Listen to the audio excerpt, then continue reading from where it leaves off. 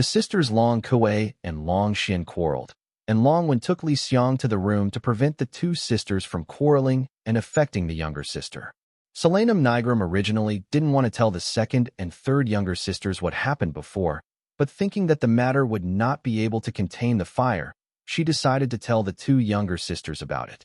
Longwen felt that her younger brother's means of revenge were a bit extreme, but when she thought about how they bullied their sisters back then, she felt that her younger brother did not think it was too much. Excessive. I feel that neither the eldest sister nor the younger brother is wrong, and they both have their own reasons. Long Xian didn't think it was too much for his younger brother to do this, and even felt that his younger brother's attack was light enough, and even complained that the elder sister shouldn't persuade the younger brother to stop. Solanum Nagrumi said that she really wanted to avenge the Long family, but he didn't want her brother to take revenge in such an extreme way, and she didn't want her brother to go to extremes for revenge. The boss and the second child quarreled over this matter. Longwen thought that there were still children at home, so she didn't want to argue about this matter, but walked out of the study to accompany Li Xiang.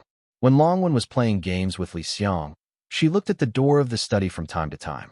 The eldest sister and the second sister had been arguing for more than an hour, and no one was willing to give in. Up to now, the eldest sister and the second sister are still arguing.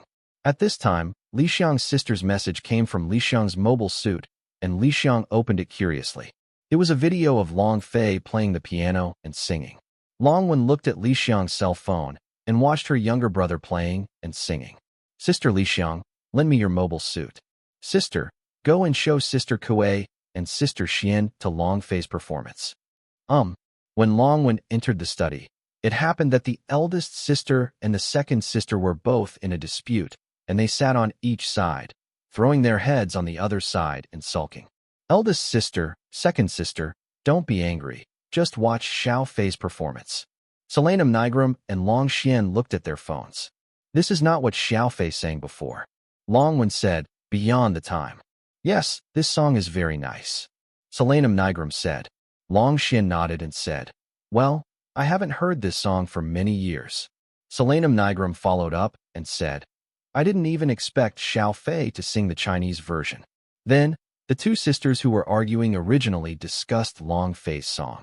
In fact, the relationship between the three sisters of the Long family has always been very good. When they quarreled and turned their faces, they were like children. All right. The next day, the Long family held a banquet for the new head of the family. The wealthy families who attended did not expect that the new head of the Long family would be Long Huiwan. Unexpectedly, the former head of the Long family, Long Dingquan, his descendants and other members of the Long family, are now dressed as servants to serve the guests. The guests all knew that the Long family mansion was controlled by the Tianyi mercenary group yesterday, and they all guessed that Long Fei must have used some thunderous means to suppress the Long family. Today's banquet for the new head of the Long family, the guests all thought that the Long family had changed hands. Many people thought that Long Fei came to be the new head, but they didn't expect Long Huiwan to become the new head of the Long family. What's more, he didn't expect Long Dingquan, the former head of the family, to become a servant of the Long family. What shocked them even more was that Long Dingquan's name was not Long Dingquan at the moment, but Go Dingquan, and all other members of the Long family changed their surnames to Dog.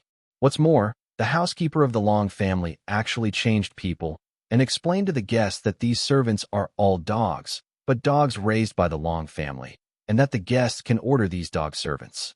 The guests looked at the new patriarch, Long Huiwan, who sat in the patriarch's chair without any expression and just nodded silently.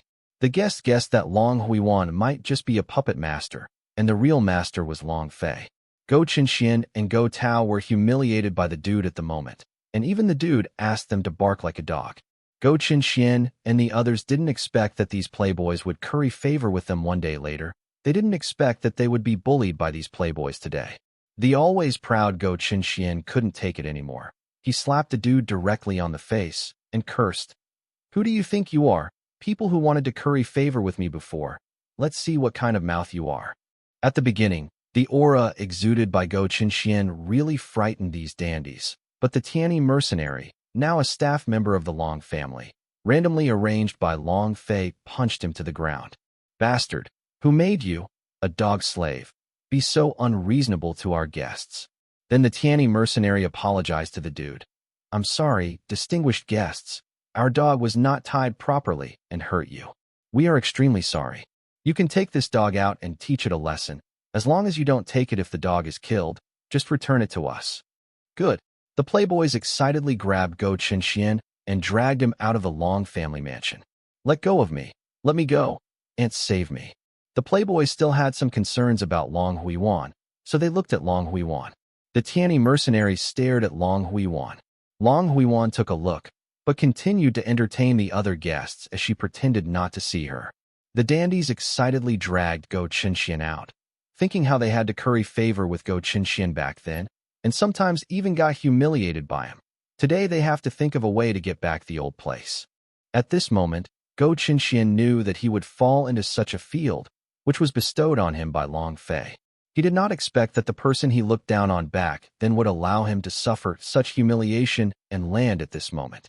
He knew that Long Fei did not let him to die, but to let him live is to let him live more painful than death. On the other side, Su Jingyun took Long Fei and Tao Xiang around the palace, and took them to see the exclusive hunting garden of the royal family. Holding a shotgun, Long Fei aimed at a deer and brought it down. Then the eunuchs carried away the shot deer. Long Fei turned around and saw Tao Xiang holding the phone and looking at the contents of the phone with Su Jingyun. Su Jingyun's eyes widened, and when he looked at Long Fei again, he looked at Long Fei in shock.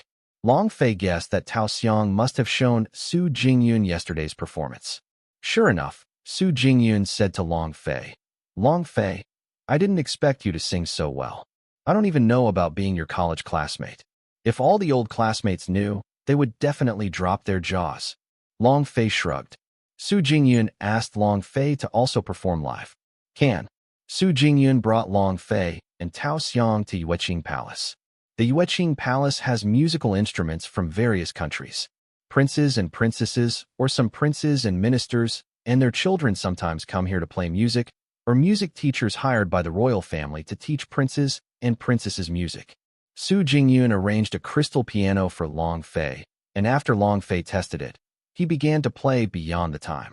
Long Fei's performance attracted many people from Yueqing Palace, and many children of princes and ministers followed the prince or princess to the scene.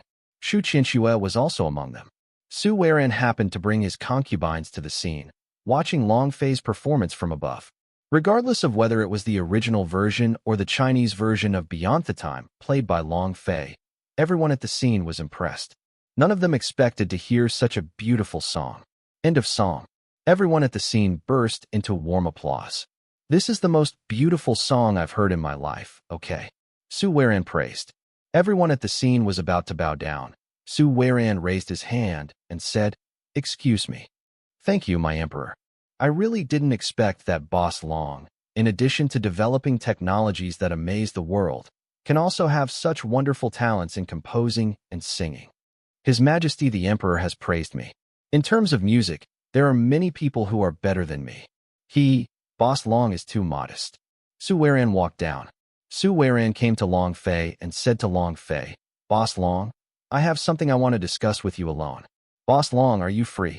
It's very honorable to be able to discuss with His Majesty the Emperor. I wonder if His Majesty has something to discuss with Chow Min." "Boss Long will walk and discuss with me. Follow the order." "Is Feiqi Military Science Company a branch of Boss Chung Long's Tiani Group?" "That's not it. Continue as an independent company." "Well, I learned from the report of the Minister of National Defense that Boss Long is willing to develop a mass-produced mobile suit for his country. I wonder if Boss Long has already designed it. Is there something that His Majesty the Emperor wants to see?" "Oh, I want to take a look. It's in this gazebo. I want to take a look slowly." Su Weiran and Long Fei came to the gazebo together, after Su Weiran gestured to the guards in the distance. Soon, the court lady brought some snacks. Long Fei took out his mobile suit, turned on the projection function, and presented a three-dimensional design drawing. Su Weiran turned on the projection function on the mobile suit he was looking at, and asked, "Boss Long, your mobile suit is very special. I wonder if you will sell such a mobile suit in the future." The Tiani Communication Mobile Suit Company under the Tiani Group has developed this type of mobile suit for testing. If there is no accident, It will be put on the market soon. Chow Min told His Majesty one thing. The projection function of this type of mobile suit can communicate with 10 people at once. Tianyi Communication Mobile Suit Company. I remember correctly, it has branches and factories in the capital of the country and your hometown city, right? Yes, Your Majesty. When it is successfully developed and put into the market, as long as it is Tianyi Communication Mobile Suit Company, it will be released simultaneously in countries that have invested and opened branches. Su Weiran nodded, and then looked at the three-dimensional design drawing. Looking at the data, Su Weiran said to Long Fei, Boss Long, I don't mind if I call some experts over to take a look. They will see more clearly and understand better than I do. Chow Min doesn't mind. Please His Majesty invite the experts over. Soon, 5 experts came. 4 of them were older and middle-aged, and 1 was a young person, and it was Lin Ruida whom Long Fei knew. Lin Ruida looked at Long Fei with very hostile eyes. Long Fei didn't care at all. Su Weiran said to Long Fei, Dr. Lin Ruida, this is your strongest opponent. Boss Long, don't you want to talk to Dr. Lin? The strongest? Your Majesty, you really know how to joke. I don't have any impression of this person at all. If he hadn't claimed that he was my strongest opponent at that time, I wouldn't have known that there was such a person. The strongest opponent. I couldn't find one, and someone shamelessly posted that I was his strongest opponent, but I thought this person was just a clown. The corners of Su Weiran's eyes twitched a few times, and Lin Ruida clenched his fists, feeling very upset. If His Majesty the Emperor hadn't been there, he would have wanted to punch Long Fei in the face. Long Fei looked at Lin Ruida's expression and then added, Your Majesty, when I was in college, the 3 princesses often teamed up with me to participate in robot competitions, and there was absolutely no opponent who could survive 30 seconds on the robot I developed. I personally say that he is my strongest opponent, and he also did not survive 30 seconds. How could such an opponent attract my attention? If it were you, His Majesty, if you played chess with so many people, a bunch of people would not be able to play against you lost in a few rounds. Will His Majesty remember these people? Lin Ruida felt dizzy for a while. The other experts also bowed their heads in silence. Su Weiran just smiled and nodded. Su Weiran didn't say anything, but he also understood that the difference in strength between Long Fei and Lin Ruida was too great. It was not so much a difference between cloud and mud as it was a difference of one dimension. It was impossible for Long Fei to remember an opponent of this level. Lin Ruida followed other experts to look at the design drawings and some data technologies of the GM3. One of the experts who seemed to be the oldest asked Long Fei, Boss Long, do you have any other MS? Then, by manipulating the mobile suit, another three-dimensional design drawing popped up, named Vita. Is there any more? Gates are Assault Sigu, Balian, and Glaze, Cosmic and Ground Combat styles. Su Weiran asked Long Fei. I almost forgot one thing, asked Boss Long. Do you still have MS for water and water? Have. The three-dimensional design drawings of Gun, Yashio, and Shiliang Jim were also presented in front of everyone. Lin Rueda pointed at Graze and laughed at Long Fei. Boss Long, take out this mobile suit. Use live ammunition weapons instead of beam weapons. Isn't that very backward? Boss Long thinks we are being fooled, or Yu Jiang Lang is exhausted. Long Fei rolled his eyes and didn't bother to explain. He just said, take a look at what the armor is. Lin Rueda looked at the information and said, nanolayer armor. Long Fei said, this armor is immune to beam weapons. Others at the scene were speechless. The oldest expert asked, Boss Long, nanolayer armor is actually immune to beam weapons. So why doesn't Boss Long develop a better MS with nanolayer armor? Nanolayer armor can be immune to beam weapons, but it cannot be immune to live ammunition weapons. Live ammunition weapons are powerful enough to penetrate. Then, does Boss Long Fei have any armor that is immune to light beams and live ammunition? If it could be developed, I would be a god. Lin Rueda sneered at this moment. It turns out that Boss Long has something he can't create. It seems that many people in the world say that your godlike research and development ability is simply more name than reality. Compared to someone like you, I'm like a god. Long Fei sarcastically said. Lin Rueda's face was very ugly, and the corners of his eyes kept beating. Su Weiran knocked on the table and said, okay, take a good look. After checking these MS, Write your report to see which one is more suitable for our country, Boss Long, and I will enjoy it afternoon tea. Long Fei sat next to the emperor. Soon, the court lady took a pot of high-quality tea, and the court lady added tea for the emperor and Long Fei.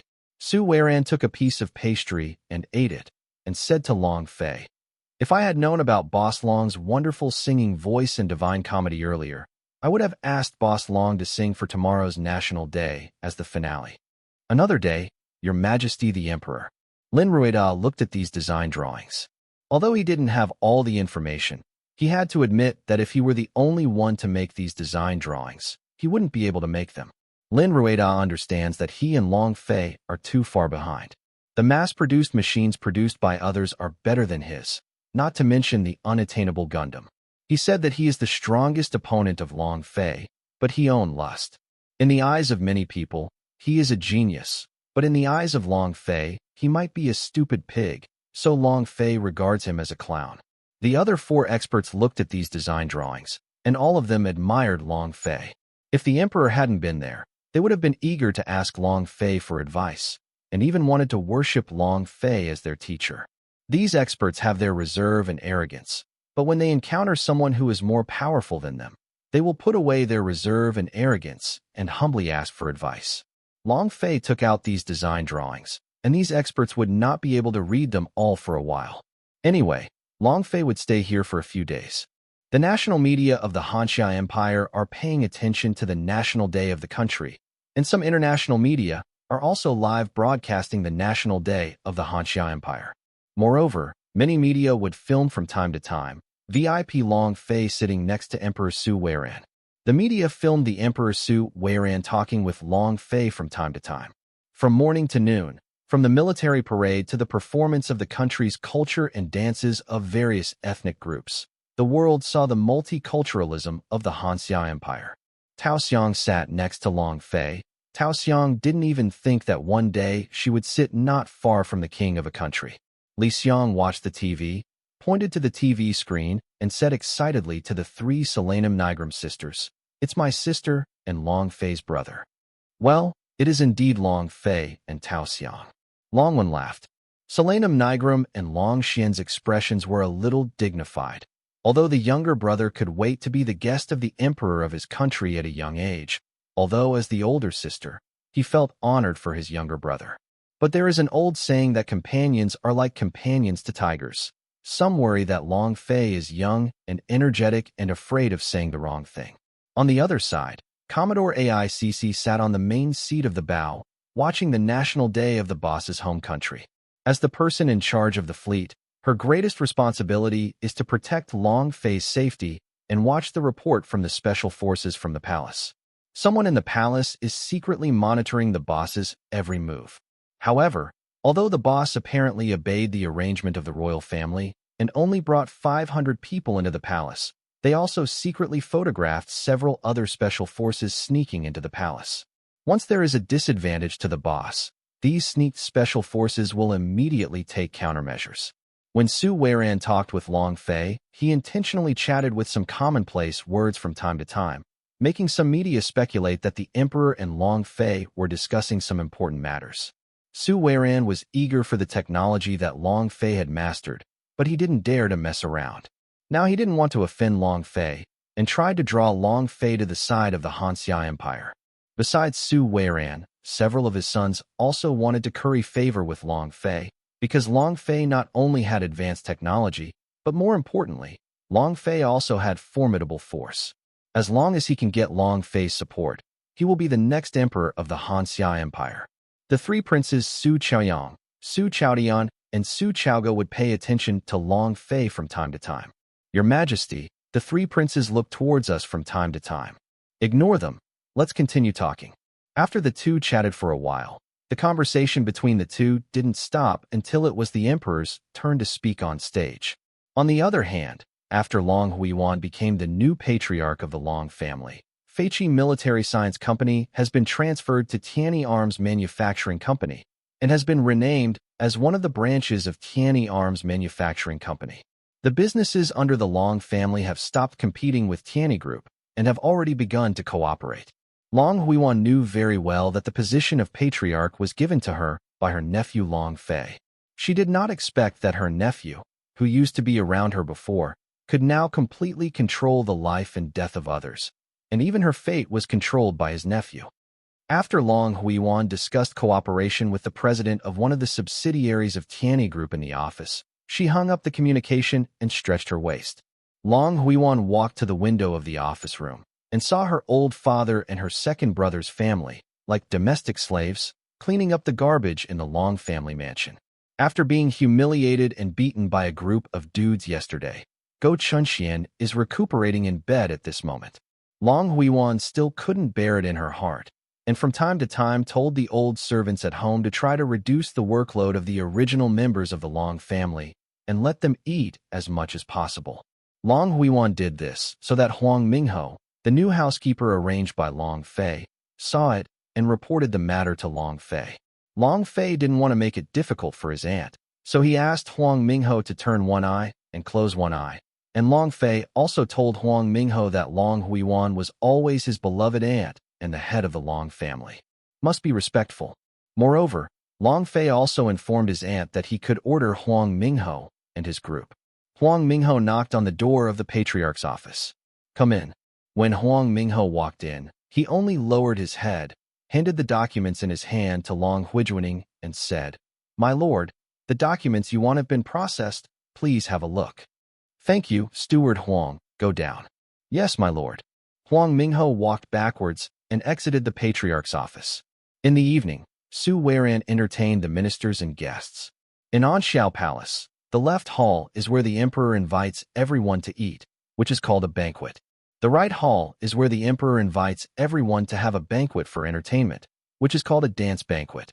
On the left hall, the emperor asked Long Fei and Tao Xiang to sit with him in the chairman's seat and enjoy imperial food together. At Su Weiran's main table, the empress, eldest prince Su Chaoyang and third princess Su Jingyun sat with the emperor.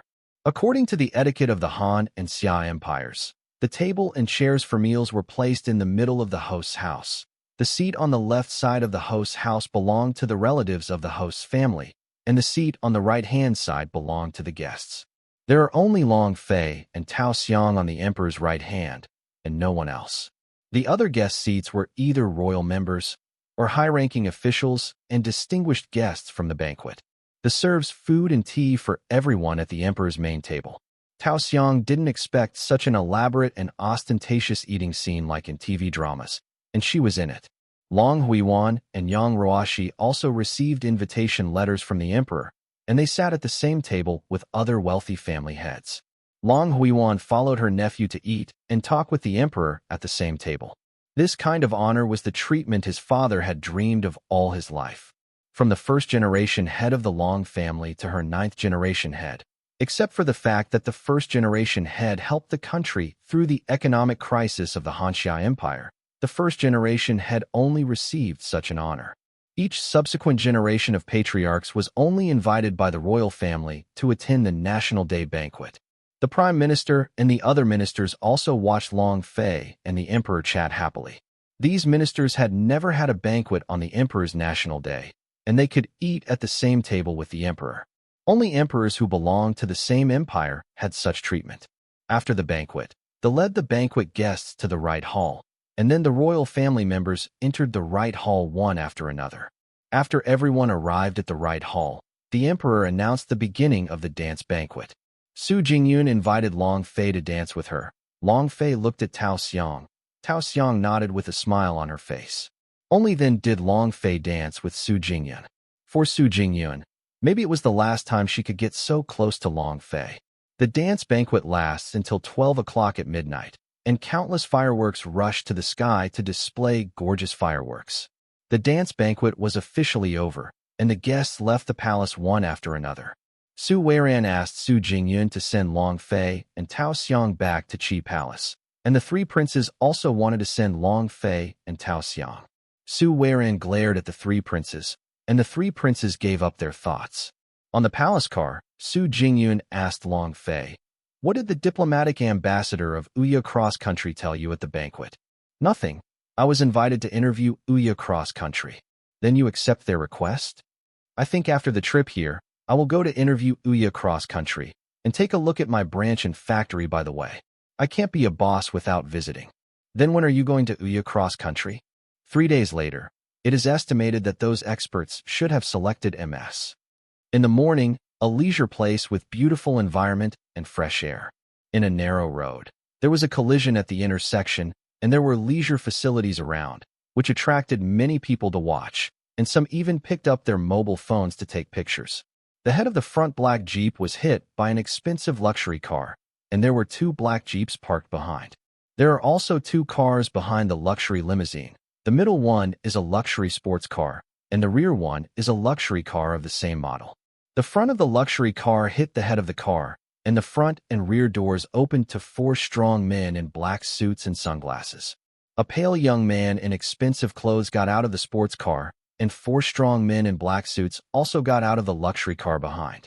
The pale noble young master waved it. These strong men in black suits walked directly to the black Jeep in the front row. Several strong men also kicked the front of the Jeep. One of them took out a pistol from his waist, fired a shot into the sky, and yelled at the driver's seat window, asking the other party to come down. The whole process was filmed by bystanders. The window of the driver's seat and the window of the rear seat were lowered at the same time, and the brain of the strong man with the gun immediately froze. A submachine gun was aimed at his head through the window of the back seat, and the driver in the driver's seat reached out to take the gun from his hand and said, "The toy in your hand is good. It's confiscated." Immediately, the front and rear doors of 3 black Jeeps opened. The people who came down startled the onlookers and the young master and his group. The 12 Tiani mercenaries in Spartan uniforms were either armed with rifles, submachine guns, or shotguns, and some directly took out rocket launchers. Although your son was a little shocked, he immediately maintained an arrogant look and shouted, "Do you know who I am?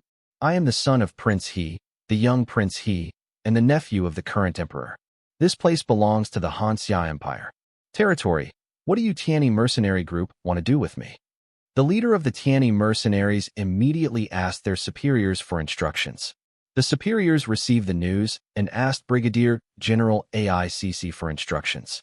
Brigadier General AICC felt very difficult because this was the boss's home country. Brigadier General AICC had no choice but to report the matter to Long Fei immediately. Long Fei and Tao Xiang happened to be eating breakfast, watching the video on their mobile suit. Dongfang Wudi was already teaching Tiani mercenaries fighting skills and fighting videos with many Tiani mercenaries. In the video, none of the Tiani mercenaries were opponents of Dongfang Wudi, and even Dongfang Wudi came to a fight, and if one of them beat 10, they could knock down 10 Tiani mercenaries to the ground.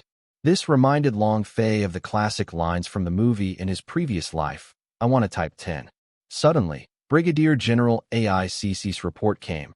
Long Fei read it and gave some orders to teach him a lesson. Little Prince, he saw that after he revealed his name, the Tiani mercenaries in front of him didn't respond. He thought he had found a place, and saw many onlookers taking pictures with their mobile suits, arrogantly insulting the Tiani mercenaries. As a result, before they could even swear, the Tiani mercenaries immediately took action after receiving the instructions. The 12 Tiani mercenaries immediately rushed towards the black-clothed bodyguards. Just as the black-clothed bodyguards were about to draw their guns, the Tiani mercenaries reacted more quickly and shot them in the arms. Let them lose the chance to draw their guns, and then bring down all the bodyguards in black. Seeing the situation in front of him, Prince He was startled, but he thought that even if the Tiani mercenaries dared to do something, they would only dare to hit his bodyguard, and definitely would not dare to hit him. 4 Tiani mercenaries surrounded young Lord He, and the Tiani mercenaries in front of young Lord He said, "If you bump into someone else's car, you must know how to apologize." "Apologize? Humph. I'm young Lord He. Only others apologize to me, and I don't apologize to others. Apologize. I'm little Prince He. Apologize. I'm little Prince He." 4 Tiani mercenaries drew out their waist pistols at the same time and pointed at the head of little Prince He. Prince He, who was still clamoring, immediately knelt down and said, "Brothers, I was wrong." "Ah, very good." The 4 Tiani mercenaries retracted their pistols. Another Tiani mercenary overturned the limousine that hit their jeep earlier. Then, each got into the car and left the scene. The episode just now happened to be broadcast live by an internet celebrity, and the passage in which Prince he knelt down to apologize and admit his mistake was quickly spread across all major websites across the country. The people of the whole country did not expect the Tianyi mercenaries to be so bold that they would dare to point guns at the heads of members of the royal family. Knowing the attitude of the Tianyi mercenary group, this private armed organization will not sell to anyone. Some people even commented that it was because of the royal family members of the boss's home country that little prince he was not arrested and beaten up in the small black room. Most people dare to make such a clamor, and they are usually beaten into a pig's face on the spot. On the other side, Lin Rueda and other 5 experts arranged a room in the Archangel docked at the royal base to study and select the mass-produced MS that Long Fei took out. There were a few Tianyi mercenaries in the room watching them. When Su Weiran was discussing some state affairs with ministers in his office, he received a video of Prince he kneeling and apologizing in seconds. Looking at the report of what happened from his secret agent, Su Weiran felt very headache about those members of his royal family named Tianji who were really abandoned. If he can't cover some of the crimes he committed, usually he just let go and the court pronounces the sentence, and he can be sentenced according to what the law stipulates. Prince He's behavior is not a crime, but it is very embarrassing for the royal family. If this kid was his own child, he really wanted to slap him back into his mother's womb. As for Long Fei's private armed organization doing such a thing, the first fault lies with their royal family, and he can't blame the other party for their reaction. Second, this is not the ancient times. Their royal family can talk nonsense casually, labeling others as hats and covering up the truth. Now is the era of communication networks, and this kind of thing spreads quickly throughout the world. The royal family can only pinch their noses and admit it. The ministers looked at the emperor and frowned tightly, thinking it was something, and everyone dared not speak out. Loves, what did I say just now? A minister repeated what the emperor had just said. After discussing for a period of time, another report was sent. Su Weiran received another report from the spy. It turned out that it was the 3 princesses who took Long Fei and Tao Xiang to the MS fighting arena and asked to drive a Gundam. Long Fei agreed to Su Jingyun's request to let Su Jingyun drive the Angel Gundam. The specially made Yuelu mobile suit driven by the palace guards is no match for the Angel Gundam at all. Even if it hits 5, the Angel Gundam can be dealt with in a short time. Su Weiran shared these fighting scenes with the officials. The ministers were all exclaimed. Su Weiran thought to himself, "It is worthy of being a MS that surpasses this generation, but it is a pity that it is not owned by this country." When Su Jingyun drove the Angel, she didn't expect the performance, and the speed of response was not the technology that this generation should have at all. 3 days later, 5 experts from Lin Ruda selected Jim 3, Vida, and Balian as the candidate mass-produced mobile suits for their imperial self-equipment. For the amphibious mobile suit, they selected Gun and Jim for land and water. Tianyi Arms Manufacturing Company will set up branches and factories in the country. Sakeki arranged a loose surname as the president of the branch. For the mobile suits selected by the 5 experts, the Ministry of Military Affairs will send a special team to evaluate them, and if it is selected which one is to be used as a self-equipped mobile suit. Directly contact Tianyi Arms Manufacturing Branch to manufacture MS and carry out relevant test verification. Rika arranged to return to the fleet. The fleet set sail for the Uya Cross Country for interviews. On the way of the fleet to the Uya Cross Country, Long Fei is currently studying the Flash Gundam in his room. After Tao Xiang finished her work, she made some siu mai and pot stickers in the kitchen. Apart from distributing them to her sister, she also brought them back to her room to enjoy with Long Fei. Seeing Long Fei studying the Flash Gundam, looking at the data map in it, Tao Xiang pointed to the cockpit of the Flash Gundam and asked, "This cockpit is so special. How do I operate it?" "Well, whatever moves you make, the Flash Gundam will move and sync with you." After Long Fei answered, he picked up a piece of siu mai with his chopsticks and put it in his mouth. "Isn't this very exhausting?" "It's really exhausting. It may not be suitable for us to operate, but it's no problem for Dongfang Wudi."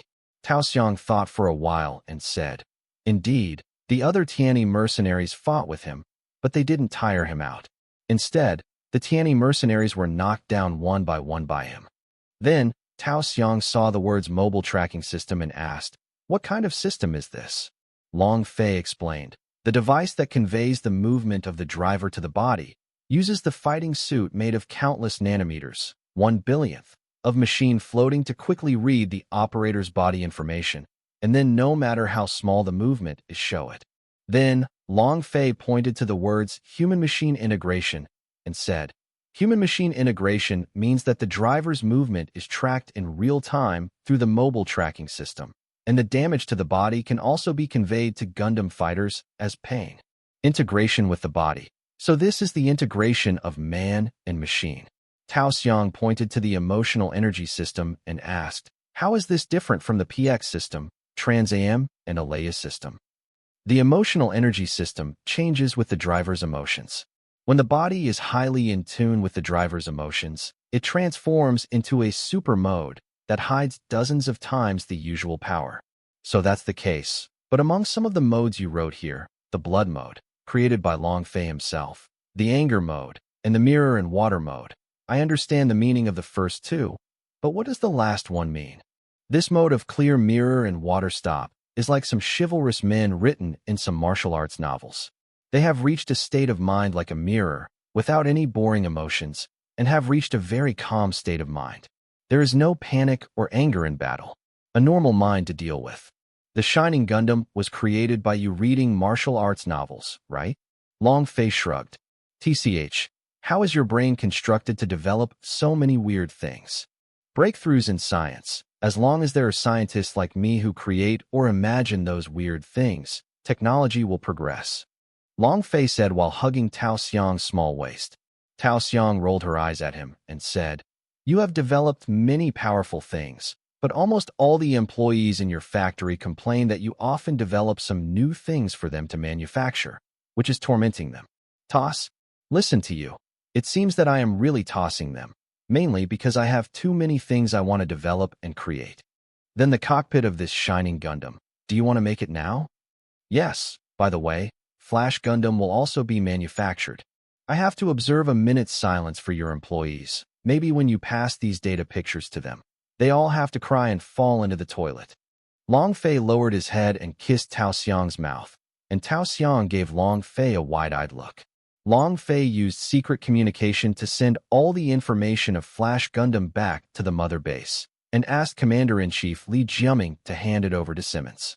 After Manager Simmons handed over the flashing Gundam information to the factory employees, all of them did what Tao Xiang said, and they didn't complain, but all wailed. My God, boss, you are torturing us. Oh my God, I'm quitting. I'm going back to my hometown. Simmons scolded with a smile. If you don't do it, go home quickly. There are still many people who want to work here. The factory manager was just joking. Why do you take it seriously? Of course I know you're joking, so I'm joking with you. Although the employees of the factory at the base often complained about long phase development and development of some new things, when they were asked to manufacture them, they made them complain again and again. Although the mouth is complaining, but the body is very honest, willing to stay here and continue to work, because the salaries of the employees here are very high. The salary of the employees of the sub-base factory is usually 3 times that of the employees of other peer factories, and the salary of the employees of the mother base factory is 3 times that of the employees of the sub-base factory. If they are allowed to leave, these employees will not leave even if they are killed. Speaking of which, the factory manager, the cockpit of this data map is so special, it is completely different from other Gundam cockpits. What is the boss trying to do? Well, I also read these materials and felt very curious. I also asked the commander-in-chief.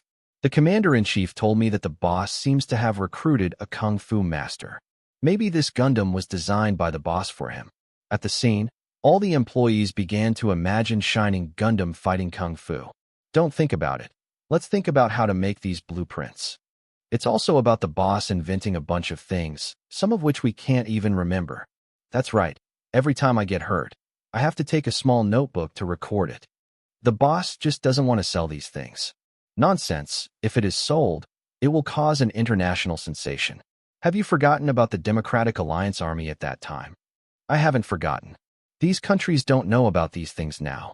If they knew, I saw that not only would they form another democratic alliance, but the Imperial Alliance would form an alliance to attack us if they couldn't find other systems.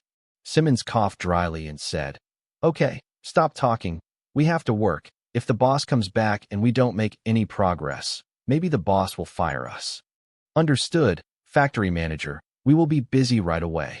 On the other side, the Uya Cross Country has arranged for a military-level fleet to welcome the arrival of the fleet.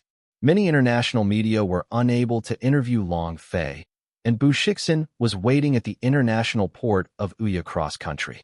The Uya Cross Country arranged for the fleet to berth at the international port.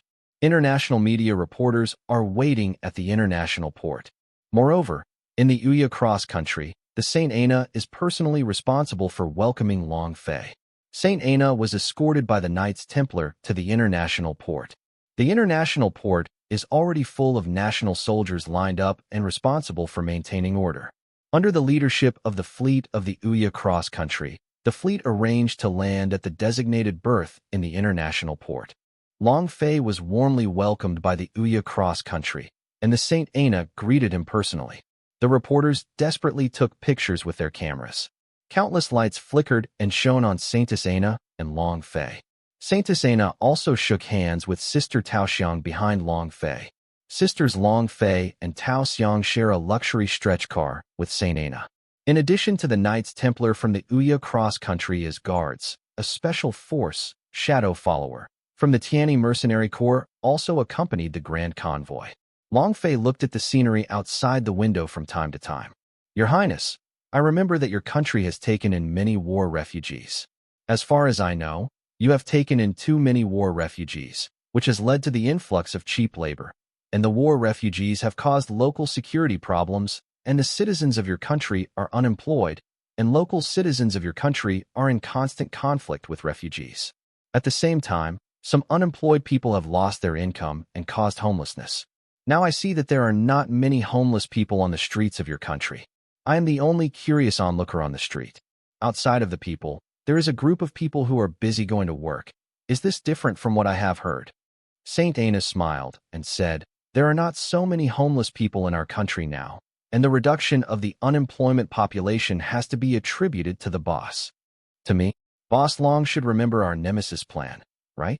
Remember, relying on Gao Zaku and Maras IMS, our country was able to deal a heavy blow to the United States. Many capitalists who did not trust our country or were on the sidelines had the confidence to invest in this country.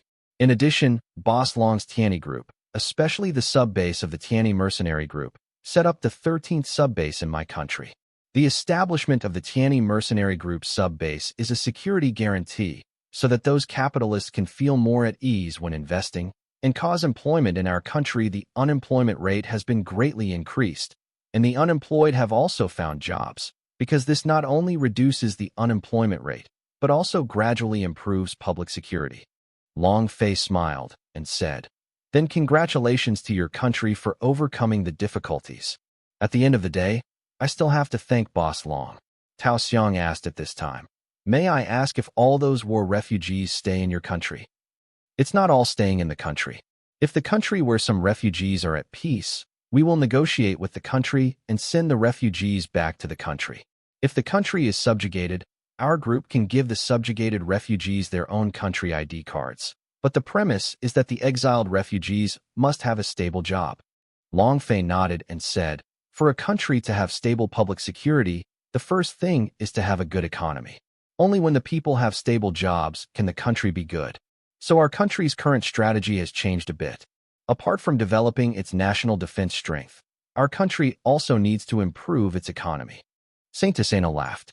In the holy palace of Uya Cross Country, Pope David is welcoming the arrival of VIP Long Fei at this moment. The luxury extended car arrived in front of the red carpet. The knight opened the door. The Saint Aina got out of the car first, and then made a gesture of invitation to Long Fei and the others in the car. After Long Fei got off the car, he came before Pope David under the leadership of Saint Aina. Long Fei and Pope David shook hands and said hello. "Thank you, His Majesty the Pope, for your warm welcome.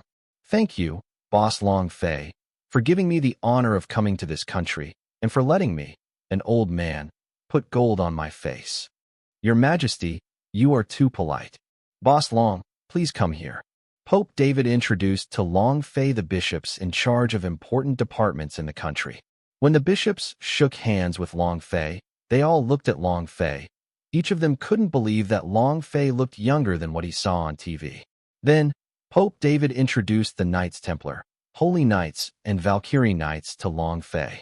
The Holy Knights are a knightly order composed of men. The Valkyrie Knights are a knightly order composed of women, and the Knights Templar are a mixed order of men and women. The three major knights are all heroic. Long Fei commented on the three knights. Long Fei thought in his heart, the appearance, eyes, and imposing manner are all good, but whether you have real strength or a vain appearance, you really have to rely on actual combat to know. Your Majesty, when I came to the Holy Hall just now, I also saw the appearance of your country's cities. Your country's economy seems to be better than in previous years. It's thanks to Boss Long. I also hope that Boss Long's Tianyi Group's subsidiaries and other industries can also invest in this country. That's exactly what I mean. Looking at your country's economy, the law and order are very good. I will ask the presidents of other subsidiaries to arrange investigations. As long as it is worth investing, we will definitely invest. Then I look forward to Boss Long's support. Pope David held a welcome ceremony for Long Fei, and there was a performance of their own country's traditional dances at the ceremony.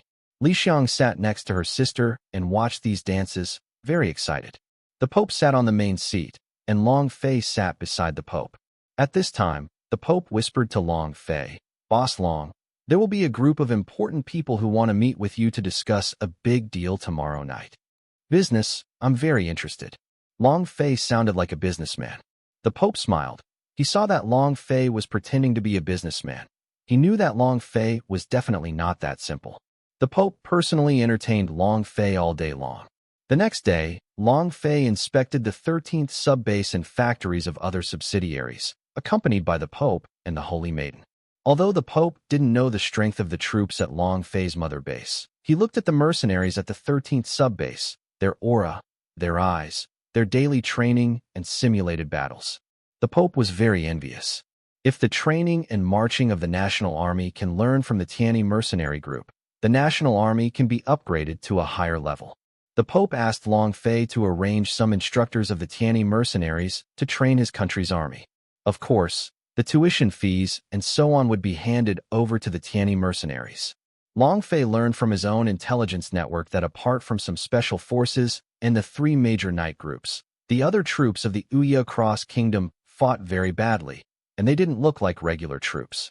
Moreover, the 13th sub-base has conducted exercises with the Uya Cross country, and their ordinary troops can fight with the Uya Cross country's special forces and even suppress them. Long Fei thought about it. Let the instructors of the ordinary army teach the ordinary regular army of the Uya Cross country. Yes, I will let the person in charge of the 13th sub-base discuss with the Pope's representative. Then, Long Fei, the Pope, and the Holy Maiden went on inspection tours in the branches of other Tianyi subsidiaries. The president of the branch company not only personally entertained the boss Long Fei, but also entertained the Pope and His Highness to explain the new products that their company is preparing to launch. Until the evening, Long Fei, the Pope, and the Saint returned to the Holy Palace. The Pope's Muliao reported things in the Pope's ear. Boss Long, the distinguished guests are already waiting for Boss Long's arrival in the VIP room.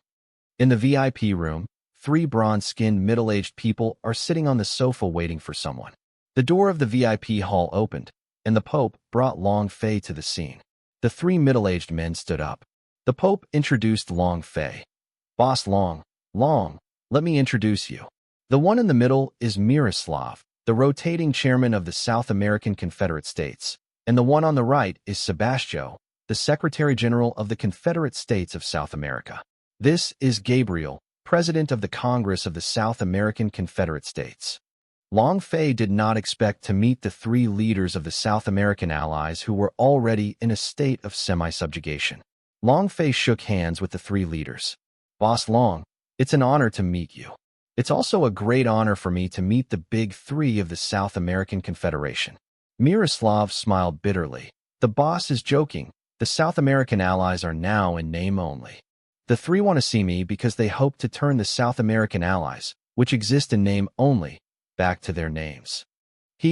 Boss Long is so straight to the point and quick to talk. I like it. We came here to discuss with Boss Long. The Pope smiled after watching the conversation of several people. Everyone, sit down and have a good talk first, and I won't bother you. I've just thanked His Majesty the Pope. Pope David withdrew from the VIP room. For David, if Long Fei and the South American allies could negotiate a cooperation. For Ouya Cross Country, the next development trend is also in a good situation. Now, the United States currently has 3 lines of defense, and the third line is defending against the Han Xia Empire, the Russian Soviet Republic, and the European and Yak Cross Kingdom. If the Tianyi mercenary group can really expel all the forces and soldiers of the United States of America in the South American continent back to the mainland. Once the South American Confederate States are formally restored, the southern gate of the United States will face the South American Confederate States directly. The United States will not be able to sleep peacefully by then. On the Ouya Cross Country side, they can develop their economy and national defense with peace of mind. Gao Jiagu and Marasai will serve more and more as time progresses, as long as they are given a few more years. The Nemesis plan will at least cost the United States the price of at least ceding territory and paying compensation. On the other side, Long Fei is negotiating with the big 3 of the South American allies. Miroslav said to Long Fei, Boss Long, if your Tianyi mercenary group can drive all the military forces of the United States of America back to their territory, when Boss Long's Tianyi group invested in the South American allies, it would have 10 years full duty-free. The corner of Long Fei's mouth turned up, and he looked at Miroslav. Miroslav was a little embarrassed by Long Fei. Sebastian continued, Boss Long's Tianyi mercenary group can also set up sub-bases in the South American allies. Long Fei continued to curl his mouth. Sebastian continued, our South American allies are willing to pay for the remuneration and losses of Boss Dragon's Tianyi mercenary group. The corners of Long Fei's mouth were still curled up. It was Gabriel's turn to say, Boss Long, Tianyi Group's investment and opening of a branch, 10 years of tax exemption. We mentioned 15 years of tax exemption. What do you think? Humph. The 3 of you are making wishful thinking, and you are fighting really loudly. If you want us to deal with some countries that are not very strong, such conditions are indeed sufficient, but the other party is one of the 3 representatives of the Democratic camp. The United States and the United States, the conditions you set up are not enough. Miroslav asked, Boss Long, what other conditions do you want? You can talk about it. We can discuss it. The treatment you said before you gave us, including upgrading to 15 years of full tax exemption, giving your group the right to exploit some energy and resources that your South American allies need, as well as planting and grazing on some land, and I want you to have some fishing in the sea. And we also asked for tax exemption and distribution rights. The 3 of Miroslav looked at each other, and Long Feikai's conditions exceeded some of their budget. Mines, energy, etc. They don't understand what kind of resources and energy Long Fei wants. Oil, natural gas, and coal mines are still needed in some places in various countries, including the colonial circle. As for land, planting, grazing, including fishing in the sea, 15 years of tax exemption, and these licenses are absolutely no problem. Gabriel asked, I would like to ask Boss Long, can you tell us where the mining you want and where the land and sea farming are located? Long Fei took out his mobile phone to perform a 3-dimensional projection, and the 3-dimensional projection was the South American continent. There are many red dots or red lines drawn in the continent of South America. Red dots and red lines are what I want. The faces of the 3 of Miroslav were a bit ugly. Although the resources and energy locations he wanted to mine were not many, he chose the best quality. On the contrary, Long Fei picked the best and most of the land, especially the land for planting. Most of the land he picked was black soil. Long Fei would take away 80% of the black soil in the South American continent. Only 20%. The grazing grassland that Long Fei wants will take 60% of the South American continent, and this 60% grazing grassland is still the most beautiful environment and the most suitable grassland for grazing. The drawn-out sea is also the best fishing spot, where the fish is the best and the most delicious and the place where the most people fish. If ordinary people dared to make such a condition, maybe the 3 of them would beat each other up. But it was Long Fei who made the offer, and he was capable of driving all the American soldiers back to the American country. As for the client, Long Fei, he knew that it was impossible for the other party to agree to his conditions, and he just opened his mouth on purpose, trying to gamble his luck. If the other party really agrees, then he is really lucky, and the sky will give him a fortune. It doesn't matter if the other party doesn't agree.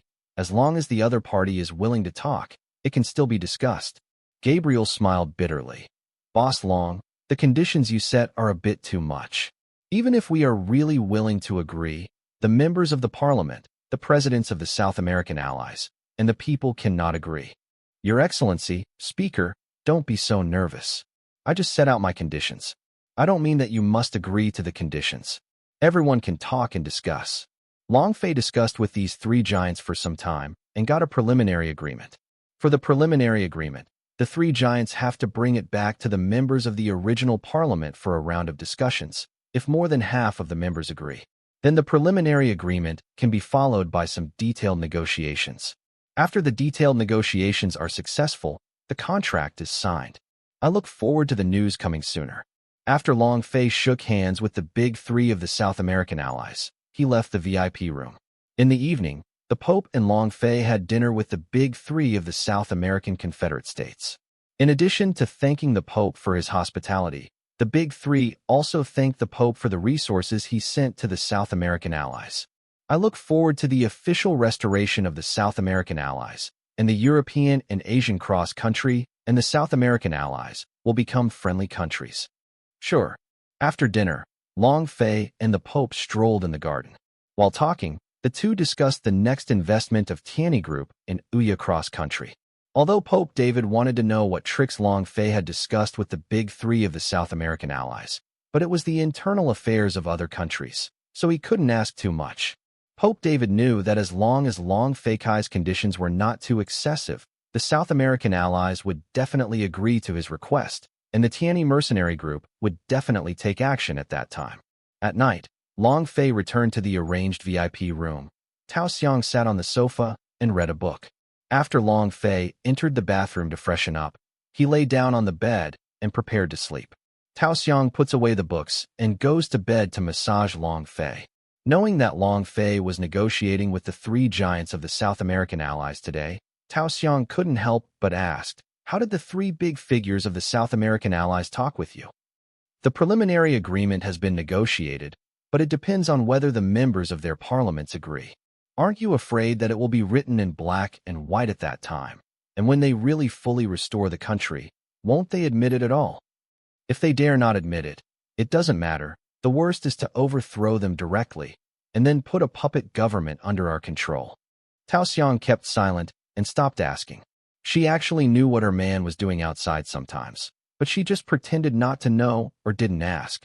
She knew about the excessive things Long Fei did to her grandfather and fellow clansmen, but she only remembered that he and his second sister had told them what happened at that time. Tao Xiang understands Long Fei's extreme revenge. Are you thinking in your heart that I have done too much to my own clansmen? Long Fei asked with his eyes closed. Tao Xiang stopped massaging her hands. You heard what I did from those female mercenaries who have a good relationship with you, right? Tao Xiang bit the bullet and nodded. Yes. In the future, there will be some troops or some things, and I will leave them to you to deal with. I see. I will share it for you. The giants of the South American allies immediately used their secret communication network to discuss with the remaining members of the original parliament. The MPs didn't have too many objections to the preliminary agreement. Some of the MPs, their countries are occupied. As long as they can get it back and re-govern, it is their top priority. During the operations of the American Tower Lightning National Army on the South American continent, it has been advancing step by step, taking away part of the territory they originally recaptured. After all, in the Earth's circle, although the South American allies are also one of the big countries, they are typically big but weak. In terms of decline, they are even worse than the Eurasian cross-country back then. After several years of guerrilla warfare, they have indeed grown a lot. And in terms of guerrilla warfare, the U.S. Army can suffer a lot. In terms of defending the recaptured areas, the guerrillas of the South American Confederate Army are not good at defense at all, and it is only a matter of time before they are recaptured. Then they resumed guerrilla warfare and recaptured the territory. After so many repetitions, These guerrilla units of the South American Allied forces have also begun to show a state of war weariness. At this moment, there are also many parliamentarians in the country, and some surrender factions have already emerged, and they are instigating other unsteady main fighters or neutral factions to surrender. Members of the original parliament voted for the preliminary agreement with a majority. Then, start negotiating the details. To this end, Long Fei also used a special tablet, and the video projected the presidents of all the subsidiaries of Tianyi Group to conduct relevant detailed negotiations. Long Fei stayed in the Uya cross-country for 7 days, and the negotiations were completely handed over to the presidents of all the subsidiaries, and he accompanied Tao Xiang's sisters to play in the Uya cross-country. Long Fei and Tao Xiang's sisters dressed up in disguise, enjoying the scenery and enjoying the local food in the green mountains and clear waters of the Uya cross-country. Li Xiang watched her sister and Long Fei sprinkle dog food, and for some reason she felt a little uncomfortable watching it. Elder sister. Yeah. Tao Xiang drank the juice. I want Yang Chun to be my boyfriend. Uft. Tao Xiang squirted juice, and her throat was choked and coughed. Cough, cough, cough. Long Fei looked at Li Xiangren as a little ghost and said such words. Li Xiang, how old are you this year? 12 years old. At your age, you should study hard and not fall in love. Tao Xiang advised her sister. But sister, aren't you in love too? My sister is an adult. She is an adult. She can fall in love. Long Fei looked at Li Xiang and asked, why do you want to fall in love? Because I saw my sister and brother Long Fei falling in love. I also want to fall in love. Long Fei and Tao Xiang looked at each other and smiled. Long Fei then asked, then why did you choose Yang Chun as your boyfriend? Because he and I often play and study together. Then you have to ask if he is willing to be your boyfriend. As a result, just after Long Fei finished speaking, Tao Xiang under the table directly kicked Long Fei's foot, glaring at Long Fei angrily. Long Fei immediately changed his words. However, you have to be 18 years old before you can fall in love. It's really inappropriate for you to fall in love at such a young age. Otherwise, your sister will take care of you. Oh, soon. The waiter served the dishes, including roast beef tenderloin with black pepper, charcoal grilled lamb chops, and lemon grilled chicken, which are famous local dishes. On the other side, Li Jiaming, the commander-in-chief of the Tianyi mercenary group, was also one of the people negotiating with the 3 giants of the South American allies. During the negotiation, he dispatched troops and prepared for action. He waited for the negotiation to end and signed the contract to act immediately. For the 3 giants of the South American allies, as long as they don't suffer too much in the details of the negotiations, they will sign the contract. Their top priority now is to drive all the U.S. Tower Lightning National Army out of the South American continent. After 7 days of detailed negotiations, the Tianyi mercenary group's home base and branch bases are making all preparations. After the detailed negotiations were officially completed, Long Fei and Miroslav signed the contract. Boss Long, don't wait too long for the news that the U.S. Tadding Legion National Army has driven out of the South American continent. Okay, then wait for the news. But what I hope is that there will be no ghosts or some people in your army. Just drag us back. Don't worry, Boss Long. If there are such bastards, we will never let them go, and we will definitely give you a satisfactory explanation. Okay, I believe you. The two shook hands and held the contracts they signed with each other. On the other side, after receiving that Long Fei had signed the contract with Miroslav, Commander-in-Chief Li Jiaming immediately ordered the execution of the task. The international media were all paying attention to Long Fei's actions, but they did not notice the actions of the Tianyi mercenary group. At this moment, Maida Deng Lijian didn't even notice that the Tianyi mercenary group was preparing to deal with them. The Cosmic Colony Satellite, colonies in the 4th District, derived from the U.S. Tower Lightning Kingdom in the Space City, a patrol company level, less than 5 warships, fleet, only 3 ships, is patrolling in the distance. During the usual inspections, the patrol fleet did not find any abnormalities. Just as the fleet was about to return to the military meteorite base in front of the colonial satellite, a cyan beam ray came out of nowhere and directly penetrated the bow of the main battleship of the patrol fleet. The captains of the remaining 2 warships, when they met such a sudden emu, immediately regained their senses in shock, immediately issued a battle order, and immediately sent a message to the base that they were attacked. But before the message was sent out, there were two more cyan beams that directly penetrated the bow of the ship. The mobile suits and fighter planes ejected from the battleship saw the mothership being attacked, but before they could react, several beam rays destroyed it. The instigators who destroyed the company-class fleet were several Jegun mobile suits wearing camouflage cloaks and holding long-range sniper beam rifles. The camouflage cloak worn on Jegun MS has a special fabric that blends into the cosmic environment, and if it is not scanned by a thermal device, it cannot be found at all. Several Jegun mobile suits returned to the mothership after completing their missions. The military of the outer space colonial satellite of the United States found that the patrol fleet lost contact, and not one fleet, but several fleets lost contact. It aroused the great attention of the National Army of the United States, and even conveyed the matter to the headquarters of the Earth Circle. The authorities of the United States of America in the Earth sphere did not pay much attention at first, thinking that it was just an attack by a pirate group or a failure of communication equipment. But soon, the United States of America in the Earth Circle immediately paid attention to this matter, and the whole country was in a state of preparation for war. Because there is a space colony satellite of the United Kingdom that was captured by the Tianyi mercenary group. Nicholas, President of the United States of America, immediately protested to the Tianyi group and even asked Long Fei to explain why he attacked the colonial satellite of the United States of America. Long Fei didn't give any explanation, and the official website of the Tianyi Mercenary Corps just said that they would do things with money. Angelica puts on a special Spartan suit and goes to Warrior Gundam. Warrior Gundam is equipped with an X backpack on its back, and its name is changed to X Heresy. The four large dragoons behind X Heresy can be attacked and defended. Angelica sat in the cockpit of the X Heretic, feeling a little nervous.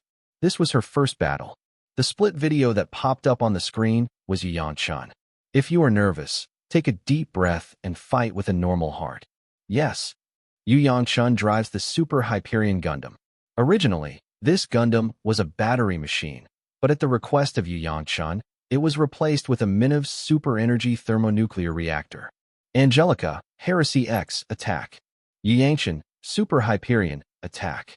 The three Army-class fleets of the Tianyi Mercenary Corps are currently attacking the electromagnetic orbital elevators of the former South American allies. This electromagnetic track elevator is currently under the control of the United States Army. At the moment, the defenders also have 3 Army-level fleet-scale troops. X-Heretic held a light-speed rifle in his right hand and shot down several Fighting Falcon MS-1 after another. Angelica sensed the space, and under the control of Angelica's spirit, the 4 large dragoons on the back and the 2 small dragoons on the waist flew out directly. The 4 large dragoons dragged the cable, and under the control of Angelica, the 4 large dragoons moved in different directions to lock the target. Each large dragoon can fire 9 beams of light speed. 4 times 9 is equal to 36. An average of 3 light beams shot down 2 MSs, and 24 Fighting Falcon or Raptor MSs were shot down in an instant. 2 small Dragon cavalry under the control of Angelica follow the X-Heresy to solve the enemies in front of you. At this moment, more than 25 MS Heresy were shot down. X-Heresy suddenly became the focus of the nearby U.S. Army MS Driver. Countless Fighting Falcons and Raptor MS siege X-Heresy. X-Heretic drags the blue flames of the propellers behind it and flies quickly to dodge enemy beams and shells. The large dragoons returned to the backpack, and the small dragoons were responsible for counterattacking. The thing behind this Gundam cannot be shot out. Once that thing shoots out, we're screwed. We must kill this Gundam first. More and more Fighting Falcons and Raptors MS-locked X-Heresy attacks. Under the siege of the X-Heresy, Angelica didn't panic at all, because she also had companions fighting against her. The Fighting Falcon and Raptor MS that locked the X-Heresy did not notice the other MS on the battlefield, and also locked them. The Jegun MS equipped with different external equipment also fires beams and missiles, blasting countless Fighting Falcon and Raptor MS. Angelica's pressure from the attack dropped sharply, and she immediately activated the dragoons behind X-Heresy, and 4 large dragoons flew out.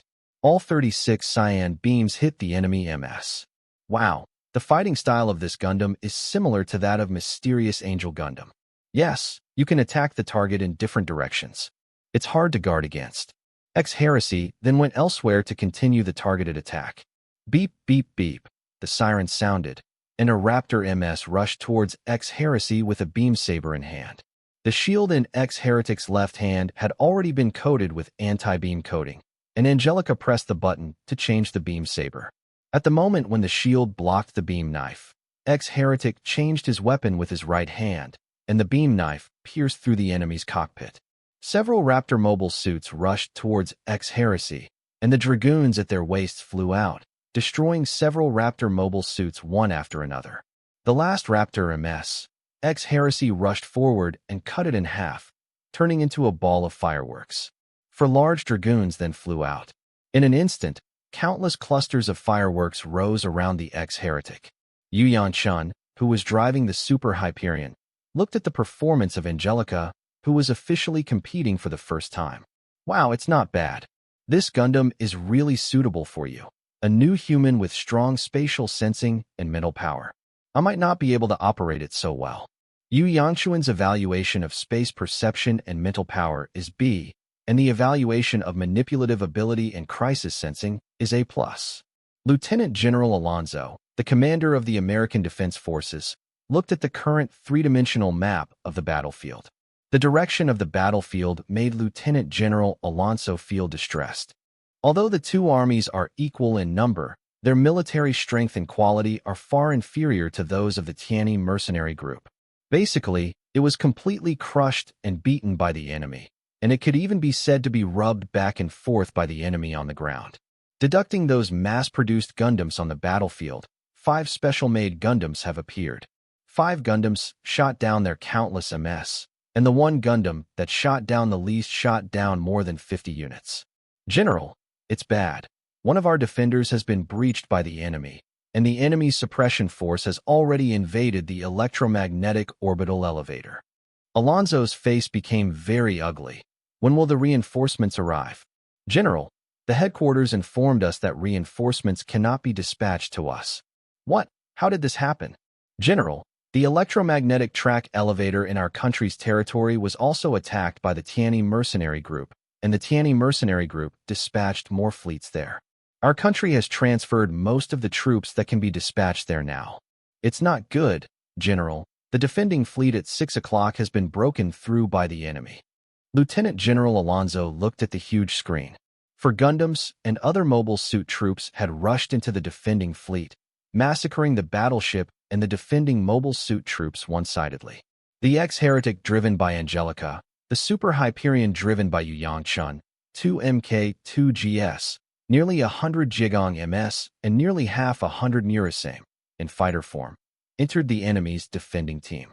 Murasame in the form of a fighter plane mounts cluster missiles and fires cluster missiles at the passing battleships.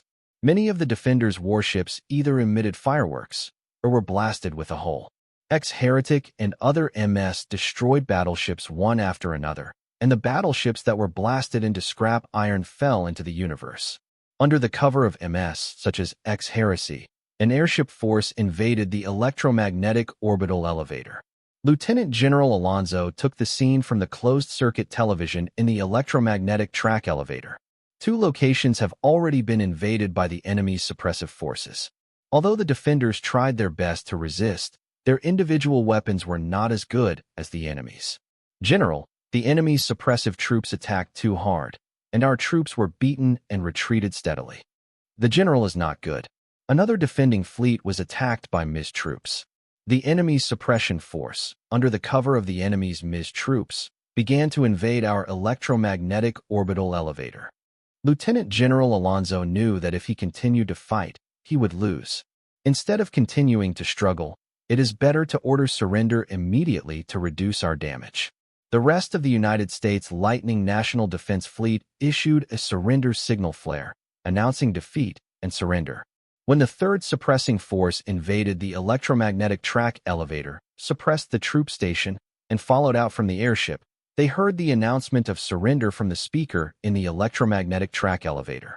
The 3rd suppressive force felt very embarrassed, because the enemy surrendered as soon as they entered, and all the defenders who surrendered. Angelica, return to our mothership. We still have the next task. At the moment, President Nicholas of the United States of America is looking gloomy in his presidential office, looking at the ministers in front of him, either with a dignified expression or an uneasy expression. I just received news that the electromagnetic orbital elevator occupied by the former South American allies has been occupied by the Tianyi mercenary group. At this time, another news came from Muliao. The fleet has reached the South American continent at this moment and is engaged in battle with the local American army. Nicholas and the ministers had ugly expressions. The South American continent has always been the land they want to unify, but at this moment they don't care about each other. The local electromagnetic orbital elevator station of the United Kingdom is under attack by a larger Tianyi mercenary team at this moment, and the United States Army has dispatched a group army fleet to rescue. This is the rescue force they can take out, and it is no longer possible to mobilize other troops to rescue. If they were to be mobilized again, the Hansha Empire, the Russian Soviet Republic, and the Eurasian cross-country might take the opportunity to act. Especially the Uya cross-country is ready to move. One of the three superpowers in the democratic camp of the United States, and the Tianyi mercenary group cannot defeat the Tianyi mercenary group in a single fight. What was even worse was that the Tianyi mercenary group did not dispatch all the troops, not even 1/3 of the troops dispatched.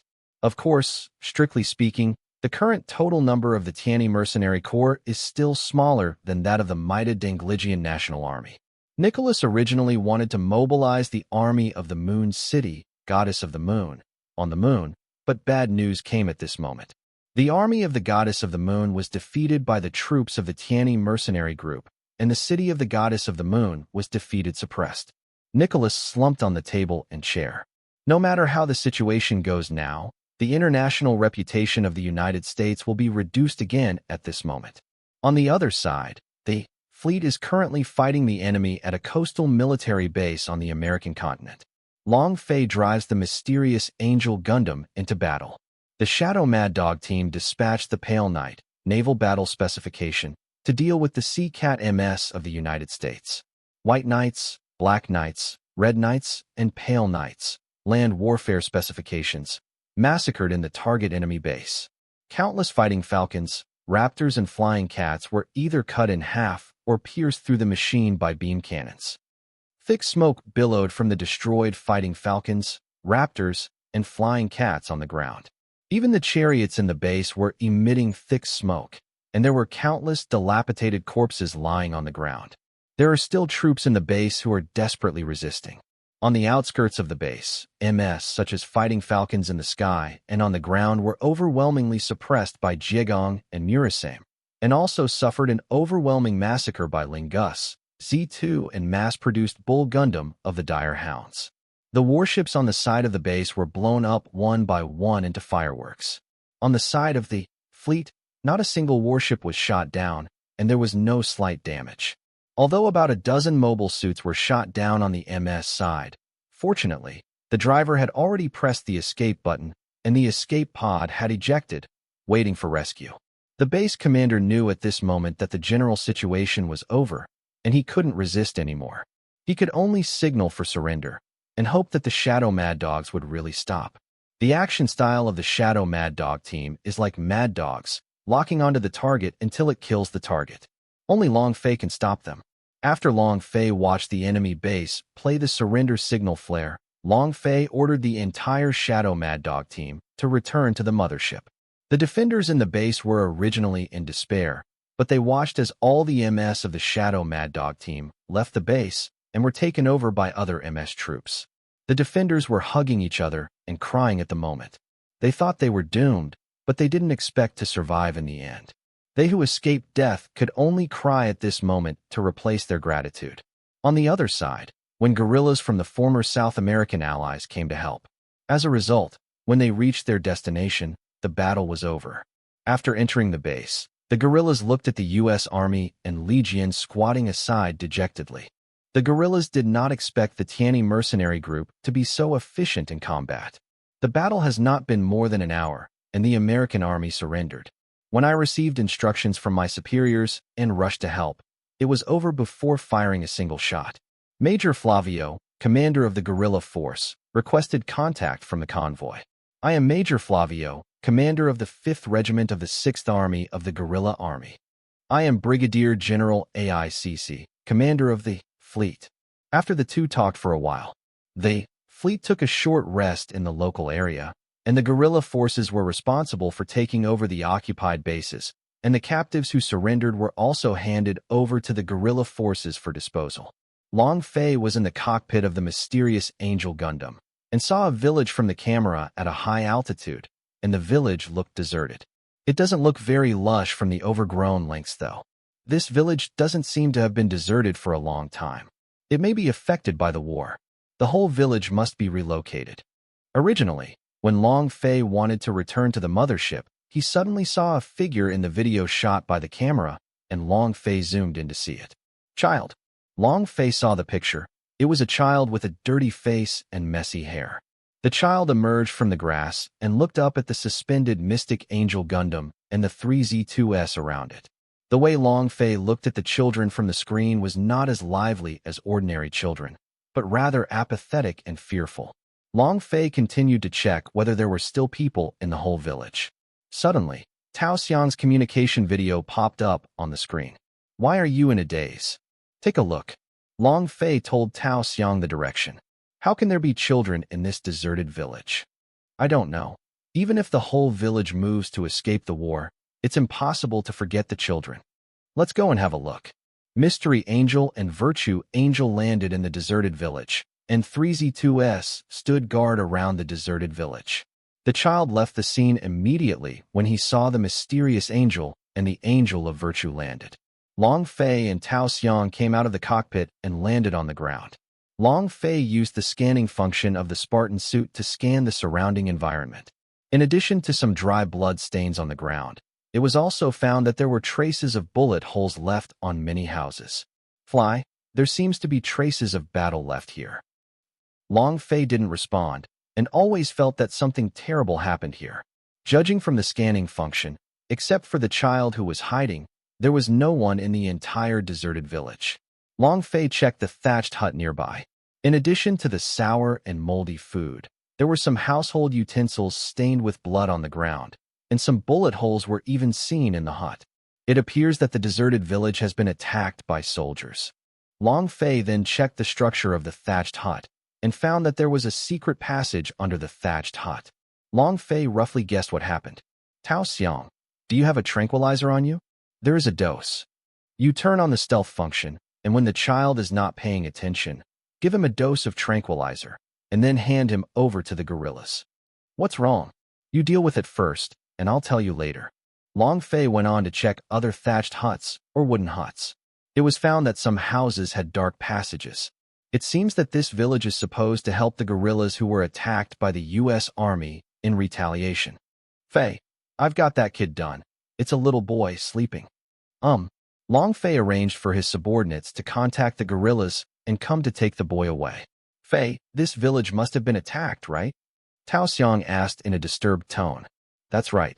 This village may be helping the guerrillas, which may lead to the massacre of the village by the U.S. Army. Tao Xiang took a breath.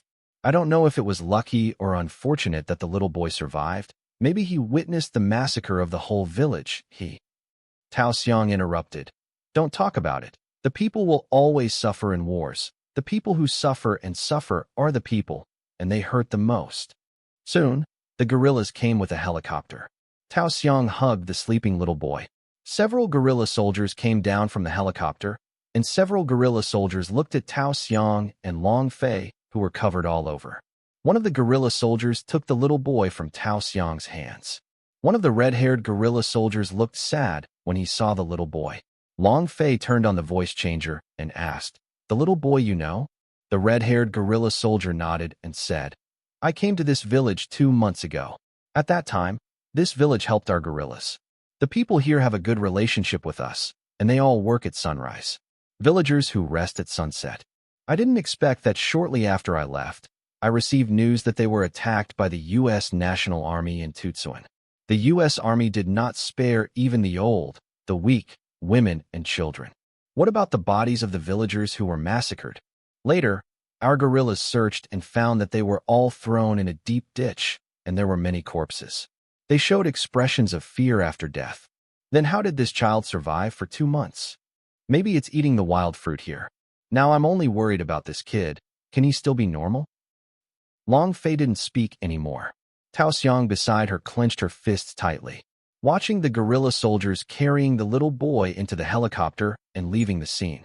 Long Fei reached out and patted Tao Xiang's shoulder. Let's go. Fei, war is really selfish. The people who suffer are the common people. There is no so-called justice in war, right? Is it justice? Every country and every person has their own justice. Whose justice is correct depends on their entire actions, the meaning of their entire connotation, and their roots. Can I ask you a question? Go ahead. If you were given a country, or you could create a country, what would you do? Long Fei looked at Tao Xiang and thought for a few seconds, then replied. First of all, I will find a way to make my country rich and powerful, especially in terms of military. It must be very strong, because a rich country must have a strong military force. A strong military force will not be attacked by other countries. In the past few years, you have seen wars in many places. The strong country eats the weak country, and the weak country eats the weaker country. Have you ever seen two countries with equal strength fight? Get up? Or a country to challenge a country stronger than itself? Tao Xiang understood what Long Fei said, and then Long Fei continued. Peace is achieved by fighting, and only peace that is achieved is peace. Peace that relies on compromise is not peace. Why are the South American allies being strengthened by the United States? The destruction of the United States means that the South American allies relied on compromise and concessions in the early days, allowing the United States to encroach and push forward step by step, and finally led to today's situation. Tao Xiang nodded and said nothing more. The two returned to their respective Gundams to return to the mothership. Brigadier General AICC is preparing to command the fleet to go north at this moment. The goal is a fortress called Bagan. As long as this fortress is taken down, half of the logistical supplies of the U.S. Tadding Legion National Army can be destroyed, and they can even cut off an important one. Support route. On the other side, the electromagnetic orbital elevator of the former South American allies is currently guarded by an Army-level fleet of the Tianyi Mercenary Corps, and the other two Army-level fleets of the Tianyi Mercenary Corps are preparing to land at two different locations on the South American continent. At present, many military experts have already seen that the Tianyi Mercenary Group must have taken money from the former South American allies. The military experts are now assessing how long it will take for the Tianyi Mercenary Group to drive the American army out of the South American continent. Some experts speculate 10 days, others speculate 15 days. Of course, some experts also speculate that if the electromagnetic orbital elevator in the United States is occupied by the Tianyi Mercenary Group within 5 days, then all the American National Army on the South American continent will mainly withdraw and return to the mainland to prepare to take back the local electromagnetic orbital elevator. On the other side, Yu Yangchuan's fleet is the second fleet of the first small group army of the Mother Base. Their task is to take down a fortress base of the American Tower Lightning Kingdom when they are preparing to land on the South American continent. As long as they take down the fortress base, the troops on the left and right sides of the American Tower Lightning Army will be unable to interact with each other. Rescue. Then, wait for the fleet to join them. The fleet is heading to Fort Bagan at this moment. The Bagan fortress is surrounded by forests. Brigadier General AICC broke up the fleet into 5 fleets, and the fleets were codenamed Zhan 1, Zhan 5. Moreover, contact the local guerrillas, send some ground troops, and follow the guerrillas to move towards the destination in different directions. Bagan Fortress has 5 bases for protection. In the nearby villages around the 5 bases, villagers in some local villages have been driven away, possibly a massacred village. Some villages were pretended to be local villagers by the National Army of the United States. The U.S. military race of American Tower Lamps pretending to be villagers is of South American descent. Then, in some towns near the villages, occupied by the National Army of the United States, some National Army troops of South American descent pretended to be local townspeople. When Brigadier General AICC sent some ground troops to follow the guerrillas, the leader of the guerrillas gave Brigadier AICC a suggestion. It is to select members of the ground forces who look more like South American mainlanders or members of South American continental blood as members of this combat mission. It is best to understand Namba, the common language of South American mainlanders, so that they will not be attacked by the enemy. Fong troops suspected. Brigadier General AICC accepted the other party's suggestion and picked out people who looked like or had South American blood as the troops for this mission, and then gave these troops in order to let them study Namba as much as possible in their spare time. Language and Namba script. My name is Mattia, and I am a member of the Shadow Mad Dogs, a second lieutenant. Yesterday, the higher-ups sent an order that the unit I belong to temporarily obeyed the dispatch of Brigadier General AICC and went to the destination city of Marseille. I have pure South American continental blood, and I am also one of the few who is proficient in Namba, and I carry out the orders given to us by our superiors. In front of me was Captain Oakley, the captain of the local guerrillas. Oakley drove the jeep and said to Mattia next to him, "Second Lieutenant Mattia, be careful when entering the town of Marseille. There are some local citizens dressed in the American Lightning Army, so keep one to buy the merchants of supplies only stay in the local area for a day or two." The reason why the U.S. National Army pretends to be local citizens is because those people have the blood of the South American continent, or I have a pure South American continent. Not only that, but also the local traders. The jeep drove to the gate of the ancient town of Marseille and was stopped by the Deng Legion National Army stationed there. "What are you doing here?" Oakley greeted the soldiers in the tone of a businessman. "Master, come here to purchase supplies. Sir, you forgot that I come here several times a month." Oakley looked like he was smiling. "Don't pretend to be familiar with me. What about the pass?" The soldier said with a righteous expression. When Oakley took out the passport, Mattia saw the folded passport in Oakley's hand out of the corner of his eye, with banknotes inside. When checking the pass, the soldier secretly stuffed the banknotes in his pocket and said with a serious look, "Go, don't cause trouble with me." The jeep entered the town, and Mattia looked in the rear mirror and saw the soldier, who collected money and shared the spoils with other colleagues. It seems that money can solve many things. Oakley shrugged, nodded and said, "Indeed, these soldiers have a day-to-day life for them. They don't know that they will be attacked by the enemy tomorrow, and they don't know if they will be alive tomorrow. For them, they can work. Heaven's money. Take the money to enjoy after the break." Wherever the jeep passed, Mattia observed the entire surroundings. There are many women standing on the street here. Hey, if it wasn't for the United States invasion of the United States, which would cause our South American Confederate citizens to live in dire straits, how many women are willing to sell their bodies, and now they are just to survive for a living? The jeep came to the door of a grocery store. When the two got off the car, there was a noise from the restaurant opposite. It turned out that the American army stationed there caused the trouble, and several American soldiers beat up a waiter.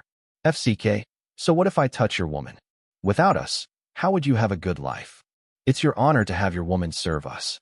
A rather pretty waitress was about to rush to protect her man when another burly soldier grabbed her and beat her up. The waitress was crying and begging for mercy, but the soldier who molested her was very proud, touching and laughing lewdly. Another soldier also took a mobile suit to film and narrate. "Oh, it's so cool, so comfortable. Please continue to touch my lustful sow." The miserable male waiter who was beaten crawled towards the soldier who molested his girlfriend, begging him to let his girlfriend go. Not only did the soldier not stop, he kicked him away and still grabbed his girlfriend's shirt, and other soldiers continued to beat him. The soldier in charge of filming pointed the camera at the male waiter who was beaten and narrated, "I'm a lowly pariah. It's a great honor to be beaten by the great American Army. My girlfriend is dedicated to the great American Army for enjoyment, and pleasure is his lewd sow glory." The Deng Legion National Army who had been beating the male waiter laughed even more. Many surrounding residents dared not speak out. Mattia couldn't stand it anymore. If it wasn't for the mission, he really wanted to kill these soldiers. Oakley clenched his fists even more, but for the sake of the task, he could only endure the bad breath and continued to turn his head to talk to the owner of the grocery store. Mattia watched Oakley talk to the owner of the grocery store, and the owner led them into the store, where the employees put boxes of daily necessities in the back of the jeep. Mattia and Oakley entered the darkroom of the store with the boss, and Oakley introduced Mattia to the boss. Hello, Mattia. Nice to meet you. You can call me Laohua. Hello, Laohua. I need the information you have so far. The local secret sentry of the U.S. Tading Legion National Army, the local shift change time, their outpost bases, and everything else. Laohua told Mattia all the information he had. Mattia used their unique communication network to inform the superiors. Mattia told the two, "We will be going tonight at 8 o'clock." The eyes of Laohua and Oakley were very surprised. Mattia told them both of their battle plans. Oakley laughed at himself. It seems that our guerrillas are just supporting. Although you are supporting us, we also hope that you can cooperate well with us. If you make some mistakes, maybe our mission will fail. Clear. Laohua took Oakley and Mattia to the opposite restaurant for dinner. The group of troublemakers from the U.S. Army had just left. According to Mattia, the miserable male waiter who was beaten before was bandaged by other colleagues at the moment, and the bullied waitress entered the staff with the support of other female colleagues to change her into new clothes. Laohua said to the boss, "Boss, here are 3 glasses of blood leopard wine and 3 plates of smoked leg of lamb." When the restaurant owner heard this, his eyes flashed, and he personally entertained the 3 of Laohua. When 3 glasses of wine and 3 dishes of food were placed in front of the 3 of them, Mattia saw the bosses twitch a few times, which Mattia knew was some special code for the guerrillas.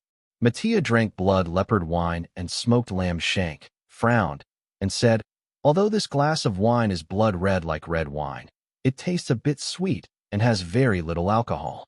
Smoked lamb shank is not a touch of oiliness, black pepper flavor, and good chewiness. It's our local folk delicacy," Oakley said.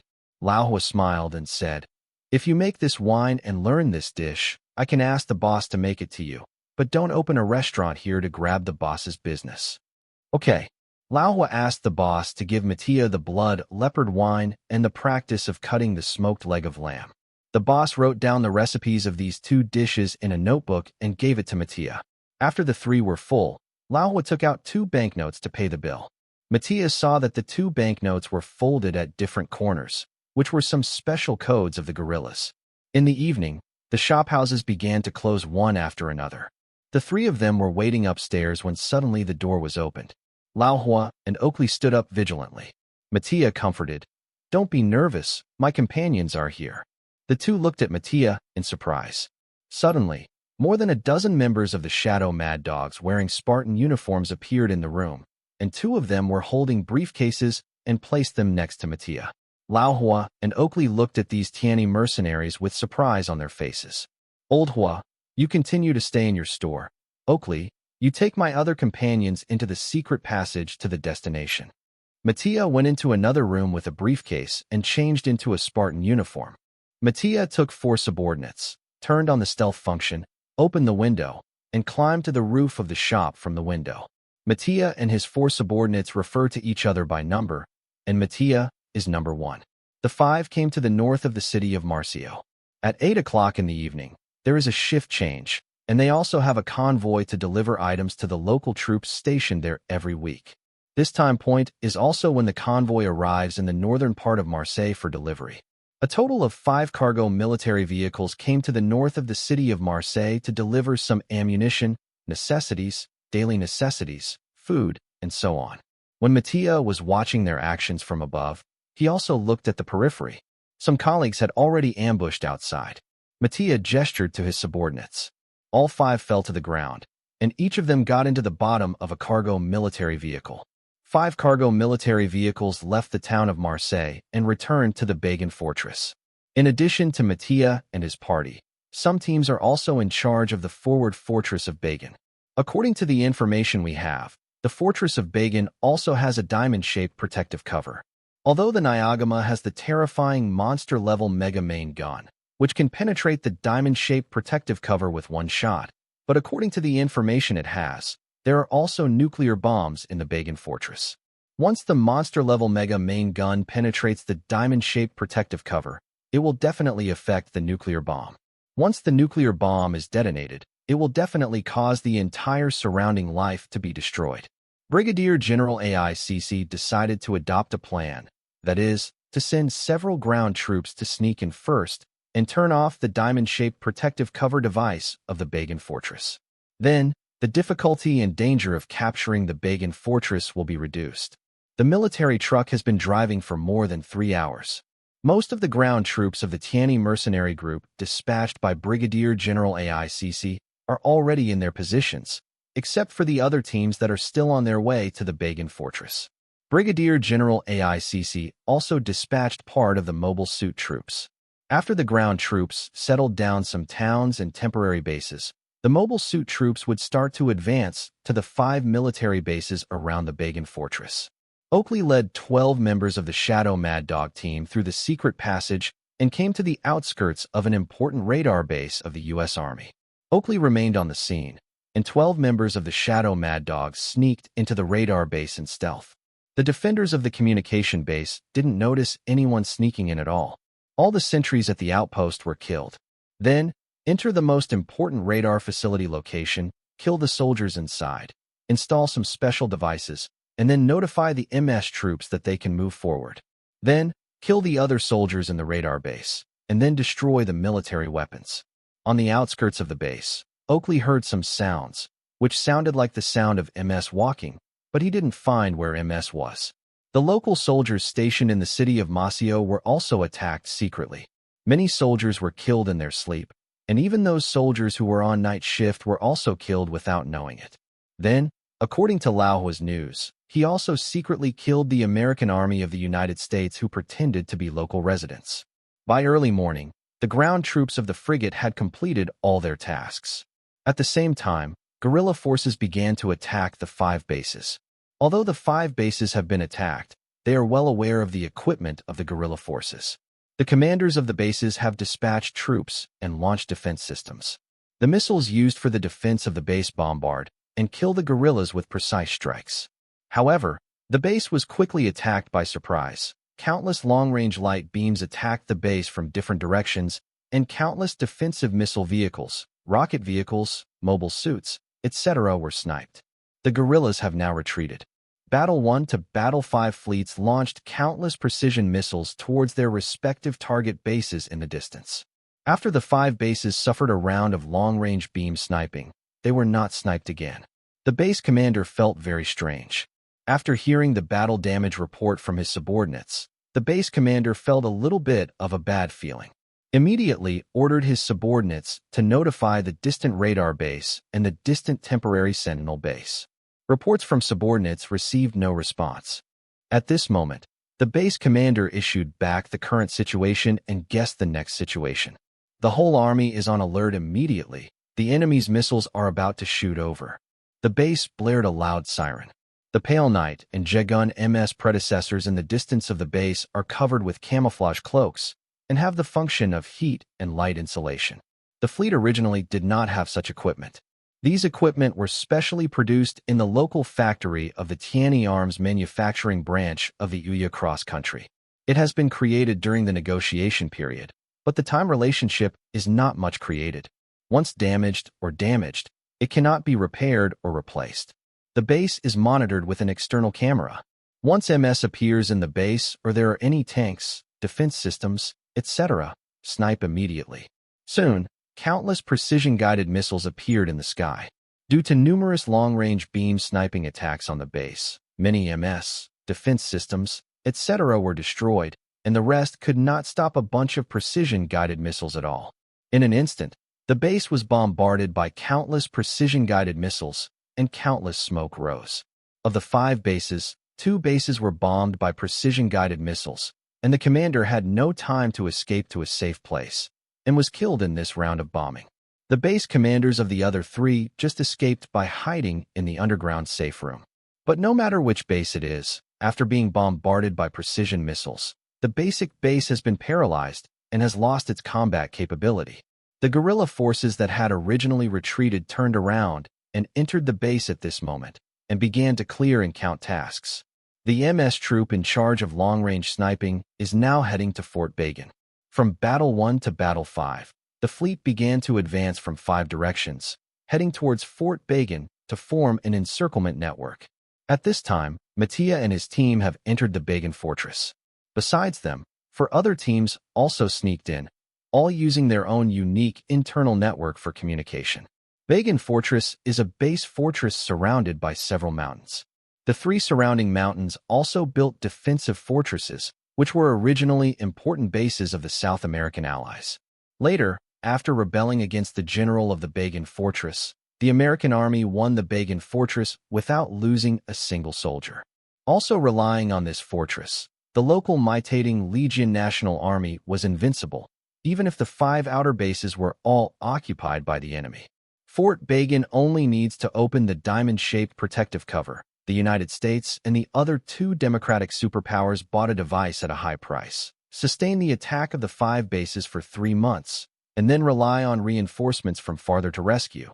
Then it can immediately turn defeat into victory and regain the 5 lost bases.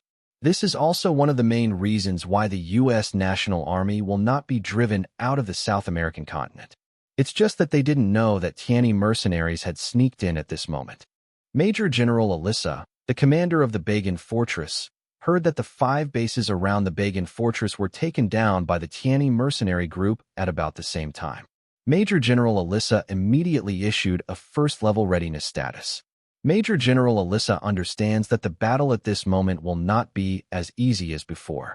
The opponent is not a guerrilla, but the Tianyi mercenary group with extremely strong combat power. Major General Alyssa ordered her subordinates to ask for support immediately. General, can't ask for help? What? Major General Alyssa frowned. What's going on? The other troops were blocked by another fleet of the Tianyi mercenary group, which was the fleet of the Tianyi mercenary group that occupied the electromagnetic orbital elevator station of the former South American Confederate States. Their general-level fleet was divided into several brigade-level fleets, directly blocking the route to rescue Fort Bagan. Major General Alyssa took a deep breath and then exhaled, thinking, it seems that the commander of the Tianyi mercenary group has already laid out all the battle routes. Have the ground troops sent out detected the whereabouts of the ground troops of the Tianyi mercenary group? General, none of the troops sent out has returned a message, and more than half of them have lost contact. Major General Alyssa closed her eyes and thought for a while, before asking her adjutant, how long can our logistics support us? If we open the diamond-shaped protective cover and can't defend it, we can last at least 3 months. Major General Alyssa frowned. If it was other troops, she could guarantee that Bagan Fortress would be invincible in the past 3 months, but the opponent was the Tianyi Mercenary Corps. What she knew better was that the fleet had Nyagama. That terrifying monster-level megacannon is enough to destroy Bagan Fortress with 1 shot. The only life-saving trump card is the nuclear bomb of Fort Bagan. But if the nuclear bomb is detonated, it may make the country fall into an injustice and even be attacked by other countries with nuclear bombs. The fortress radar sent a report. The enemy's attack is a precision missile. The defense system is on. The Bagan Fortress was attacked by precision missiles from all directions, and anti-missile systems such as anti-missile missiles, anti-missile electromagnetic guns, and defensive laser towers emerged from 3 mountains and fortresses in different positions one after another. Anti-missile missiles, electromagnetic bombs, and lasers soared into the sky. Black smoke exploded all around the sky. There were more than 5,000 precision missiles coming from all directions, and none of them broke through the line of defense. Then, the second wave of more than 5,000 precision missiles struck again. This time it broke through the line of defense, but there were no more than 10. Just blow up some anti-missile devices. Such achievements are mainly due to the fact that the anti-missile missiles in the Bagan Fortress have not had time to be installed. Fort Bagan has dispatched MS troops to defend at this moment. Major General Alyssa couldn't guarantee that the opponent would still have a few more waves of precision missiles. If there were more waves, her defense system would be weakened, and the number of anti-missile missiles was not enough at this time. The third wave of more than 5,000 precision missiles struck again. At this moment, there were not only missiles, but also long-range sniper beams. The sniper beams not only destroyed the anti-missile devices and laser turrets, many MS were also destroyed by the sniper. Oops, I was tricked by the other party, Alyssa said angrily. Although this wave of precision missiles were all intercepted, many anti-missile devices or anti-missile electromagnetic turrets outside the 3 mountains were destroyed by long-range sniper beams. Why didn't Major General Elisa activate the diamond-shaped protective cover directly? Because the United States of Anglo-Saxon Democratic Republic and the Federation of Wanluo, the two countries deliberately sold half each, on the grounds that this technology was jointly developed by the two countries and each mastered the key technology, sold the diamond-shaped protective cover to the United States. Has a problem. Some of the facilities, devices, instruments, etc. sold to these two democratic superpowers are relatively advanced, while others are relatively backward. The power supply or coordination is very poor. Once activated, many facilities must be shut down for the operation of the diamond-shaped protective cover. Major General Elisa knew that the diamond-shaped protective shields sold to them by the two countries were fundamentally faulty and could not operate for a long time. Even if they barely operated, the defense would be greatly reduced. Apart from her, only the people above know this question. Therefore, it is impossible to restart the diamond-shaped protective cover after it has been opened and operated for 3 months. After the diamond-shaped protective cover is closed, there will be a long period of maintenance, which will take time. Elisa thought in her heart, the most deceitful ones are always your own allies. Then she turned her head and asked the adjutant, how long will it take for the diamond-shaped protective cover to open? The adjutant replied, the report from the logistics department will take another 1.5 hours to open. Tell them to move faster. Major General Elisa had just finished speaking when the fourth wave of more than 5,000 precision missiles struck again. At this moment, many anti-missile devices, etc. and MS were destroyed by long-range sniper beams. Nearly 300 precision missiles destroyed many defense devices, and so on. General, the MS troops of the Tianyi mercenary group are attacking us in a pentagonal direction. All mobile suit troops dispatched. Be sure to hold out until the diamond-shaped protective cover is opened. Flying Cat MS, Fighting Falcon, and Raptor MS flew out from Bagan Fortress one after another to face the MS troop of the Tianyi mercenary group. Long Fei belonged to Zhan 1 fleet, driving the fourth form of mysterious Angel Gundam to attack. The enemy's fortress and 3 mountains also have countless defensive posts and defense devices. If the MS troops are directly charged to the fort, even if they can really break through and invade the fort, at least 1/3 of MS will be lost. And more importantly, most of the pilots of the Tianyi Mercenary Corps MS troop are used to fighting space battles. Although there are also simulated gravity Earth battles, this is the first time for many pilots in actual combat. Fortunately, there are quite a few MS drivers from the Shadow Mad Dog team and special forces conducting long-range sniping. In addition, the Black Knight MS of the Shadow Mad Dog team used optical camouflage, and more than a dozen daggers used the Mirage system to carry out stealth and sneak attacks. Li Xiuqing drove the Angel Gundam and used a long-range GN sniper rifle in the sky to snipe the laser defense tower of the fortress. Currently, the number of MS in Bagan Fortress is double that of the opponent, plus countless defensive posts and defensive devices. Long Fei and the others will not be able to fight for a while. Momoka drove the Angel Gundam to bombard the defense post with GN arrow cannons and cannons. On Long Fei's side, Murasame has the shape of a deformed fighter, which can directly engage in air combat. Most of the other MS do not have the ability to fly, and can only engage in air combat by stepping on the flight pedal. Several GN prototype bits destroyed several defensive railguns. On the ground, in the mountains, and other battlefields, many battle falcons and other MS were destroyed and turned into fragments or wreckage emitting black smoke. Some of the Tianyi mercenaries were also shot down, and most of the shot down MS were destroyed by the defense devices. As time progressed, more and more defensive posts and various defensive devices were destroyed. Long Fei's MS unit is getting smoother and smoother in terms of attack. Judging from the current situation, more and more MS from the Tianyi mercenary group are approaching the Bagan Fortress. The defenders of the Bagan Fortress used bunkers or defensive walls to cover and shoot. For a while, both sides were helpless. The fleets from War 1 to War 5 also put down their ground troops one after another, and countless tanks began to drive towards the fortress of Bagan, and the ground troops were responsible for entering the fortress of Bagan to carry out suppression. A fierce laser bombardment hit an outpost of the Bagan fortress. A violent explosion erupted, affecting many fighting falcons and other MS. The laser cannon just now was Detian, who activated Trans M and used the GN rocket launcher to launch an extreme bombardment, which produced such an effect in one shot. Li Xiuqing's Litian Gundam continued to snipe in the sky, and Li Xiuqing in the cockpit looked at the orange hello in front of his seat. This is Harrow that Long Fei handed over to him. The sniper correction and adjustment of accuracy are directly handed over to Harrow, so he can snipe with confidence. Relying on hello, Li Xiuqing can basically achieve a 100% hit rate.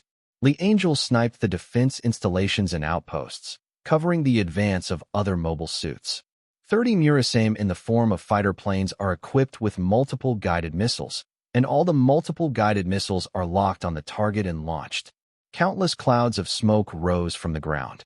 Major General Alyssa watched as the enemy in the direction of the Pentagon was advancing towards the Bagan fortress step by step. Major General Alyssa looked at the radar display. The number of defense posts, defense devices, and MS is getting smaller and smaller. The number of enemies has also decreased, and the battle damage ratio is 1-4, which is much better than the results of her and other colleagues on the battlefield. The battle damage of many colleagues in the battle with the Tianyi mercenary group can reach a ratio of more than 1-5. She can have such a result, mainly relying on the defensive outposts and defensive devices of the Bagan fortress, as well as the dangerous environment, and the number of nearly 50% more than the opponent. How long will it take for the diamond-shaped protective cover to activate? 20 minutes more. Tell them to move faster.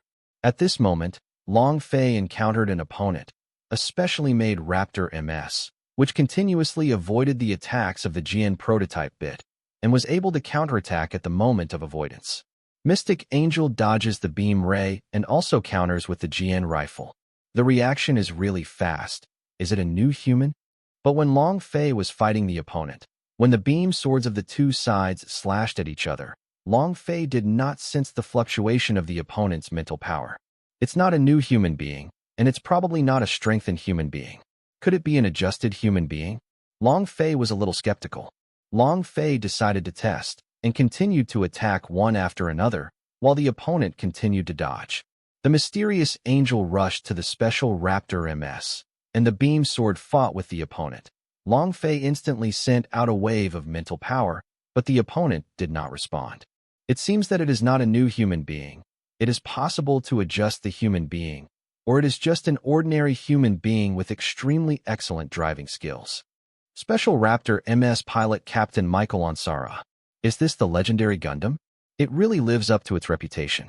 The MS is powerful, and even the pilot's skills are superb. Michael commented on his opponent during the battle. Michael is under great pressure at the moment. His MS performance is not as good as that of the enemy, and now he can fight back and forth with the opponent, but the opponent is just testing him. A beam of light caused the specially made Raptor MS to dodge for a moment, and a GN prototype bit hit the right leg joint of the specially made Raptor MS, directly shooting off the right leg joint. Hateful. Michael watched the mysterious angel in front of him slash at him with a beam saber. Michael fell into tension, and suddenly his brain went blank. His eyes became very indifferent, and he immediately controlled the lever and stepped on the pedal. The special Raptor dodges the slash of the Mystic Angel Gundam. In an instant, it went around the back of the mysterious Angel Gundam, and the beam sword in the right hand stabbed towards the back of the mysterious angel. The mysterious angel immediately turned around and kicked in a roundabout, hitting the right hand of the special Raptor MS, kicking the beam saber in his right hand away. The secret angel shot at the special Raptor MS with the GN rifle in an instant, and the special Raptor MS immediately dodged the beams to shoot, and spread out one after another, and even avoided the moment when it was about to hit. Sure enough, it's not a strengthened human, let alone a new human, but an adjusted human. Once the seed of the adjusted human is exploded, the driving skills, reaction, movement, etc. will be improved a lot. Let me see if the new human is stronger, or adjusting people is stronger. The secret angel and the specially made Raptor fight, both avoiding each other and counterattacking instantly. All the GN prototype bits returned to the body to recharge. Long Fei looked at hello in front of the seat. At this moment, the bit can control the mysterious Angel Gundam and control 8 GN prototype bits to fight together. Michael didn't know what his state was like at the moment. He only knew that his brain was in a state of emptiness, and he was more comfortable driving the MS than usual. The moment the mysterious angel shoots, he can also calculate the time when the beam ray is shot at him, allowing him to dodge earlier. However, he also found that the opponent could dodge his attack with complete ease. On the contrary, he could barely dodge it. Michael didn't realize that his operation had actually pushed the special raptor beyond its limit. Long Fei saw the opponent's MS state, and if he continued to operate like this, the whole machine would collapse. On the contrary, his secret angel did not activate Transm, and the machine remained in normal state at this moment, suppressing the special strong that had exceeded its limit. Birds, if your MS performance is close to that of my mysterious angel Gundam, we might still be inseparable from each other. Well, I won't play with you anymore. The 8 GN prototype bits of the mysterious angel were separated and attacked the special raptor in different directions. When the special raptor avoided it, his left hand was blown up, but he also shot down 3 GN prototype bits at the moment of dodging. As expected of a tuner, not only can the body be used to the limit, but also the GN prototype bit. Suddenly, several raptor MS shot at the mysterious angel. The mysterious angel counterattacked straight down in an instant. The opportunity is here. Michael watched the secret angel deal with other fellow wingmen, and the joystick pedal rushed towards the secret angel. Long Fei's spatial perception already knew that the special raptor was rushing towards him. The remaining GN prototype bit attacked the special raptor MS. When the special raptor dodged, its left leg was still hit and exploded, and it still rushed to the back of the mysterious angel. Excellent. Long Fei commented on the other party. The mysterious angel dodged the beam sword of the special raptor and then pointed the GN rifle at the special raptor in an instant. The special raptor MS didn't avoid it at this moment, but rushed towards the target. What? Long Fei was a little surprised. The mysterious angel moved back again. The GN rifle was cut off. The mysterious angel immediately discarded the half-cut GN rifle and immediately took out the beam saber. The specially made raptor MS rushed towards the mysterious angel again. Meteon blocked the opponent's beam saber with his right-hand beam saber, and at the same time, the shield in his left hand directly hit the head of the special raptor MS. Damn it!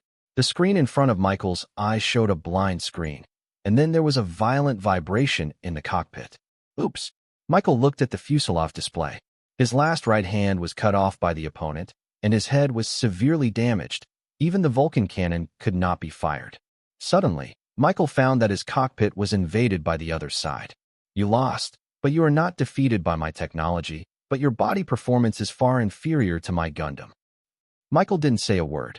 Although the opponent's Gundam was much better than his MS, if he lost, he lost. He had nothing to say. However, I am very curious. Your driving skills and reactions are far superior to ordinary people, which makes me very curious. Michael was shocked, and the other party seemed to know his secret. Could it be that you are also a superhuman cultivated by artificial embryos? Michael asked tentatively. Long Fei thought to himself.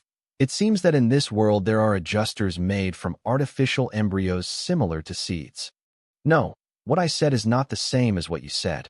You can regard me as a superhuman born naturally. You can call me a new human. Simply put, it is an evolutionary species of human beings which evolved naturally. Just like you, the man-made ones just mentioned are completely different. New human. Michael fell into deep thought. He didn't expect that there are naturally born humans in this world who have superhumans bred by artificial embryos like him. Michael felt as if he had been hit. He always thought that a superhuman born from an artificial embryo would have an extraordinary life, and ordinary human beings could not be compared to a superhuman like him. But today he didn't expect that he would meet an ordinary human who was born as an ordinary human, and his strength was no less than or even superior to his. He also learned from his mouth that they are called new human beings, and they can be said to be the best among ordinary human beings. Evolutionary species. Michael really couldn't accept such an existence. If it is true as he said, then what is the need for the existence of superhuman beings like us? Naturally born with such abilities, do we still need superhumans bred from artificial embryos like us? The specially made raptor with missing arms and legs fell to the ground. Michael sat weakly in the driver's seat.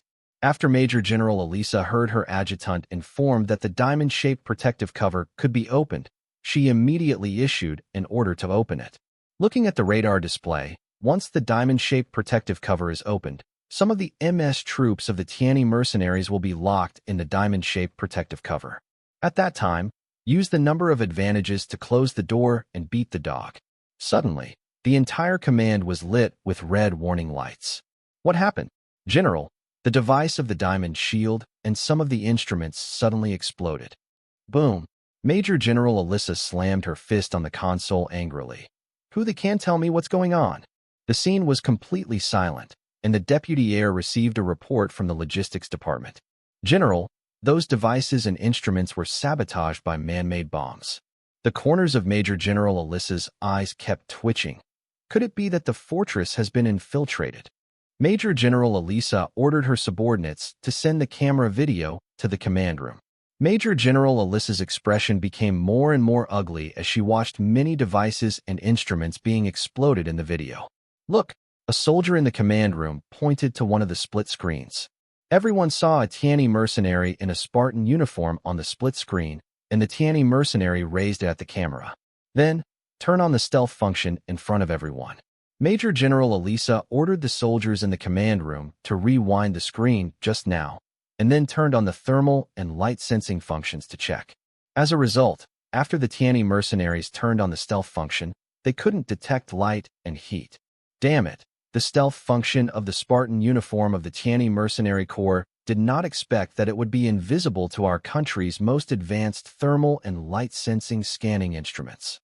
Major General Elisa once received an order from her superiors. If Fort Bagan couldn't defend against the attack of the Tianyi mercenary group, then activate the strategic nuclear bomb. Major General Elisa looked at the radar, and some screens showed that the MS troops of the Tianyi mercenary group had begun to advance step by step and had begun to invade the fortress. Even more ground troops have carried out armed suppression and began to control every facility and command post. Major General Elisa knew they were doomed. Major General Elisa took out a crystal card from her arms and took a deep breath to calm down the fear in her heart. Major General Elisa inserted the crystal card into the hidden card slot, and then a three-dimensional image of a nuclear bomb popped up on the console. The adjutants and soldiers showed horrified expressions on their faces. Everyone knew clearly that the general planned to die with the enemy, and they didn't even think that the fortress had a strategic nuclear bomb. Every soldier doesn't want to die. A soldier stood up from a chair and knelt down to Major General Elisa. General, I can't.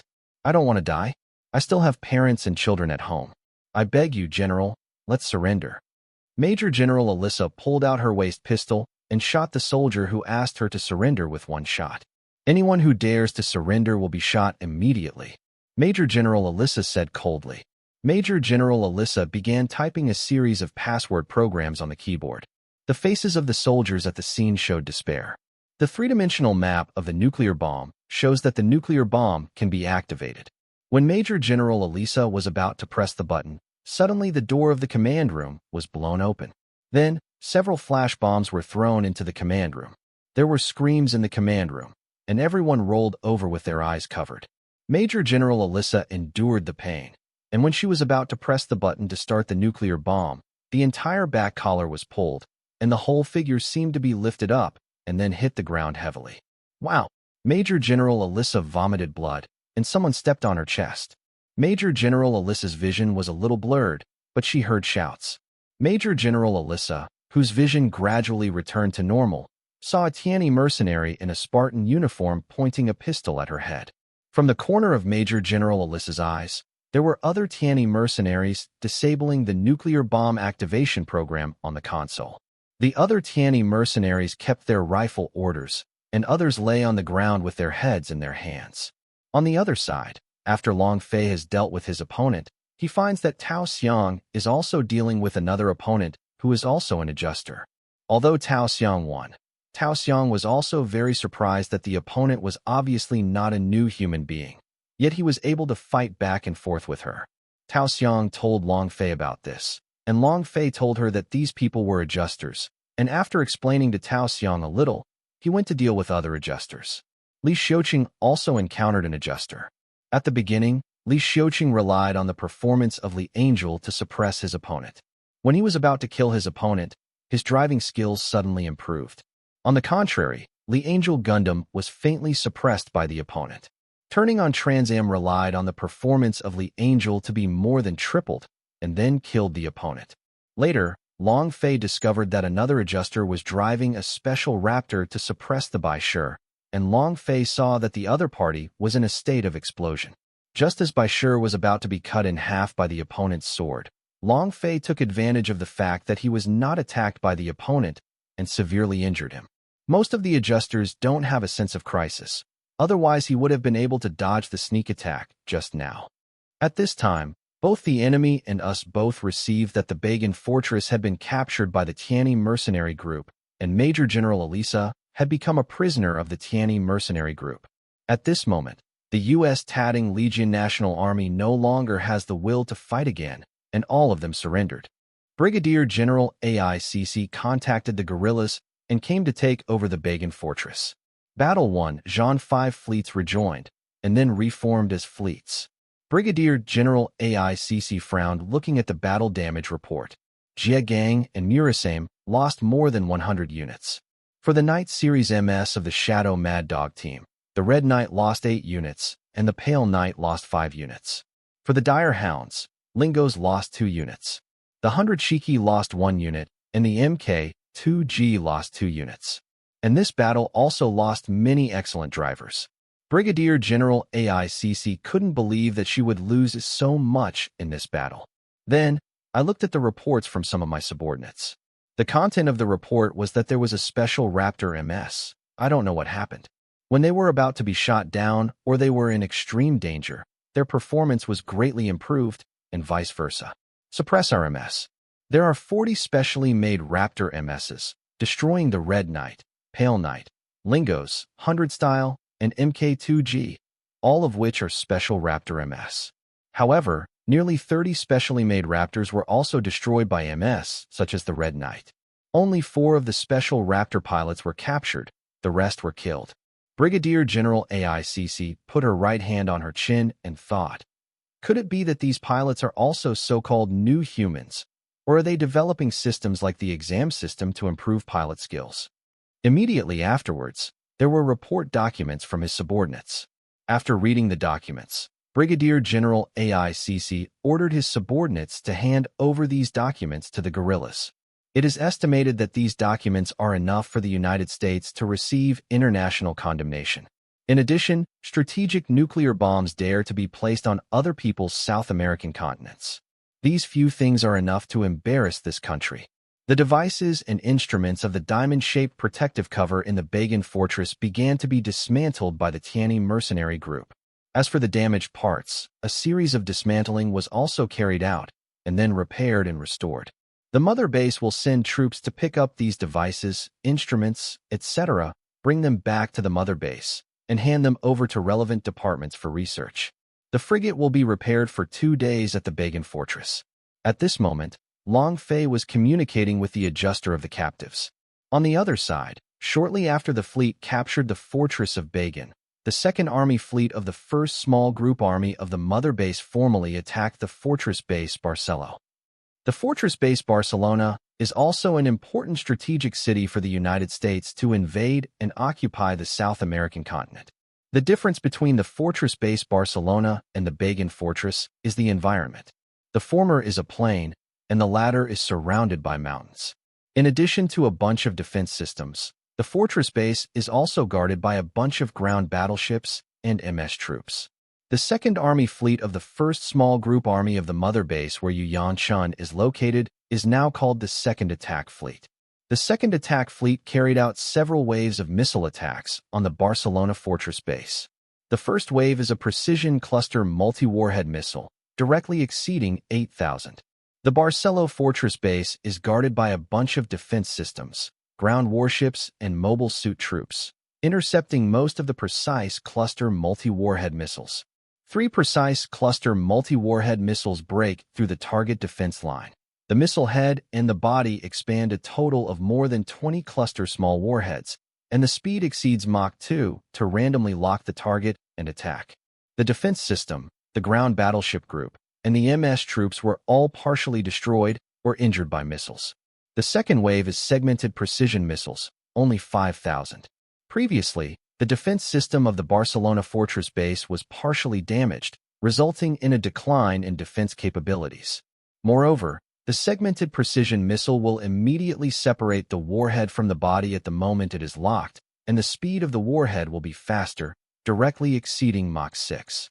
However, it is reasonable to say that it has been able to intercept nearly 8,000 precision cluster multi-warhead missiles before, and it is reasonable to say that it can also intercept all of the 5,000 segmented precision missiles. However, nearly 1,000 segmented precision missiles broke through the line of defense and bombarded targets on the ground. Major General Butlon, the commander of the Barcelona fortress base, looked at the situation on the battlefield and did not expect this to happen, nor did he expect that when the second wave of missiles came from his subordinates, part of the ground defense system suddenly became paralyzed. Major General Bartram was very annoyed why he was paralyzed at this time. Some defense systems on the ground will fail. The main reason is that in the first wave of precision cluster multi-warhead missiles, once these missiles are launched to attack the target, the explosion instantly emits MINV interference particles.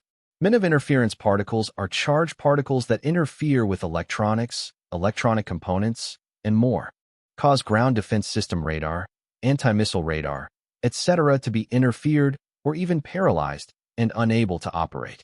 If all the previous precision cluster multi-warhead missiles were intercepted, they would not have the current effect. Here we go again. Stop these missiles. Then the number of precision missiles in the third wave exceeds 10,000. Precision missiles are smaller than segmented precision missiles. The missile silos of warships are usually mostly the size of precision missiles, but their disadvantage is that they have no rear or after separating the missile. The speed of the warhead is faster, and it will be easier to intercept in terms of anti-missile system. The third wave of precision missiles came. Although the defense system, MS, etc. were firing at full strength, there were still nearly 5,000 precision missiles breaking through the defense line. The Barcelona fortress base was bombed by nearly 3,000 missiles. Fortunately, the Barcelona fortress base used a relatively special material for the city walls, which withstood most of the bombing damage. However, some positions were bombarded by missiles one after another, and a hole was still blown out. Major General Bartram could feel the vibration in the command room. Inform me of the current battle damage immediately. After a while, the battle damage report was handed over to Major General Bartram for review. Major General Butland frowned. There are 320 ground warships, and now nearly half of them have been destroyed, and nearly 100 other ships have suffered varying degrees of damage. More than half of all defense systems were either paralyzed or blown up. More than 70% of the anti-missile combat vehicles and tanks outside the Barcelona fortress base were destroyed. Many mobile suits suffered varying degrees of damage, and almost half of the mobile suits lost their combat capabilities. Major General Bartram immediately dispatched ground warships, anti-missile tanks, and mobile suits in the fortress for support. At this time, the radar of the command post also reported, enemy troops have been found. There are MS troops, drone troops, and ground troops at the end. Major General Bartram watched the radar and the opponent's march. Major General Butland immediately mobilized all the troops to deploy and transferred different troops to different positions to resist the enemy's attack. Major General Bartram said in his heart, I hope the super mobile suit driver sent to me by the country can really come in handy. Major General Bartram looked at the huge screen, and the two armies had already started fighting. Beam shells are already flying across the battlefield. From time to time, the drones in the sky will cover friendly MS to help attack enemy MS, and will even attack various tanks on the ground and so on. The ground troops of the Tianyi Mercenary Corps lined up and stopped at one location. Howitzers, electromagnetic tanks, anti-aircraft guns, and rockets were all in different locations. At the command of the commander, shells, grenades, etc. are fired towards the destination or target. The God of Plague Gundam, Forbidden Gundam, and Invasion Gundam formed an iron triangle formation, shooting down countless fighting falcons and other MS that surrounded them one after another.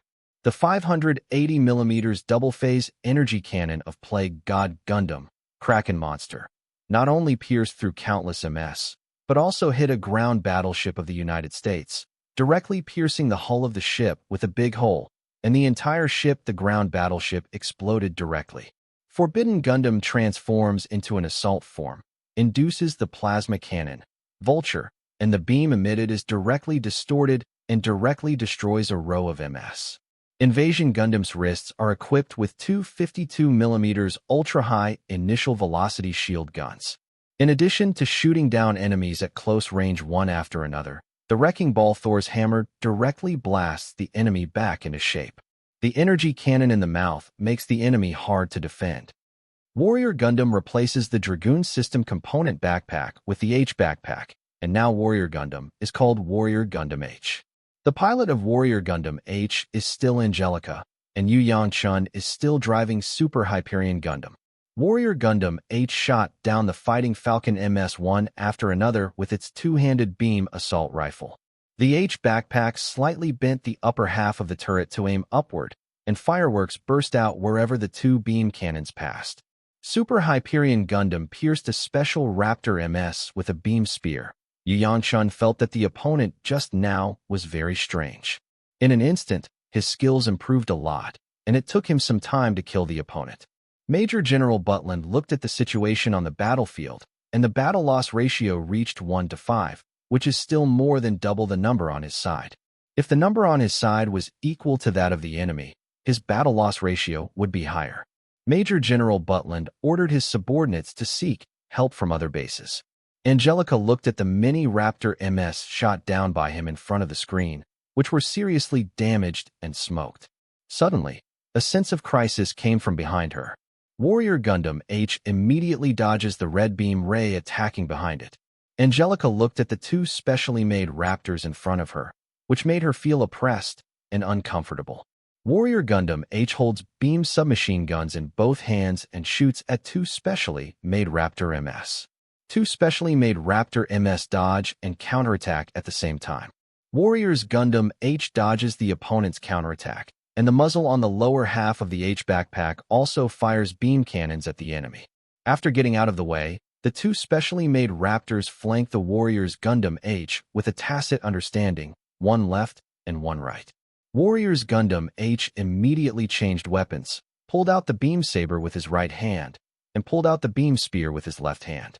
The beam spear opened to form a beam shield to block the special Raptor on the left, and the beam saber in his right hand blocked the beam saber of the special Raptor on the right. Warrior Gundam H waist beam cannon aimed at the special Raptor on the right. The driver reacted fairly quickly, dodging the moment the beam cannon was fired. The Brave's Gundam H thruster emits blue flames and pushes forward the special Raptor on the left. It was directly crashed into a rocky mountain, and another special Raptor immediately came to the rescue and replaced it with a beam rifle to shoot at the back of Warrior Gundam H. Warrior's Gundam H immediately dodged to the side. The sneak attack beam ray not only missed Warrior's Gundam H, but also missed his own family members, and the beam directly shot through the cockpit. What? The driver couldn't believe that he would kill his companion by mistake. Angelica seized the opportunity. Warrior Gundam H rushed towards the special Raptor MS. The upper part of the muzzle was aimed at the target, and two beams of light blasted towards the target. The driver, who was blaming himself, realized that the danger was approaching. Looking at the beam cannon attacking him on the screen, he felt that death was approaching. Suddenly my mind was empty, my eyes became indifferent, and I immediately controlled the lever and pedal. Although the special Raptor dodged the fatal blow, his left hand was blasted by the beam cannon. Warrior's Gundam H bullied the opponent, and the beam spear was about to penetrate the opponent's cockpit. The special Raptor suddenly dodged horizontally, and the beam saber in Warrior Gundam H's right hand swept across immediately. The special Raptor dodged backwards. The beam cannon on Warrior Gundam H's waist fired, and the special Raptor dodged again. Strange, what's going on?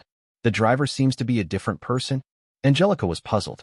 Angelica shook her head, and quickly cheered up and continued to fight. Warrior's Gundam H launched attacks one after another. The special Raptors continued to unfold. The driver's head was empty, and his mind was running extremely fast. knowing that the current state of his MS was not an opponent of Warriors Gundam H at all, so he could only dodge and find opportunities to fight back. But in a battle situation like the Special Raptor, as long as the Warriors Gundam H persists, it will only be a matter of time before they are killed.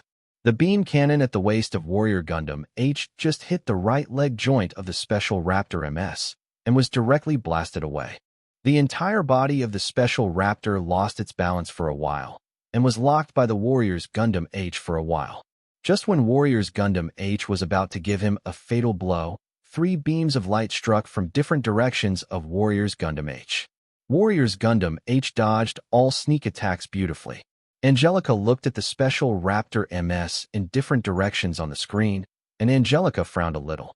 She had a little difficulty dealing with 2 Special Raptors just now. Now there are 3 Special Raptors. The severely damaged Specially Made Raptor MS. The driver looked at the degree of damage displayed on the screen and decided to return to the Barcelona Fortress base. 1 vs 3. At this moment, the 4 milliseconds are flying across each other with beams crossing each other. Isn't Angelica a little strange that in her 1-on-3 situation, she even slightly suppressed the 3 Special Raptors? Strange, their driving skills are far behind that of the driver just now. Even if they are in the same team, it is impossible for them to be so different from each other. The upper and lower muzzles of the Warrior Gundam H backpack fired at the same time, and the 3 specially made Raptor MS dodged out of the way. Warrior Gundam H held beam spears in each hand at this moment and rushed towards one of the Special Raptors. The 2 beam spears spread out to form a beam shield. Although it is a beam shield, it can still cause damage to the target. The locked Special Raptor can only pull out 2 beam sabers and slash at the incoming beam shield. The beam saber of the Special Raptor is not as powerful as the beam shield of Warrior Gundam H and is directly suppressed, and Warrior Gundam H has the maximum propulsion force. Push the target Special Raptor directly to the ground. Just when the target Special Raptor was about to be unable to resist, the driver also had a blank mind and indifferent eyes. The 2 companions just came to the rescue and forced the Warriors Gundam H back. The Special Raptor that was hit on the ground immediately got up and rushed towards the Warrior Gundam H, who was dodging the attack. Warrior Gundam H stabs the newly suppressed Special Raptor with a beam spear. The Special Raptor not only dodges the beam spear, but also sweeps the sword towards Warrior Gundam H. Warrior Gundam H dodged backwards, the upper muzzle counterattacked, and the Special Raptor immediately avoided it. Same as the pilot just now, it suddenly became stronger. Angelica was at a loss at the moment, not understanding why the other party suddenly became stronger. Now in a 1-on-3 situation, Warriors Gundam H is suppressed. After several encounters between the 2 sides, another Special Raptor was about to be hit by the beam cannon. The same situation happened. The situation at this time is even more unfavorable for Angelica. Warriors Gundam H was suppressed before, but now it is being suppressed by the enemy. The last one suddenly became so strong. How can I fight? Warriors Gundam H uses a beam shield to block the 2 beam rays on the front, and another Special Raptor rushes towards the back of Warriors Gundam H with a beam saber. Warrior Gundam H immediately blocked the attack with another beam shield, and then blasted the Special Raptor in front of him with the beam cannon on his waist. The Special Raptor dodges the beam cannon and kicks in the cockpit of Warrior Gundam H. Wow! Angelica screamed from the vibration in the cockpit. The Warrior Gundam H in the sky plummeted straight down and hit the ground. The intense vibration almost made Angelica faint. Just as one of the Special Raptors rushed towards Warriors Gundam H with a beam saber, it was planning to pierce Warriors Gundam H with a sword to kill the driver, and then bring Warriors Gundam H back to the Barcelona Fortress base. Suddenly, a cyan light beam forced it back. 3 specially made Raptor mobile suits looked at the Super Hyperion Gundam not far away. "Hello, are you alright?" Angelica asked when Yu Yangshuan's split communication video popped up on the cockpit screen. "It hurts. I feel dizzy." Angelica lifted the helmet of the Spartan suit and rubbed her head with her hands. "Yangshan, these driving are so strange. Suddenly the strength has become so strong. I know this. I have encountered several before, and I killed them all." Yu Yangshan looked at the 3 special Raptors in front of the screen and said to Angelica, You deal with the one that wanted to kill you before, and I will hold them back for the other two. Good. Angelica's pressure is greatly reduced at this moment, and she can now focus on fighting a special raptor. Warrior's Gundam H completely suppresses the target at this moment. In addition to using the protective cover to rush towards the target, Super Hyperion Gundam knows how to use the beam gun on the shoulder and the beam gun in the hand to attack two special raptors. It was so cool beating me just now. Now it's my turn. Angelica is now focusing on hitting the target in front of her, and she is willing to let go only if she wants to kill the opponent. The special raptor that was crushed and beaten by Warrior Gundam H could only dodge left and right at this moment. Its left leg was blown off, and its right hand was cut off. In the end, Warrior Gundam H used a beam spear to penetrate the entire body from top to bottom like an enema. On the other side, Super Hyperion Gundam completely suppressed two special raptors. It's not that Super Hyperion Gundam's performance is better than Warrior Gundam H, but that Yu Yangchuan's driving skills are far better than Angelica's. Two Angelicas tied together cannot compare to the driving skills of one Yu Yangchuan. Even if Warrior Gundam H does not participate in the battle, it is only a matter of time before Super Hyperion Gundam kills the two special raptors. The participation of Warrior Gundam H just brought the battle to an early end. One special raptor was shot into a hornet's nest by Super Hyperion Gundam's beam submachine gun, and the other special raptor was blasted into by Warrior Gundam H's beam cannon. This is the command signal sounded from the cockpit of the two people. The two Gundams headed in one direction at the same time. Plague God Gundam, Forbidden Gundam, and Invasion Gundam were besieged by 8 specially made raptors at this time.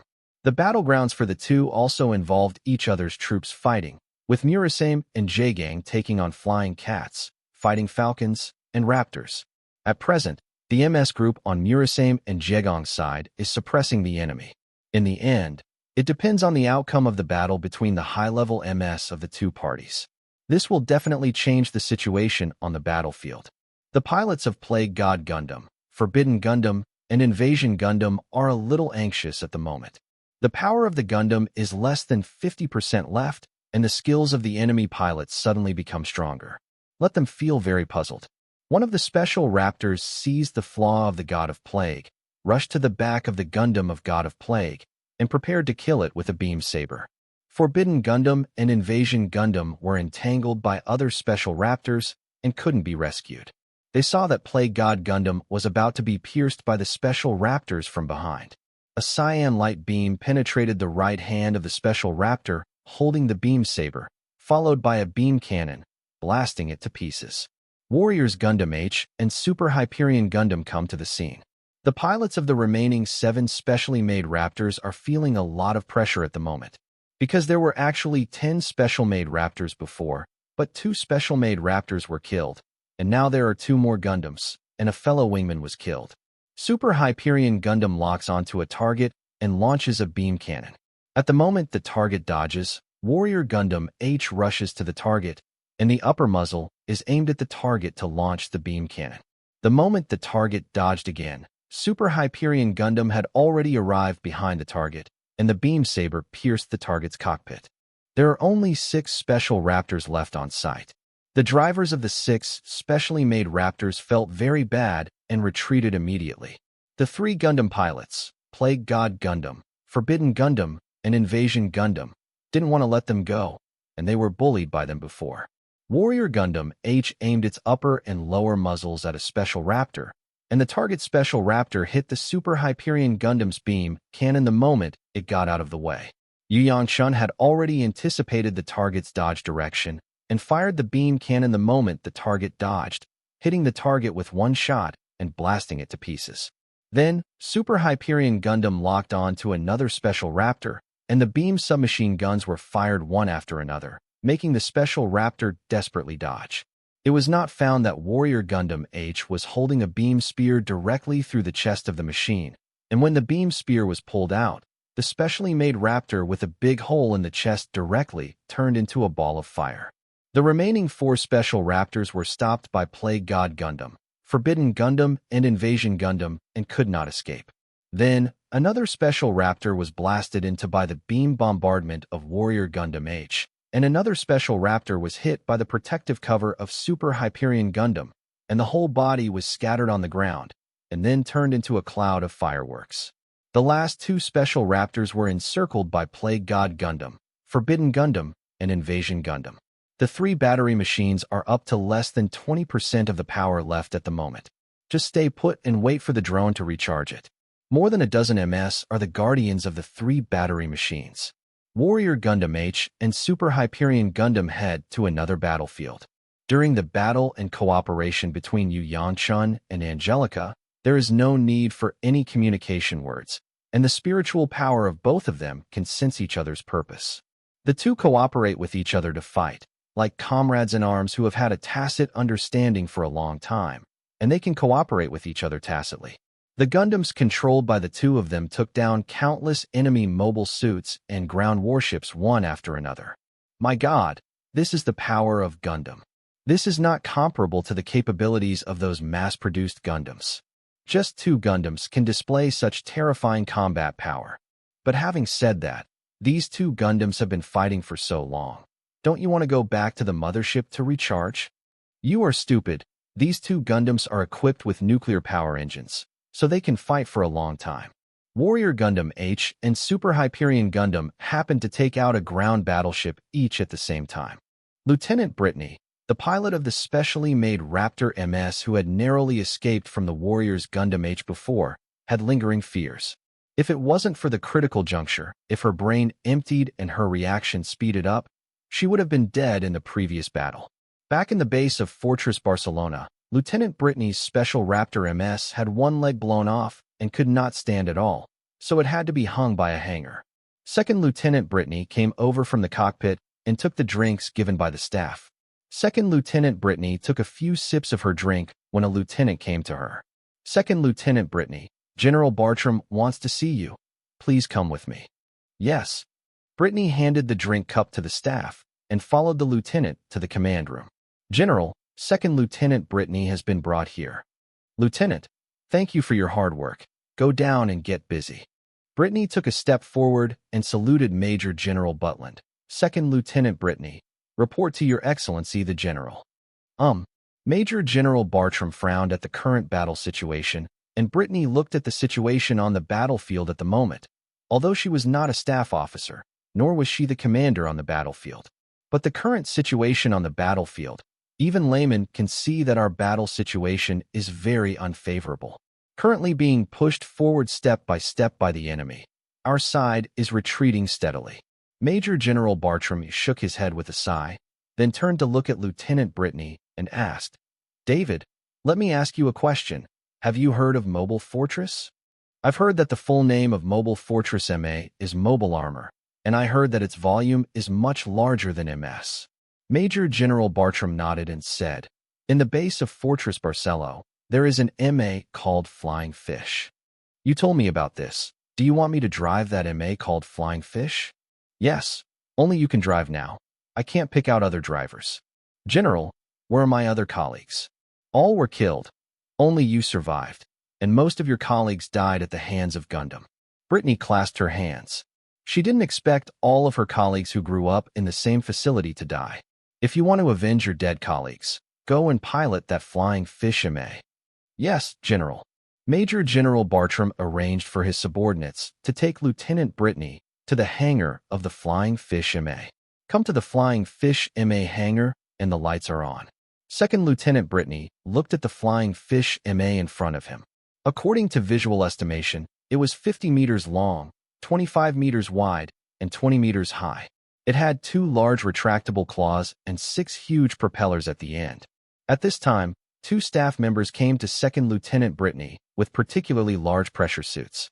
Ensign Brittany puts on this pressure suit first, and the helmet is in the cockpit. Good. 2 staff members put on a particularly large anti-pressure suit for Lieutenant Brittany. After putting it on, Brittany felt a little difficult to walk. Entering the cockpit, there is also a wide helmet on the seat, which Brittany wears on her head. Brittany observed the entire cockpit is a full information screen cockpit. After some testing, Brittany found that the Flying Fish MA's operation method is closer to that of a fighter plane. Brittany turned on and looked at the body data of the Flying Fish MA. A miniaturized nuclear fission engine, this special pressure suit also has the function of isolating radiation. Major General Bartram popped up on the screen. Lieutenant Brittany, are you ready?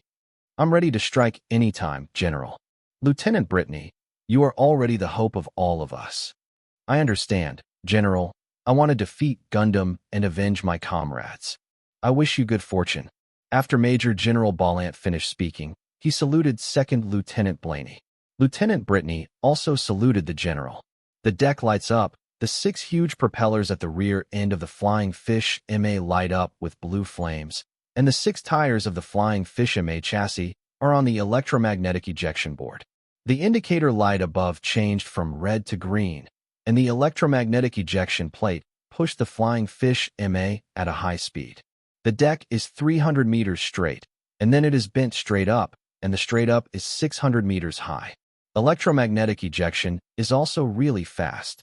A hidden wellhead was opened in a hidden place in the Barcelo Fortress base, and the Flying Fish MA roared into the sky directly from the hidden wellhead. On the battlefield, when many people saw the Flying Fish MA appearing on the field, they forgot for a moment that they were still fighting on the battlefield. However, when people from both sides saw that the Flying Fish MA flew out of the Barcelo Fortress base, they immediately knew which side the Flying Fish MA belonged to. The speed is really fast, exceeding Mach 2 per hour. If it weren't for this special anti-pressure suit, the air pressure would make me uncomfortable. Brittany looked at the battlefield below and Murasame in the form of a fighter plane ahead. Murasame in the form of countless fighter planes launched an attack, and beam weapons and missiles all attacked the Flying Fish.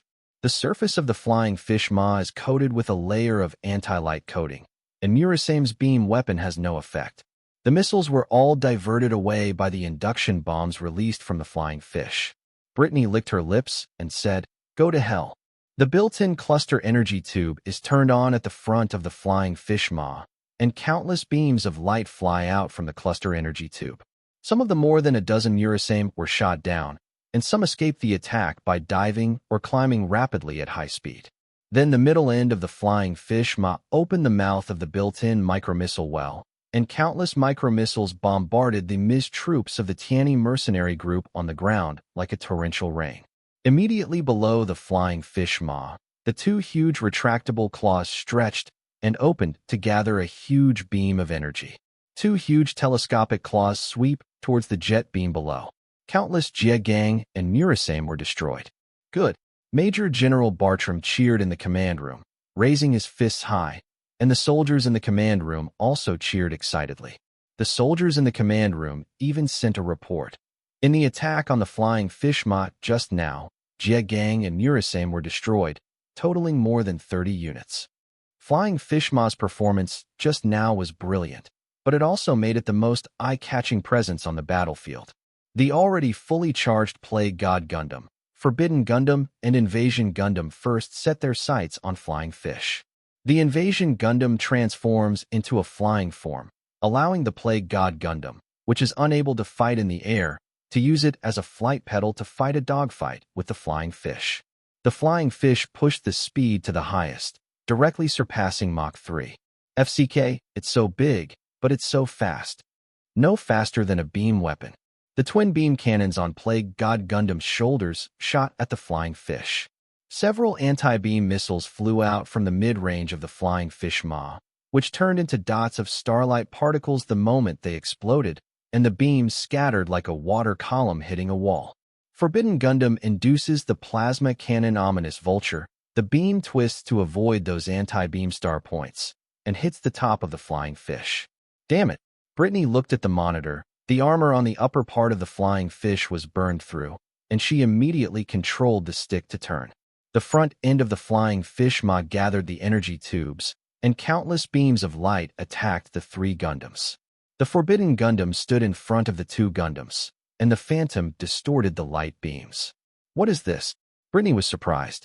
Plague God Gundam, Forbidden Gundam, and Invasion Gundam began to cooperate with each other. Flying Fish MA used the claw beam cannon to attack the Plague God Gundam and Invasion Gundam. The 2 Gundams immediately went their separate ways to dodge the beam cannon. The Flying Fish roared past the 2 Gundams. It's really fast. The fastest speed of the flying fish can exceed Mach 3, and the 3 Gundams, such as the God of Plague, can only eat dust even if they are fully powered. Ban Gundam, and then use the induced plasma cannon to kill the eagle. Brittany suffered a loss once, and she didn't want to suffer a second time. Her whole brain was emptied again, and the explosive state was turned on. Under Branny's control, flying fish unexpectedly came with a fallen leaf Piao. What? The pilot of the Forbidden Gundam exclaimed directly, and the induced plasma cannon owl lost for the first time. The other 2 companions were dumbfounded.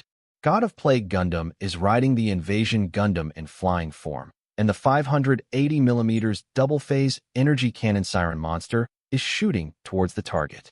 It is forbidden to use the induced plasma cannon at the same time to kill the eagle. The flying fish Ma couldn't scatter 2 beam attacks at the same time, launch anti-beam missiles, and then avoid the induced plasma cannon Fierce Eagle with extremely difficult movements. Although the multi-phase energy cannon siren Warcraft passed through the anti-beam particles, most of the power was cancelled out, and a small part of the lethality hit the anti-beam coating armor on the flying fish Ma, which could not hurt the flying fish Ma at all. Armor. Flying fish Ma used unimaginable speed to keep a long distance from the opponent, and then turned around again. Flying fish Ma aims at the Plague God Gundam and Aggression Gundam, and the focused energy tube emits focused beam rays. The 2 Gundams can only dodge separately. Brittany saw that the Plague God Gundam could not fight in the sky, so she manipulated the flying fish to target the Invasion Gundam, making the Invasion Gundam unable to carry the Plague God Gundam. Forbidden Gundam wants to help. Flying fish immediately aimed its claws at the Forbidden Gundam and fired the beam cannon. The Forbidden Gundam pilot didn't dare to use phantom distortion to try to refract the incoming beam cannon. He was worried that he couldn't bear it, so he immediately avoided the beam cannon. Flying fish entangled aggressive Gundam for a while. The Plague God Gundam could only land on the ground. As the Plague God Gundam had just landed on the ground, Flying Fish aimed its other paw at the place where the Plague God Gundam landed and immediately fired the beam cannon. The God of Plague Gundam driver immediately ran away with full power. However, the Flying Fish Ma's beam cannon can be swept with the movement of the claw. Seeing that the beam cannon was about to catch up to the God of Plague Gundam, a Gundam crashed into the God of Plague Gundam, opened the protective cover, and blocked the beam cannon. Under the bombardment of the beam cannon, most people think that the armor defense of the Gundam will be ruined no matter how high it is.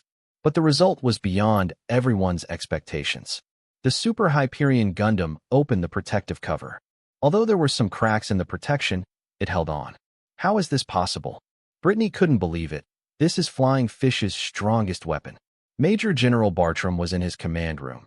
Seeing such a result, he couldn't believe that his eyes would see such a situation. The name of Flying Fish Ma's claw cannon is Doomsday, and the development team developed the weapon based on the Wing Gundam's destroyer cannon as a reference. Chinese scientists want to develop a destroyer like Wing Gundam, and it can be used by MS, but it turns out that it is impossible. Later, they had to settle for the next best thing and developed the Flying Fish Ma, a mobile fortress. Although it has the sweeping ability of the Wing Gundam destruction cannon, its power is far inferior to that of the destruction cannon. Brittany was annoyed at the moment. Sirens sounded from the cockpit, and several beam cannons attacked the Flying Fish. The Flying Fish dodged immediately. The induced plasma cannons attacked again. Although the Flying Fish tried its best to dodge, its armor was still scratched. Immediately afterwards, 4 beam cannons attacked the Flying Fish. The Flying Fish couldn't dodge and could only launch anti-beam missiles. Brittany looked at the monitor. The number of anti-beam missiles was 0. Cut. Bastard. Then, Brittany saw that it was the Warriors Gundam H that was riding on the aggressive Gundam. This was the Gundam that she fought earlier and made her escape from the scene in a panic. Brittany was very upset at the moment. Brother Chifu, the pilot of the aggressive Gundam, try to get as close to that big guy as possible. I am responsible for attracting his attention. You and Brother Dodge, the pilot of the Forbidden Gundam, take the opportunity to get close to it and get rid of it. Sister Angelica, this is too dangerous. Brother Chifu, don't worry, I will definitely be able to do well. As long as this big guy is killed, the morale of the basic enemies in the next battle will plummet, and many of them may surrender. Okay, then be careful. If there is any danger, tell Brother Chief. Invasion Gundam began to look for opportunities to get close to Flying Fish Ma. Warrior Gundam H used the upper and lower muzzles to seize the opportunity and shoot at the target. Forbidden Gundam simultaneously fires the induced plasma cannon Dire Eagle. Flying Fish Ma dodges the attack of Warrior Gundam H and induces the plasma cannon to hit the rear jet thruster of Flying Fish Ma. At this moment, the Flying Fish Horse lost its balance, and the whole machine was a little wobbly. Hateful. Brother Chief, it's now. Good. Aggression Gundam rushed towards the flying fish at full speed. At a certain distance, Warrior Gundam H drives the propellers to the highest level, leaps up and flies above the target. Don't think about it. Brittany saw the opponent's purpose and immediately pulled the double control lever. The flying fish's two claws stretched out directly, grabbing towards Warrior Gundam. Warrior Gundam H holds a beam spear in each hand and spreads it into a shield, blocking the claws of Flying Fish Ma. The claws cannot catch the beam shield, and the two are in a stalemate. Bastard! Brittany yelled. Suddenly, there was a violent vibration and the sound of an alarm in the cockpit.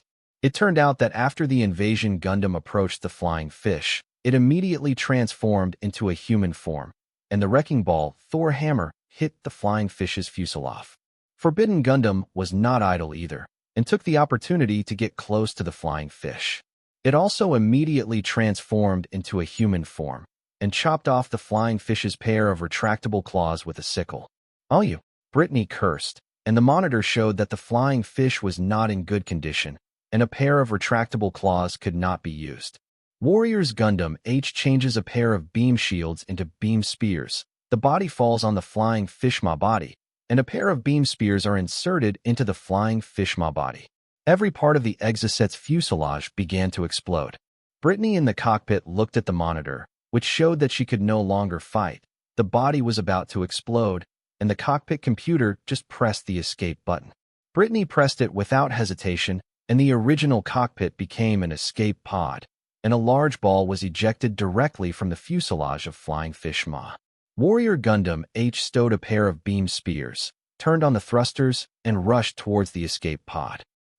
It looks like I've been caught. Brittany closed her eyes in resignation, then opened her eyes, and her eyes returned to their normal state, looking at the Gundam in front of the screen. Brittany tried to adjust the channel, hoping to contact the Gundam driver in front of her. Angelica found that the channel of the other party's escape cabin kept changing, as if guessing the other party's purpose. Before Angelica communicated with the other party, she opened the isolated communication line, so that the communication between the two would not be heard or seen by third parties.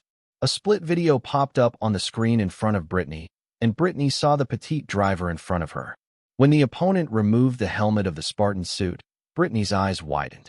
She couldn't believe that the Gundam pilot in front of her was a little girl, and she defeated her twice in a row. "You are really the Gundam pilot, right? How old are you?" 12 years old. Brittany bit her lower lip, feeling extremely frustrated that she had lost to a child. "Have you always operated this Gundam to fight?" "Yes." "Are all Gundam pilots kids like you?" "No. Most of them are about the same age as you or older than you." "So that's the case. It seems that you are very different, little sister." Brittany immediately turned off the communication line and slumped on the seat with no strength. The Warriors Gundam H finally landed at the position of the ground troops and handed over the captives to the ground troops. Major General Bartram sat slumped in his seat, losing the only trump card in his hand. He was a little annoyed. He didn't understand why his superiors were willing to put the nuclear bomb in the fortress of Bagan, but not in the fortress of Barcelona. Press to start the nuclear explosion and die with the enemy. However, Major General Bartram thought so, but he really didn't have the courage to press the button to start the nuclear explosion. Major General Bartram looked at the screen on the situation and listened to the reporter in the command room, etc., reporting the current battle situation. The MS troop of the Tianyi Mercenary Regiment has already advanced step by step, and the ground troops have also started to invade the Barcelo fort base under the cover of the MS troop. The adjutant behind Major General Butland reminded him that there is a regiment-level fleet on standby behind the fort base, which can lead the friendly fleet to flee the scene. Major General Bartram nodded, and then immediately continued to deploy troops to cover his retreat when these troops could resist. Lieutenant Brittany looked up at Warrior Gundam H as she watched her hands being handcuffed. Angelica looked at Lieutenant Brittany at the bottom of the screen and then controlled Warrior Gundam H to return to the scene. "Don't look, let's go." Brittany was pushed behind her back, and led by Tianni mercenaries, she walked into a captive tent and saw many captured colleagues. Some were bandaging their wounds, some were dejected, all of them squatted together. Brittany saw her former comrade in arms, squatted next to him and asked, "Is there anyone else besides you?" "A lot of them are in other captive tents." At this time, another male prisoner with handcuffs came in. Brittany recognized him. "Rand, are you still alive?" Brittany couldn't believe that there were fellow adjusters still alive. "Brittany, you can live, why can't I?" "No, when I returned to the fort base, General Bartram told me that you were all killed. Actually, before the body exploded, I pressed the escape button one step earlier. As a result, I was caught by those Tianni mercenaries not long after I escaped." Rand sat down next to Brittany. Some prisoners in the tent were talking. "I really don't know how the Tianni mercenary group will deal with us. I just hope we're not handed over to the guerrillas. If so, I'd rather die. That's a group of savages. They are basically devils born of an evil regime." Brittany and Rand listened to the conversation of these soldiers, and Rand whispered in Brittany's ear, "I heard the conversation of some Tianni mercenaries before. Fort Bagan was taken down by another fleet of theirs." Brittany looked at Rand in surprise. "Don't look at me that way. If it's another army, I really don't believe it. But look at the Tianni mercenary group. It's only a few hours. The troops on the outskirts of the Barcelo fortress base also have a defense system, and they are almost defeated by them. It collapsed, and finally the troops at the fortress base were almost fully mobilized. After a few hours of fighting, we were also defeated. We were defeated by them, and the Bagan fortress was taken by them. Rand, how long do you think the fortress base can last?" "If he can last for 24 hours, even if Major General Bartram's ability is great, I'm afraid this guy is about to escape now." On the other side, Rear Admiral Bartram led the escape fleet to escape from the north of the Barcelo fortress base. Major General Bartram mobilized some troops to continue the resistance while he was still able to command.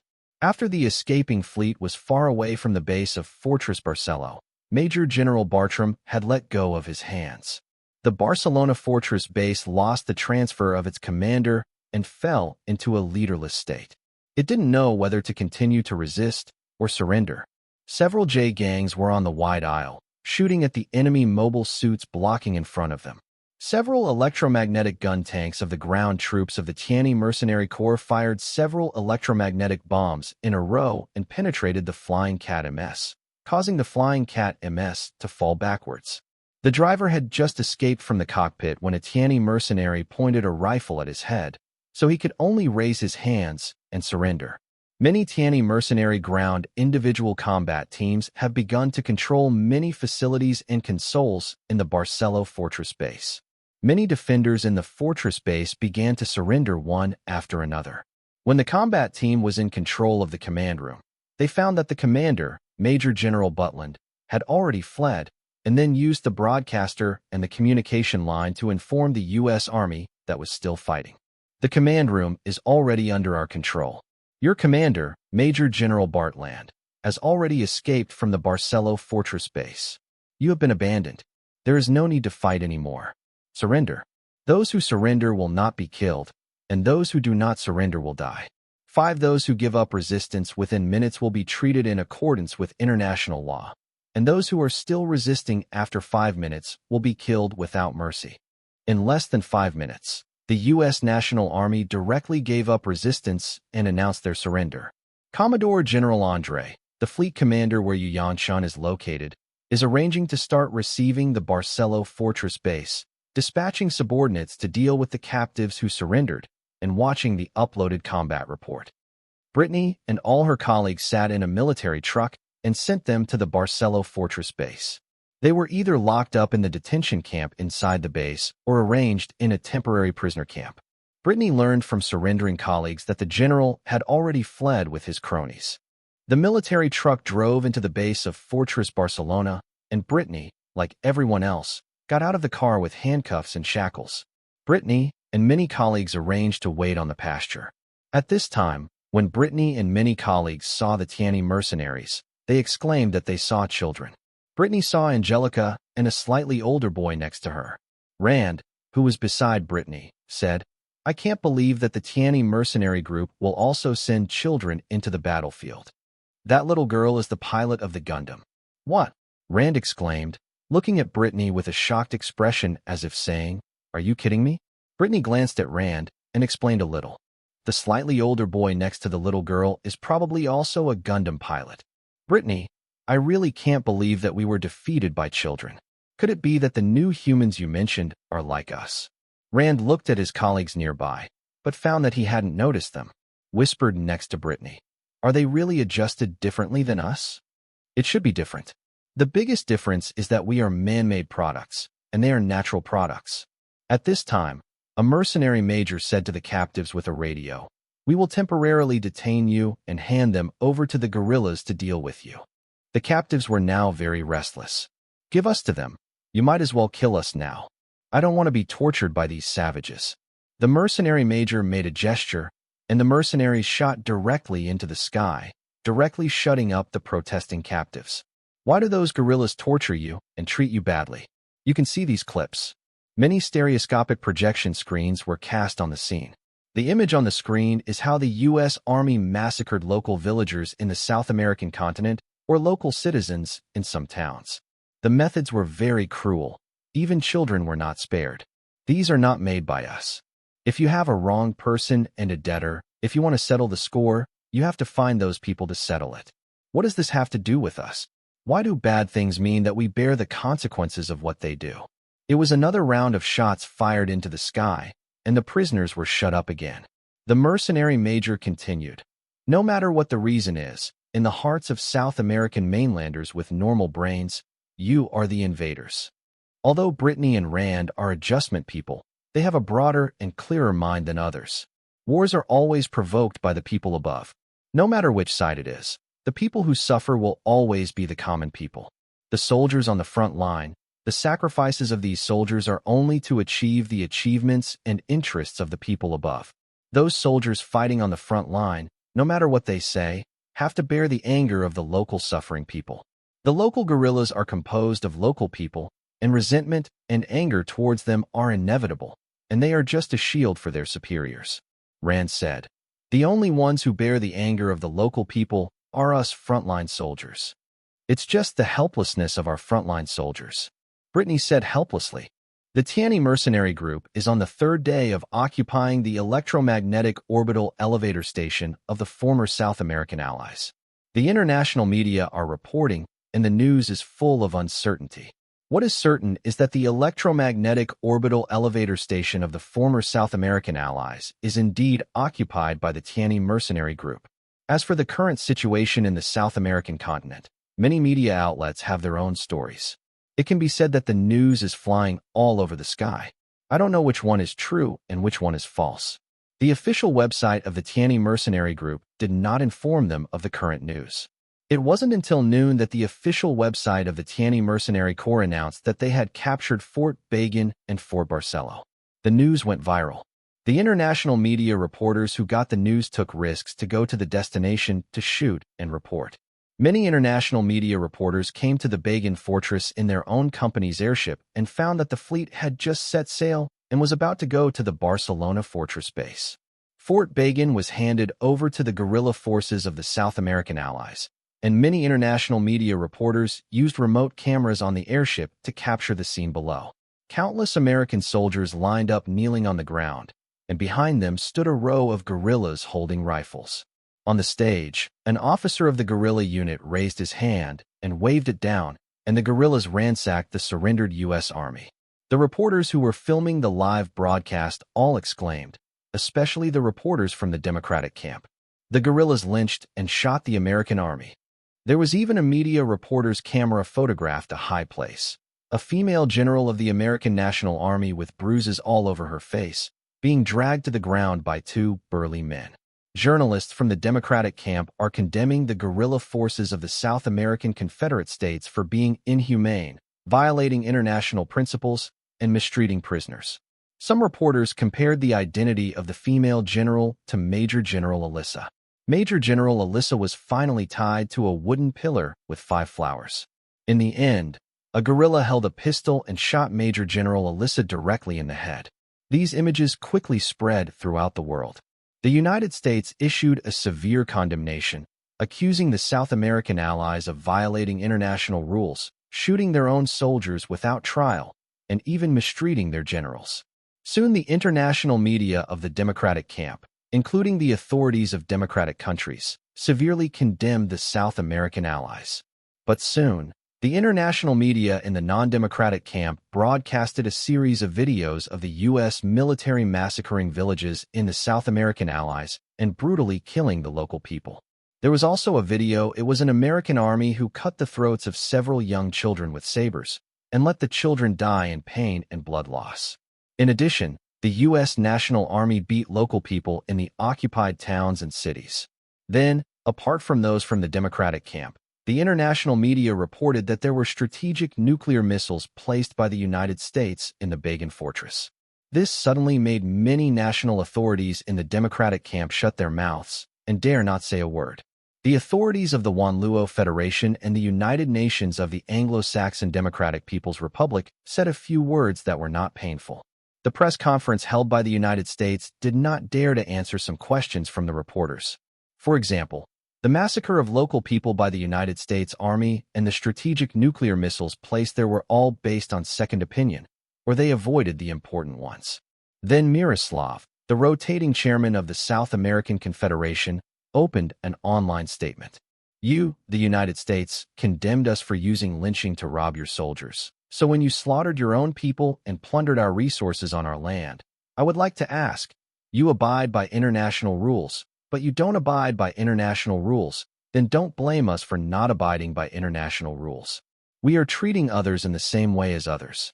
Then, more and more evil deeds committed by the U.S. military on the South American continent were exposed. Reporters from the non-democratic camp, including invited experts to comment, can only describe the evil deeds of the U.S. military criminals as notorious, too numerous to write about, and too numerous to mention. The media in the Democratic camp no longer dare to report on the situation in the South American continent, and the leaders of the democratic countries dare not say anything more about this matter. However, journalists with a sense of justice in democratic countries or some self-media condemned the atrocities committed by the United States, but soon, they were either silenced or warned by the relevant authorities to shut up. Demonstrations took place in the United States. Many people with a sense of justice could not stand the evil deeds of their own soldiers. The demonstrations condemned their own soldiers and demanded that the national authorities withdraw their troops immediately.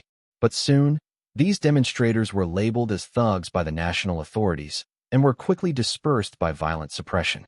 The person in charge or initiator of the demonstration was directly arrested by the relevant department and was about to be sent to court to be sentenced for treason. The only penalty was the death penalty. Such actions by the United States and the United States were quickly ridiculed by non-democratic countries as a double-standard dog. Then some international media reporters were overthrown by the Tianyi mercenary group in some towns or urban areas that were originally occupied by the United States. The media reporters all took pictures of the local people, either beating those handcuffed U.S. soldiers to death with sticks, or making those U.S. soldiers handcuffed behind their backs to kneel on the ground, and then one shot in the back of the head. Many local people also took selfies and celebrations of their masterpieces. Some reporters photographed those American soldiers asking for help from the Tianyi mercenary group, but the Tianyi mercenaries at the scene either turned a blind eye or turned a deaf ear. Many media reporters also rushed to the Barcelo fortress base. At this moment, the guerrillas have not taken over the control, and the prisoners are managed by the Tianyi mercenary group. A reporter from the United States of America asked the local fleet commander, Brigadier General Andrea, to return the captives to the mainland of the United States of America. Brigadier General Andre directly refused, on the grounds that the Tianyi mercenary group is still at war with the United States. Then, media reporters from various countries were allowed to enter for filming. As captives of the American Army of the United States, many of the National Army of the United States were handcuffed, but they were eating something. Reporters have photographed these captive soldiers. Although they are eating with great gusto, they can be seen eating with tears in their eyes. These soldiers know that tomorrow is their death day, so they want to have a good meal, or it's better to push yourself to death than to be robbed. There were also captive soldiers who did not eat, but took cigarettes from Tianyi mercenaries to smoke, and after smoking one cigarette, they smoked the next one. There are also captive soldiers waiting for cans of beer or spirits, trying to get themselves drunk, so that they can die in a drunk dream tomorrow. There were even captive soldiers writing letters with tears in their eyes. They wrote the last letter to say goodbye to their relatives. The letter was handed over to their country, and the United States delivered the letter to their relatives.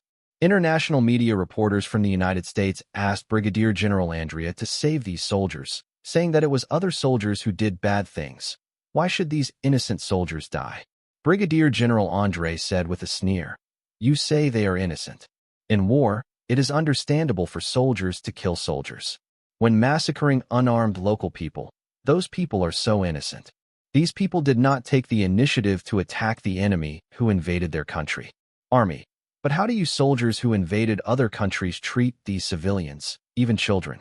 I don't want to care about whether those prisoners have done those bad things, and I don't want to know. If you want to blame your country's authorities themselves if you want to attack other countries. The culprit is your country."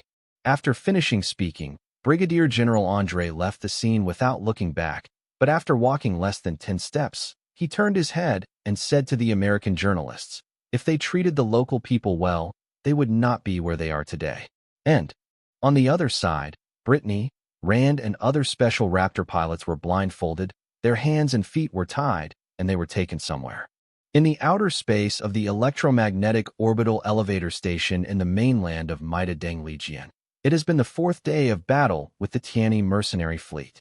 The two sides have always dispatched support, and there have been countless battles. The United States can no longer send reinforcements today. During the 4 days of fighting, the U.S. Army's military has been picking some troops from the east and some troops from the west and dispatched reinforcements to the electromagnetic orbital elevator station. On the contrary, the Tianyi mercenary group is continuously dispatching troops to the electromagnetic orbital elevator station.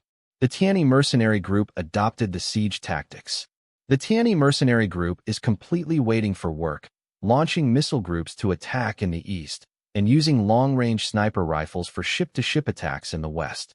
Every attack is in a different direction, using various styles of play. Let the United States and the Legion National Army deal with it very physically and mentally.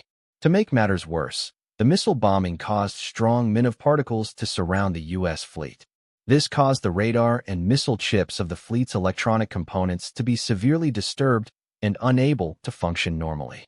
The Tianyi Mercenary Corps not only has superconducting communication, but also has quantum nanochips that are immune to men of particles.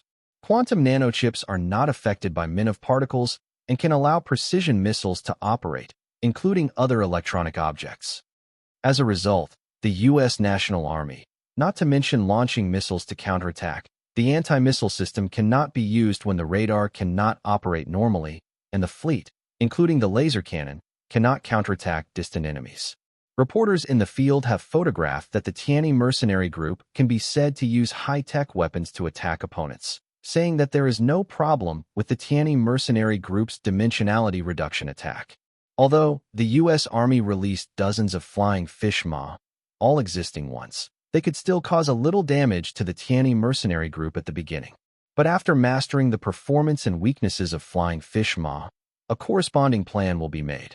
The war reporter captured the battle between Gundam and flying fish in the remote shooting, and found that this huge body is the only body that the United States can use to compete with Gundam. Although the flying fish is fast enough, has high defense and great firepower, it is still vulnerable to attack due to its large size. Part of the Gundam is to kill the flying fish with the help of several companions, and part of the Gundam is to kill the flying fish alone. The GP-03 Gundam even shot down nearly half of the flying fish with one machine. Anton drove Barbados, 5th form, to kill 3 flying fishes in a single fight. While the performance of the flying fish in the space battle is not as good as Brittany's combat performance in the Earth's atmosphere when driving the flying fish, there are 2 main reasons. First, Most of the MS pilots in Yu Yangchuan's fleet are not used to fighting in the atmosphere. Second, even if the MS of the Tianyi Mercenary Corps are Gundams, most of them cannot fly and fight alone, so in such combat situations, they will suffer. In space warfare, the two sides can basically say that they are not affected by gravity. Under the influence of gravity, one side can only fight on the ground while the other side attacks from above. On the fourth day, the only 3 flying fishes left. Reaper Gundam stood under the fuselage of the Flying Fish MS, and the beam sickle directly cut through the cockpit of the Flying Fish Ma. Another Flying Fish Ma was assembled with a perfectly assembled Strike Gundam. At the beginning, it was slashed by the Zhanjian's sword, and its whole body was injured. Finally, a 320mm ultra-high pulse gun pierced through the gap where it was cut and directly turned into a huge fireworks. The last flying fish, Astaroth, rebirth type, cut a gap with the destroyer demon knife. The body got close to the flying fish and then blasted an explosive bomb from the gap, avoiding the flying fish's claws in an instant. The explosive bomb exploded directly, causing damage to the inside of the Flying Fish Ma, followed by direct explosions of the internal devices, and even the small fission engine inside the machine directly exploded. Maris looked at the explosion in front of the screen and took a breath. I didn't expect the other party's nuclear explosion to be so terrifying. It seems that their nuclear engines are not as advanced, stable, and safe as ours. At this time, Anton's communication video popped up on the screen video. Maurice, you performed very well. You now have the strength to be a single MS ace pilot. Anton praised Maurice. This is also why Brother Anton and the other seniors taught well. It is mainly the result of your hard work. If you continue to make persistent efforts, you still have room for improvement.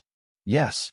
On the other side, Lieutenant General Max, the commander of the electromagnetic track elevator station, and the last flying fish were killed, and the only machine that had a slight chance of winning was completely wiped out. Lieutenant General Max really didn't know what cards he could play, and the informers kept sending bad news. Either a unit on the front line was wiped out, or another unit was crushed and called for rescue. Looking at the weapons of the Tianyi Mercenary Corps on the screen, no matter what kind of weapons, they at least surpassed them by decades or more. Now their fleet is surrounded by unknown particles, and radars, communication equipment, and electronic components cannot function normally. Basically, they are already blind fighting with a sighted person. General, there is an order from the headquarters that we must hold on for 24 hours no matter what. As long as we can hold on, reinforcements can be dispatched to rescue. Lieutenant General Max frowned when he heard this order. As far as he knows, there are no extra troops in the country that can be dispatched here for rescue, unless the fleet has arrived at the Barcelona fortress base. Brigadier General Andrea and Brigadier General AICC are communicating with Major General Fix. Major General Fix sent an order to intercept and kill the U.S. Army that was about to withdraw from the South American continent. Don't let the retreating U.S. Army go back to their homeland. Don't let them go to the electromagnetic rail elevator station for rescue. Understood, sir. I look forward to hearing good news from you. Major General Fix hung up on the comm. I wish you prosperity in your martial arts. Isis and Andrea wished each other well. Brigadier General AICC stroked her willow leaf eyebrows. She felt that the boss might be guiding the chess behind the scenes, and she also guessed the boss's purpose. The two Army-class fleets went to pursue the target separately. After the guerrilla forces at the fortress base in Barcelona took over, they directly executed the captives without saying a word. Another sub-base fleet that landed on the South American continent attacked the military base on the right coast after intercepting reinforcements from Fort Bagan earlier. The whole world couldn't believe it. In just 4 short days, the Tianyi Mercenary Regiment directly beat the U.S. Tower Lightning National Army on the South American continent. The United States Army, which had not been beaten violently on the South American continent, began to retreat and return to the mainland. It can be said that the United States has given up on the South American continent. Now, the U.S. authorities are most worried about the local electromagnetic rail elevator station. Once the electromagnetic track elevator station is occupied, the country will fall into an unimaginable crisis. U.S. President Nicholas discussed matters with ministers in his office. Just now, they received a message from the South American continent. and now the retreating American army was intercepted by the Tianyi mercenary group. On the fifth day, bad news came from the presidential palace of the United States. The national army that had just withdrawn from the South American continent could not be transferred to the rescue electromagnetic orbital elevator station, because the military-level fleets of the three Tianyi mercenary regiments in the South American continent are preparing to invade the mainland. Nicholas slumped on the chair. He could think that something bad was going to happen. Nicholas knew that his political career was coming to an end, and his country's annals would definitely record him as a criminal who caused unimaginable harm to the country and even shook the country's foundation. It's not that Nicholas didn't think about asking for help from the Wanluo Federation and the United Nations of the Angrist Democratic Peoples, but the conditions of these two countries were too harsh. Even if the country can survive the crisis, it will be blackmailed by these two countries all the time in the future, and even the country will always be under the shadow of these two countries. And even if he is willing to agree to the conditions, the capitalists, congressmen, ministers, and common people in the country will definitely not agree. At that time, the common people in the whole country may point at him and call him a traitor, and even more angry people may mess with him. Killed. Lieutenant General Max listened to the report from the informer, sighed, and shook his head. He knew that the current battle was doomed. It is only a matter of time before the defeat. Surrender is not an option. The headquarters has issued a death order and must stick to it. If he dared to declare his surrender, even if he saved the lives of the soldiers on the front line, he would be arrested and sentenced to a military court for his crime of disobeying orders, and his punishment was to be shot. Looking at the status report documents of the two parties in front of him, Lieutenant General Max really didn't know how to mobilize the army to fight. General, the Tianyi mercenary group launched a general attack on our side. Defend with all your strength, and don't allow the enemy to go any further. The Raptors, Fighting Falcons, and Flying Cats of the defending fleet came out in full force. War reporters in the distance used long-range cameras to film the battles between the two sides. The Tianyi mercenary fleet didn't dispatch any mobile suit troops at first, but instead sent out wave after wave of missile groups. The MS troops on the side of the United States Lightning National Army can only intercept with the weapons in their hands. The first wave was stopped, and the second wave of missiles was stopped, but the weapons in the hands of the MS troops were almost consumed. During the attack of the third wave of missiles, nearly 20% of the MS troops of the United States National Army were bombarded by missiles. Then, the Tianyi mercenary squad launched a wave of artillery bombardment and dispatched mobile suit troops at the same time. Half of the fleet's guns were aimed at the enemy's mobile suits, and the other half was to cover their own mobile suits. Lieutenant General Max was very annoyed by the current situation. So far they couldn't understand the unknown particles surrounding them, why the missiles and radars that could interfere with them could not operate normally. When the missile group of the Tianyi mercenary group attacked, it was not affected at all. Every time the Tianyi mercenary fleet can launch wave after wave of missile groups at them. If they don't send MS troops to intercept them, then once the missile group enters the front of their defending fleet, it is impossible to intercept missile groups at all. In the past few days, the Tianyi mercenary fleet has used such tactics to consume their logistics. In the past 5 days, they have already lost a lot of warships and mobile suits. It's not that Lieutenant General Max didn't think about taking the initiative to attack, but if he took the initiative, he would definitely hit the opponent's arms, and his troops would fall into the opponent's trick to lure the snake out of the hole. At that time, they will definitely be surrounded and suppressed by the opponent, and even several Tianyi mercenary fleets will actively attack the electromagnetic orbital elevator station in different directions. This time, there are more missile groups in 3 consecutive waves than usual. It seems that the Tianyi mercenary group has decided to take down the electromagnetic orbital elevator station. After the MS troops of the Tianyi mercenary regiment fought against the MS troops of the United States Army, the fleet of the Tianyi mercenary regiment no longer fired naval guns. Maris drives Astaroth, rebirth type, with a 150mm live ammunition rifle in his left hand and a magic sword of destruction in his right hand. The destruction demon sword swept across, cutting off several raptors and fighting falcons in a row. The live ammunition rifle in his left hand shot down several flying cats one after another. During the battle between Jie Gang and the Murasame mobile suit group, There was basically no pressure or danger. Most of the enemy mobile suit troops exhausted the energy boxes or bullets of shooting weapons. Most MS, such as Raptors, can only use melee weapons. This battle almost formed a one-sided massacre similar to hot weapons against cold weapons. Anton drove the Barbados Gundam and led part of the Gundam, Jie Gang, and Murasame MS troops, and was the first to break through the MS battle zone, rushing to the defending fleet of the U.S. Tower Lightning Army. The defending fleet immediately launched an attack to prevent Barbados Gundam and other MS from making further progress. However, it is difficult for the battleship's guns to lock onto mobile suits, so the mobile suit troops escorting the battleship must be used for help. Lieutenant General Max looked at the three-dimensional map of the battlefield. At 7 o'clock, MS troops had already broken through to their Guardian fleet. Lieutenant General Max listened, and the announcer kept reporting which friendly MS troops were wiped out and which fleet was calling for help.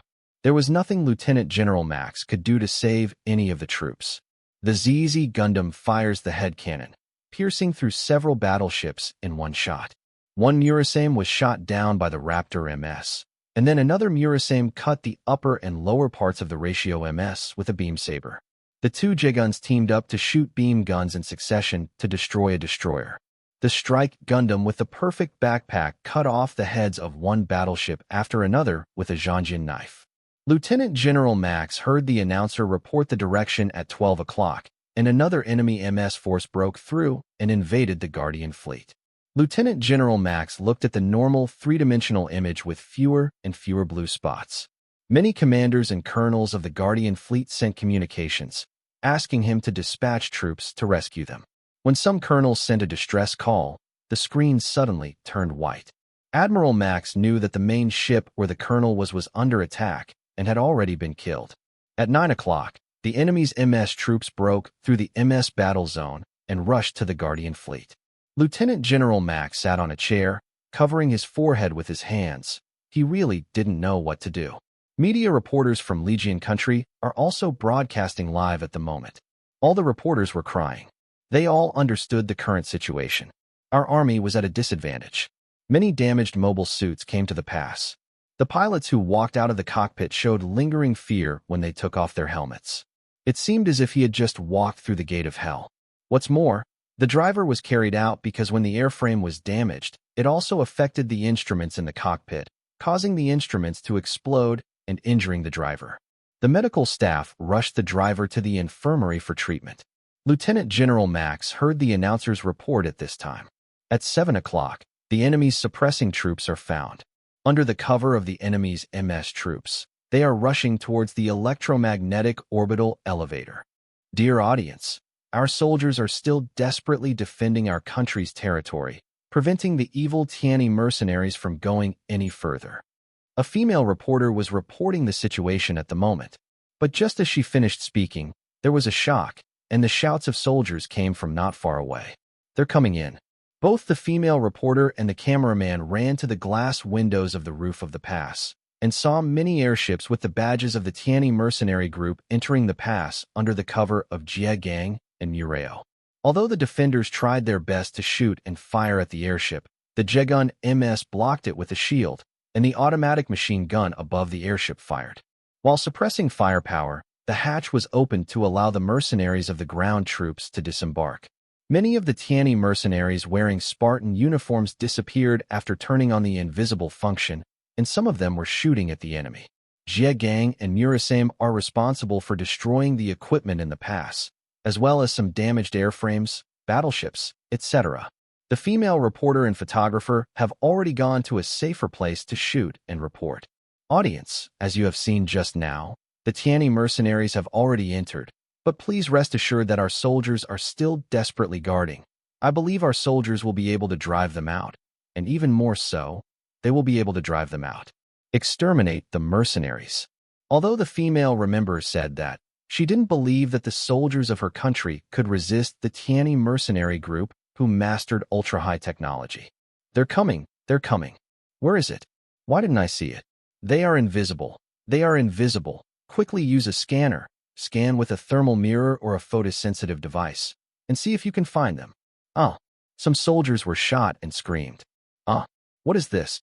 The soldier's body seemed to be eroded by a purple, scorching plasma water. This is plasma.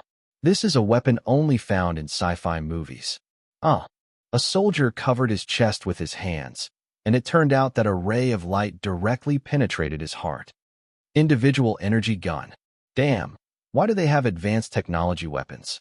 The female journalists and photographers photographed the soldiers of our country being completely hanged and beaten not far away, and they didn't even know where the attack came from.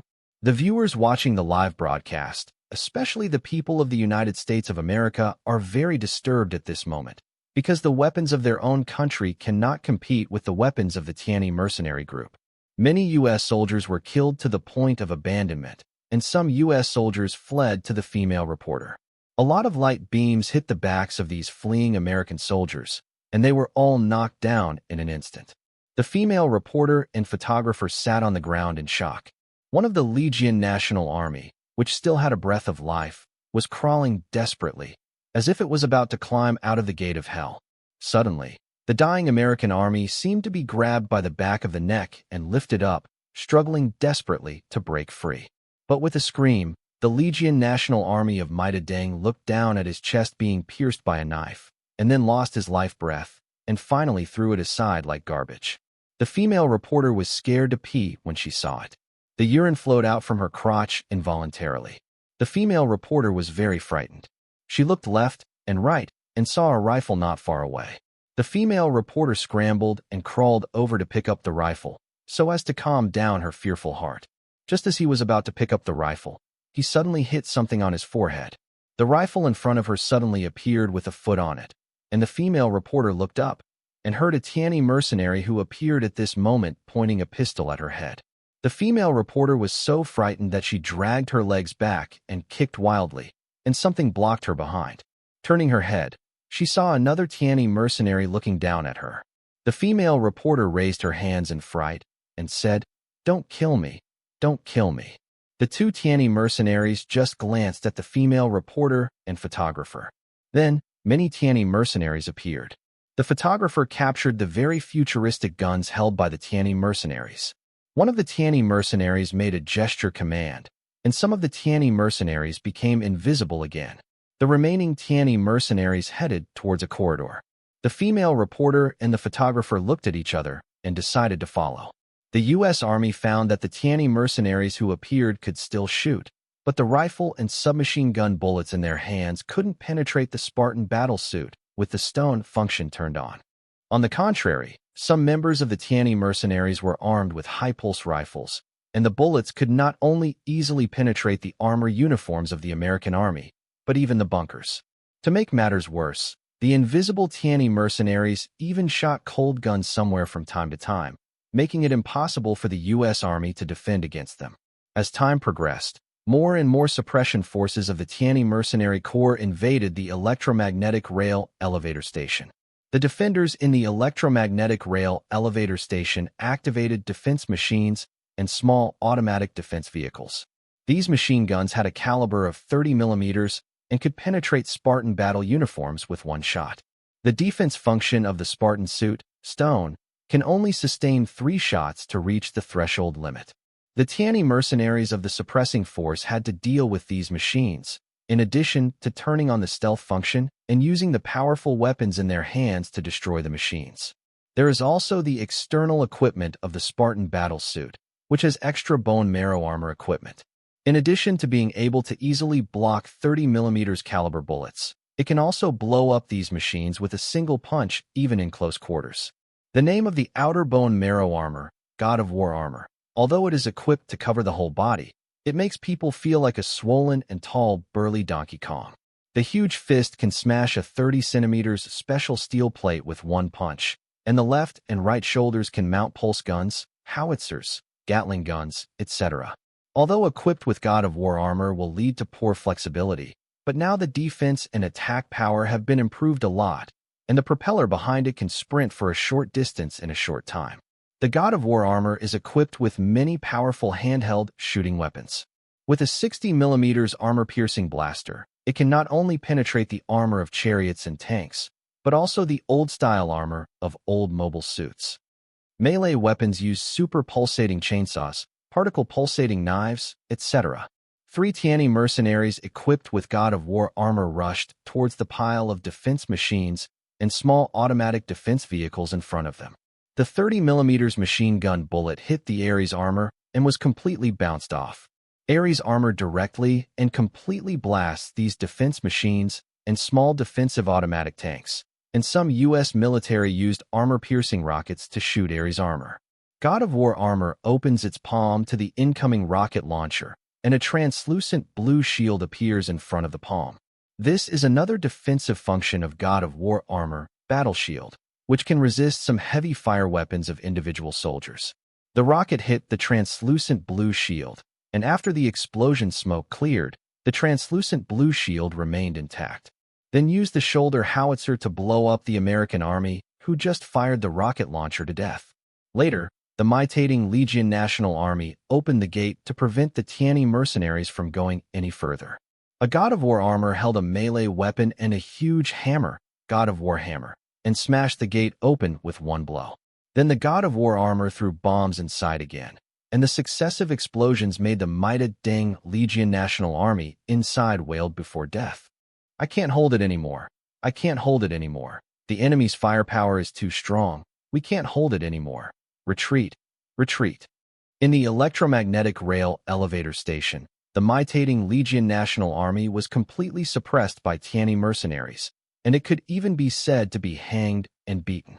The high defense battle uniforms of the Spartan battle uniforms have already made them unable to bear it, and the outer bone marrow armor of the Spartan battle uniforms made them suffer even more. A God of War armor held a Gatling machine gun and fired a round, directly killing a special force.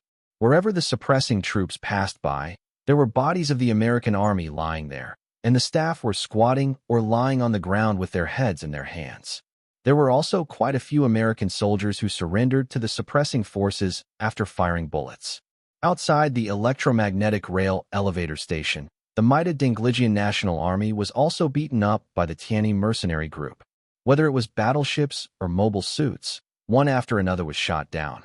During the live broadcast of the international media in many countries, invited experts described the American army as just stubbornly resisting, and if they continue to resist, they will only be wiped out. The U.S. authorities understand that if the local electromagnetic rail elevator station is occupied, the throat of almost the entire country's economy will be choked by the Tianyi mercenary group. In the outer space, the colonial satellites of the United States of America and the cities on the moon are all occupied by the Tianyi mercenary group. The United States no longer has an outer space force. Struggle is their only option. However, some experts believe that if the United States abandons the electromagnetic orbital elevator station now, it can lose less and win. Otherwise, if they continue to fight, their military power will be consumed more and more, and they will regain the opportunity of the electromagnetic orbital elevator station. More slim, and the longer they fight, the more they will open their mouths after the Tianyi mercenaries occupy the electromagnetic orbital elevator station. The authorities of all countries in the world know that the electromagnetic track elevators in the United States cannot be defended. Lieutenant General Max knew that the more soldiers would die if the fight continued. He suggested to President Nikola that the remaining Guardian fleet should land on the mainland, and then gather other troops to find a chance to retake the electromagnetic orbital elevator station. Nicholas knew that it was impossible to defend at this moment, and agreed to transfer the remaining troops back to the ground. After the communication was over, Nicholas sat on his presidential chair, holding his head in his hands and feeling very helpless. The news just came that 3 army-level fleets of the Tianyi mercenary group had arrived from the south of the mainland. Nikolai protested to Miroslav, the rotating chairman of the South American Confederation. Miroslav refused to admit that he hired the Tianyi mercenary group to attack the United Kingdom. Miroslav also said, "Your Excellency, President Nikolai, please tell Boss Long Fei, the leader of the Tianyi mercenary corps, about this matter." Nicholas sent the president's spokesperson to hold a press conference and asked the Tianyi mercenary group to negotiate, but the Tianyi mercenary group did not respond at all. Lieutenant General Max gave orders to the surviving troops to land on the mainland. After Lieutenant General Max gave the order, the command gate was blown open. Seeing a group of Tianyi mercenaries filing in, Lieutenant General Max did not resist, and even ordered everyone in the command room not to resist. Lieutenant General Max raised his hands and stood up from the table and chairs. The Tianyi mercenaries used the radio in the station to announce that the commander of the electromagnetic track elevator station had been controlled by them, and the commander became their prisoner. Lieutenant General Max was pointed at the back of the head with a pistol by a Tianyi mercenary, and he was ordered to surrender to the American army, who were still resisting in the electromagnetic rail elevator station. After receiving the order from Lieutenant General Max, the defenders in the station disarmed and surrendered. Reporters at the station reported live on the fall of the local electromagnetic rail elevator station. The news quickly spread across the country. The Tianyi mercenary group can descend from the sky at any time to attack the mainland of Maida-Deng Legion. It can be said that the throat of the country is pinched by the Tianyi mercenary group. The whole country was under the shadow of subjugation at any time, and the southern pass of the mainland was also attacked by the Tianyi mercenary group. Long Fei drove the Energy Angel, equipped with 7 swords, next to a destroyer, and sliced 3 Raptor MS to pieces, and the GN sword pierced through the bow of the destroyer. The fleet and the other 2 fleets are attacking the frontline city, Merfo City, in the south of the United Kingdom. Not only the U.S. regular army and border guards resisted, but even the National Army was sent up. Merfo City has dispersed the people, and many local people have fled to other cities to escape the war. The mobile suits owned by the border guards belong to the second line or third line mobile suits. The National Army has no mobile suits or fighter planes, and some are just ordinary armored vehicles and tanks. The battle is on the edge of Merver City. On the ground, countless ground warships of the United States of America have turned into real smoke and disappeared. Major General Butlan was wiping cold sweat at the moment. At that time, he abandoned the Barcelo fortress base and escaped. He did not expect that the Tianyi mercenary group would directly pursue him to the mainland. I am also arranged at the front line at this moment. A Gundam is attacking our ship, the announcer reported. Let all MS troops stop Gundam. Angelica drove the Warrior Gundam H to the ground battleship where Admiral Bartram was. Many Fighting Falcon MS shot at Warrior Gundam H. Warrior Gundam H not only dodged the beam beautifully, but also held beam submachine guns in both hands, and made a beautiful gliding strafing. Shoot down many Fighting Falcon MS at once.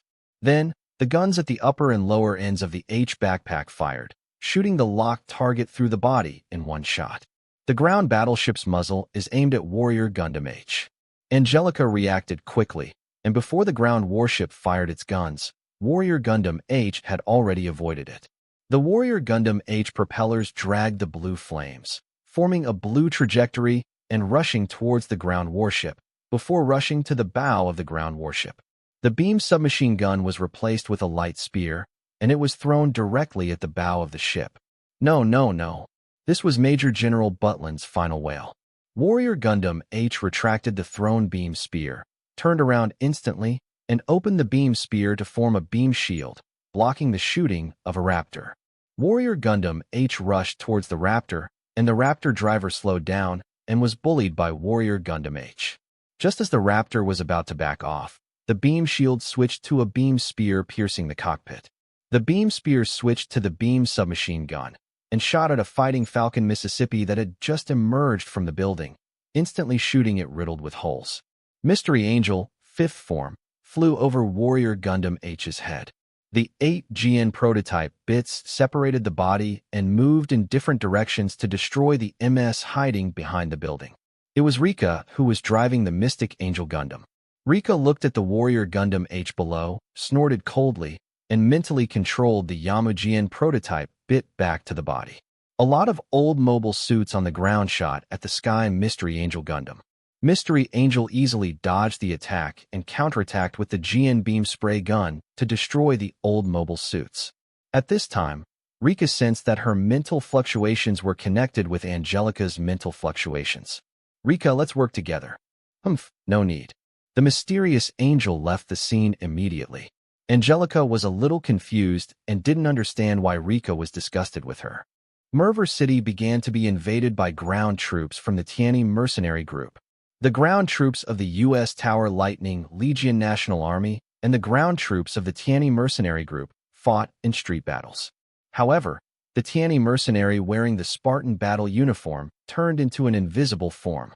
Even if they wanted to snipe the nationalist army hiding in apartments or buildings, they would have no way to attack them. The only thing they can attack is the drones that are searching. Once discovered by the drone, in addition to shooting down the drone directly, you must flee the scene immediately. Otherwise, the invisible Tianyi mercenaries will find them and kill them.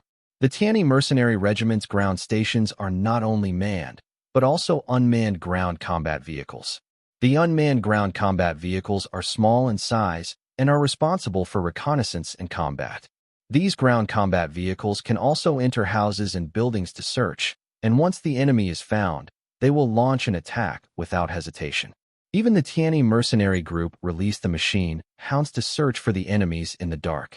A national army in charge of sniping was found by the robot hounds and could only struggle and scream. Suddenly, the robot hounds suddenly stopped biting and sat back on the ground. The national army was bitten to death. A Tianyi mercenary appeared, with one foot on the chest of the national army, and squatted down to ask for information. At the beginning, the national army was still very tough, unwilling to say a word. The Tianyi mercenaries greeted him with an electric baton, and after several times of torture to extract a confession and obtain the information, the Tianyi mercenaries killed the nationalist army with a single shot. Then, the Tianyi mercenaries shared the information they got with their colleagues, and the colleagues relied on the information to find some national soldiers who were hiding, and then tortured some of the captured national soldiers in a series of tortures, and set out much information. On the other side, a Jiegong was in a housing complex and was fired by rockets from the national army on the ground. Although it could not blow up the armor, it also caused the driver's combat pressure. Jiegong, the national army on the ground, shot the national army directly to death.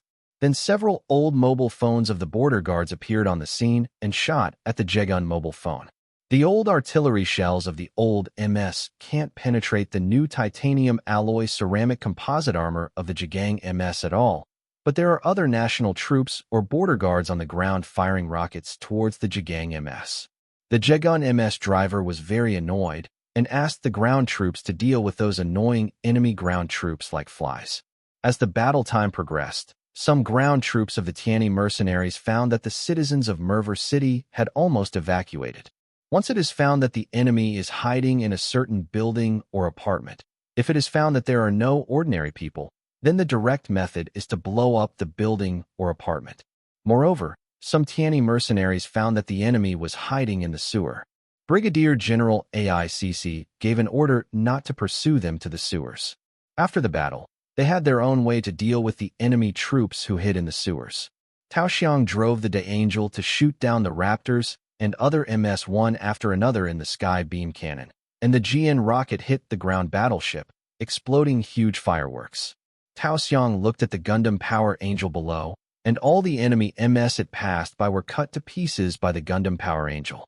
Looking at Merver City, many of our MS troops and ground troops have infiltrated.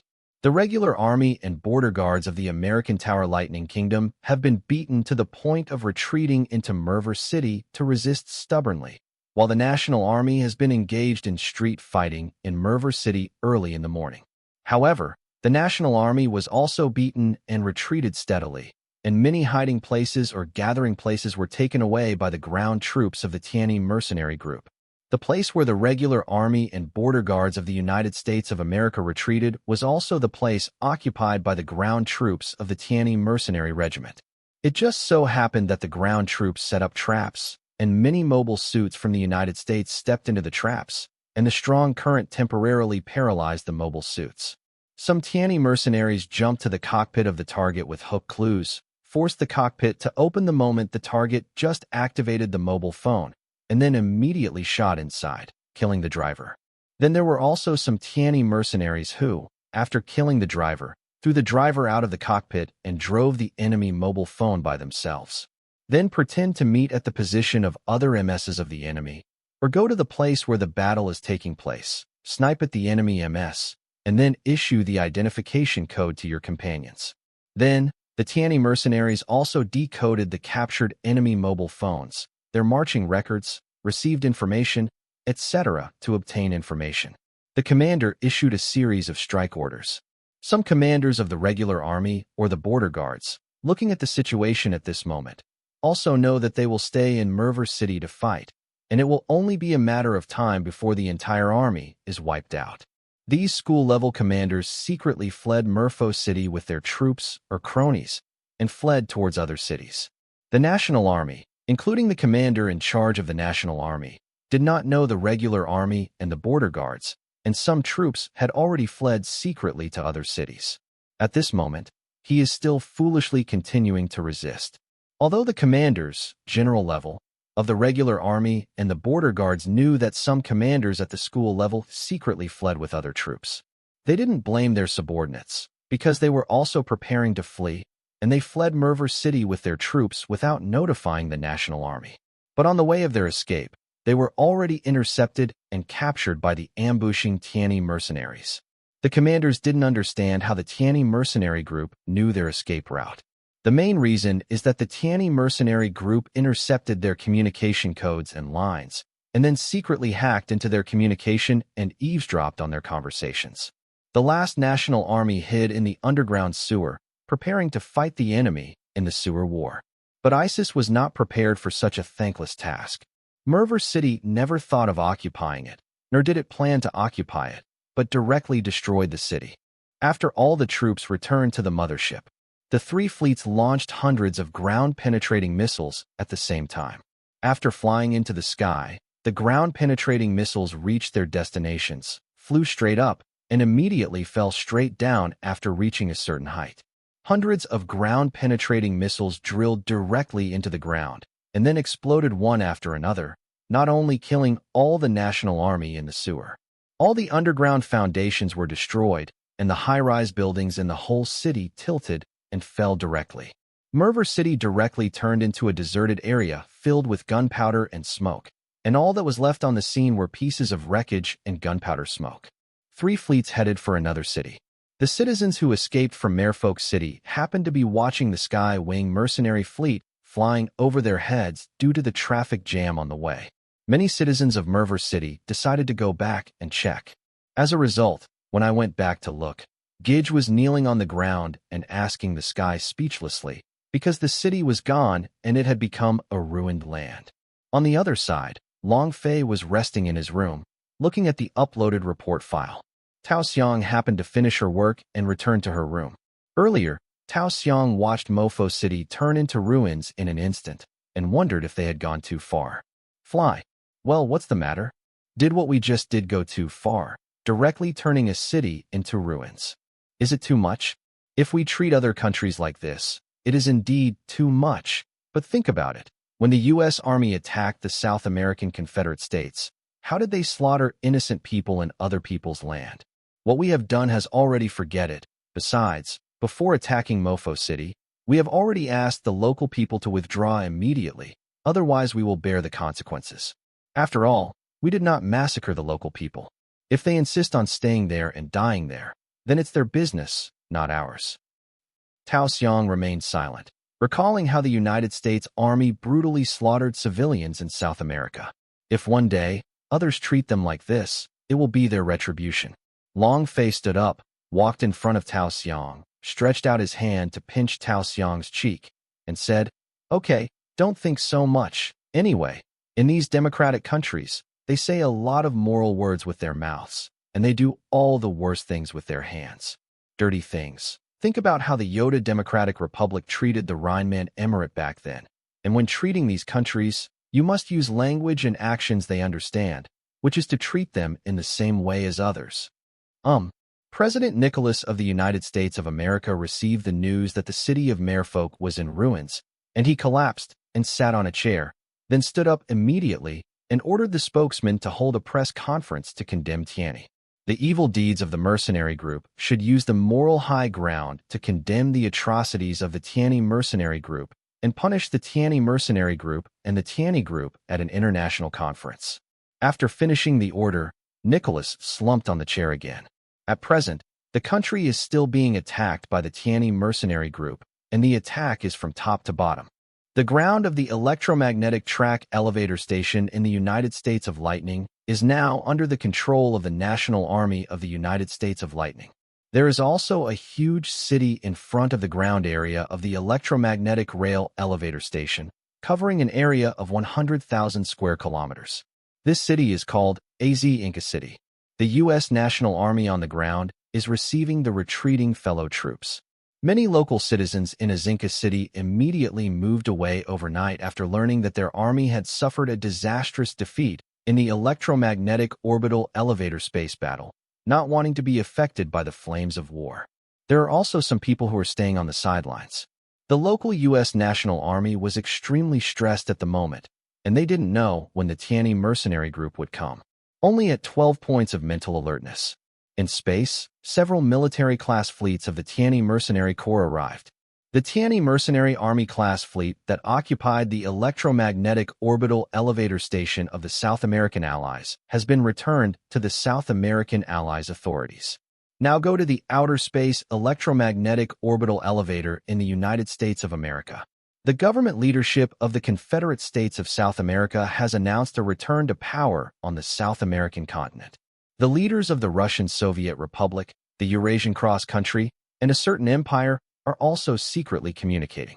At present, the authorities of the three countries are looking at the current situation in the United States. According to the information they received, some of the troops from other parts of the United States of America took out a part and headed for the city of Inca. The authorities of the Uya cross-country did not think about carve up the territory of the United States, and the Nemesis plan was only to take revenge on the United States.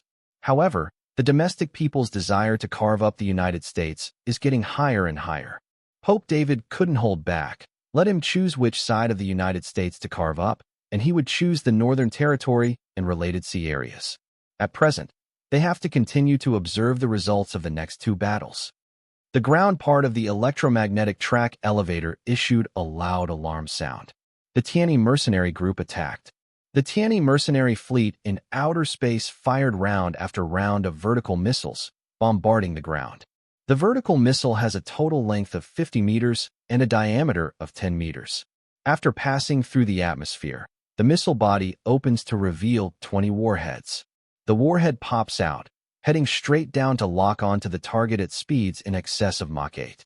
The U.S. Army's anti-missile system radar on the ground detected the incoming vertical missile head, although corresponding interception actions were taken. But the speed of the incoming warhead is too fast, and there is also a dodge function. Anti-missile missiles cannot be intercepted. Round after round of warhead bombing, the ground fleet around the ground electromagnetic track elevator was bombarded with corpses all over the field, and the anti-missile system and radar on the ground were also not spared. Not only did gunpowder smoke rise from the ground, but the ground was also blasted into scorched earth. The people in Inca City heard and saw the continuous explosions and sounds on the ground of the electromagnetic track elevator in the distance. Many local people hurried home, dragging their families and fleeing from Inca City, because the Tianyi mercenary group attacked. After the Tianyi mercenary fleet in outer space launched 7 rounds of vertical missile bombing, the first 2 Army-level fleets landed to clean up the ground part of the electromagnetic track elevator. 2 Corps-level fleets, one from the mother base and the other from the second sub-base. The mission of the 2 fleets is sweeping operations. The 2 fleets are called sweeping fleets. The former is called Sweeping Fleet 1, and the latter is called Sweeping Fleet 2. Sweeping the number 2 fleet first sent a special force called the Heavenly Soldier Force, and countless vertical cabins fell straight down. After each vertical compartment landed, the hatch opened, and a man wearing a Spartan battle uniform and nano armor and equipped with individual weapons rushed out, started to clear the surviving U.S. Lightning National Army on the ground. When the cockpit of a severely damaged Raptor MS was opened, the driver crawled out and was shot dead in the back before he could catch his breath. In some damaged battleships, when these special mercenaries are searching whether they are dying or dead, they will send them on their way with a shot. The 2 sweeping fleets dispatched chariot troops and MS troops. A small part of them helped the heavenly soldiers to clean up, and most of them dealt with the bombing of the enemy fleet on the periphery. The enemy fleet on the outskirts was relatively lightly bombed and suffered little damage, so they had to be counted. The Heavenly Soldier Special Forces and the Chariot troops and MS troops who came to help, except for the previous inventory of the bombing site. There is another task, to attack with the suppressing force of the electromagnetic orbital elevator in outer space, and to clear the U.S. Tower Lamp, Legion National Army in the electromagnetic orbital elevator. Anton drives Barbados, 6th form, holds a wrench mace, and mounts a Tachi and a 300mm smoothbore gun on his back. Barbados smashed a Fighting Falcon Mississippi with a wrench mace, and then clamped the gear of a Raptor MS to rotate, and the Raptor MS was directly pinched and exploded. Barbados turned around and threw the wrench mace to one place, hitting a Raptor mobile suit, denting the cockpit, and blood flowed out from the crack. Barbados drew out his tie saw, cut a Falcon MS with a turning slash, cut a Falcon MS with an II slash, and then drove a Raptor MS with a stab with the sword in both hands. Cabin pierced. Barbados drew out the knife again, and the thruster on the back turned on, using a tie-dow to go deep into the enemy's line like a samurai in a movie, sweeping, blocking, dodging, stabbing, and slashing. Anton has already put Barbados manipulate it like your own body. Finally, he threw out the knife in his hand and pierced the chest of a Raptor MS with one knife.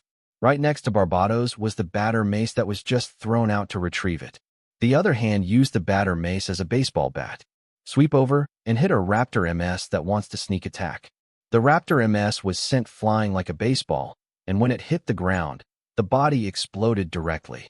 Barbados' series of actions just now directly stunned the MS drivers of both the enemy and us. Barbados' assembly line action just now killed the enemy beautifully.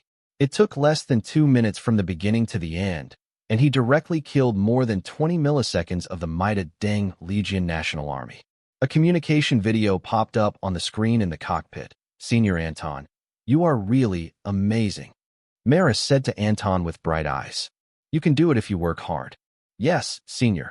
Barbados is now under heavy enemy attention and attack. Although Barbados was under heavy attack, Barbados was not fighting alone. He had other companions fighting side by side with him. The entire battle took less than 2 hours, and the remaining ground fleet was cleared. The ground part of the electromagnetic track elevator station cleaned up the rest of the Maida Light Legion National Army. When Nicholas learned earlier that the local electromagnetic rail elevator station had been taken down by the Tianyi mercenary group, he sat on the presidential chair in a daze with his eyes glazed over and his head in his hands. Now the throat of the country's foreign trade is choked by the enemy. In particular, Nicholas watched the entire battle process and followed up with those experts in the military.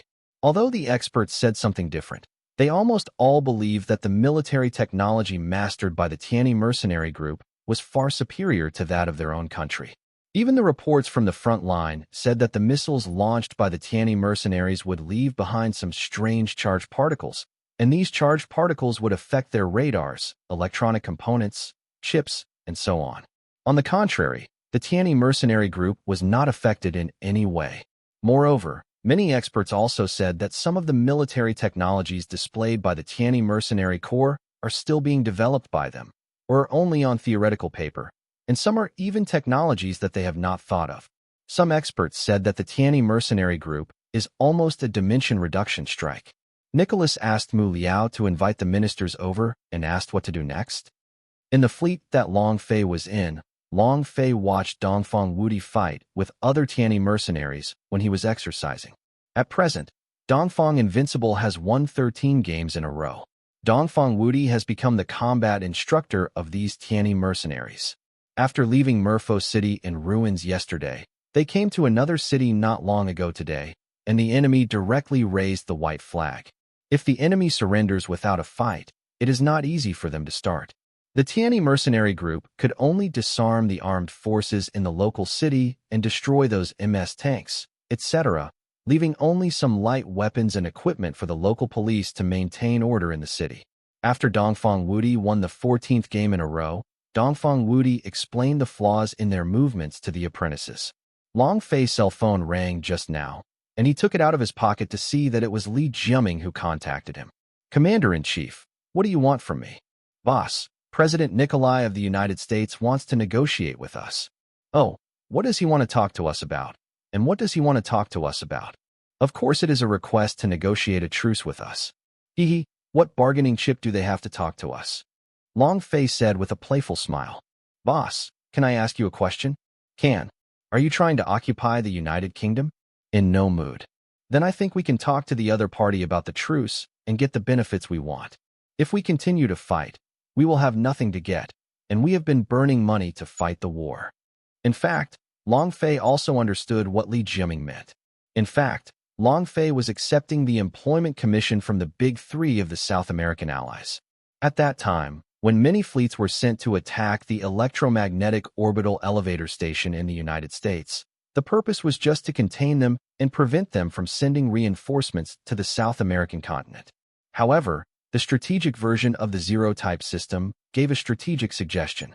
Taking down the electromagnetic rail elevator station in the United States will get extremely high benefits.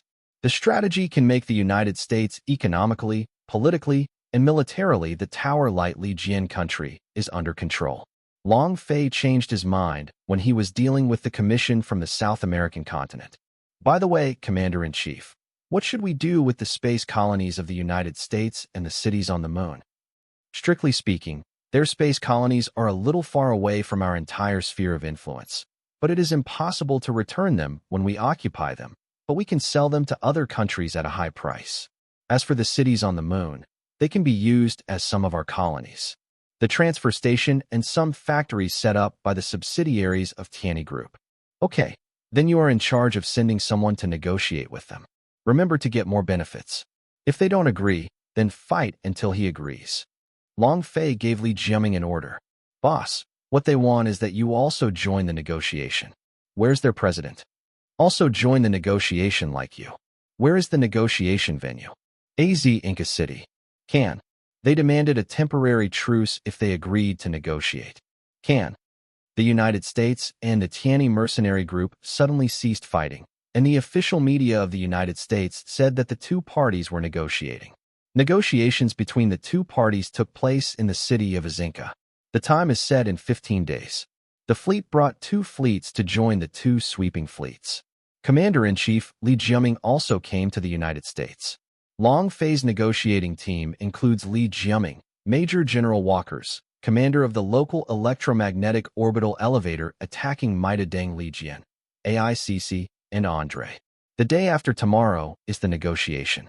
Long Fei was sitting in a chair in front of a detention room on the Archangel, watching Michael, Brittany, and others being handcuffed in front of him. Are you willing to tell me the facility where you were born, everything you know, and the process of your growth? Michael and others were a little hesitant. Are you worried that the chips in your brains will explode? I've dealt with them for you, and I've taken them out for you to see. Do you still have loyalty to this country, or do you not trust the chips I took out for you? Although Michael and others are adjustment people, children created by the scientists of the United States of America, they have been indoctrinated to be loyal to the United States. But the long-term fighting and getting along with some people, coupled with the companions who died in battle and who failed to cultivate, were destroyed by the national government and completely erased, as if they never came to this world. They already have great doubts and confusion about the United States, and they have a lot of rejection and denial of the values they have instilled since childhood. For the United States, they are like tissues. They can be thrown away after wiping their mouths. They have no value as human beings. This is the greatest negation of them, the greatest resistance in their hearts, and the identity of the person they most want to fight for in their hearts. Long Fei asked them, "Is your blood red?" "Yes. My blood is also red.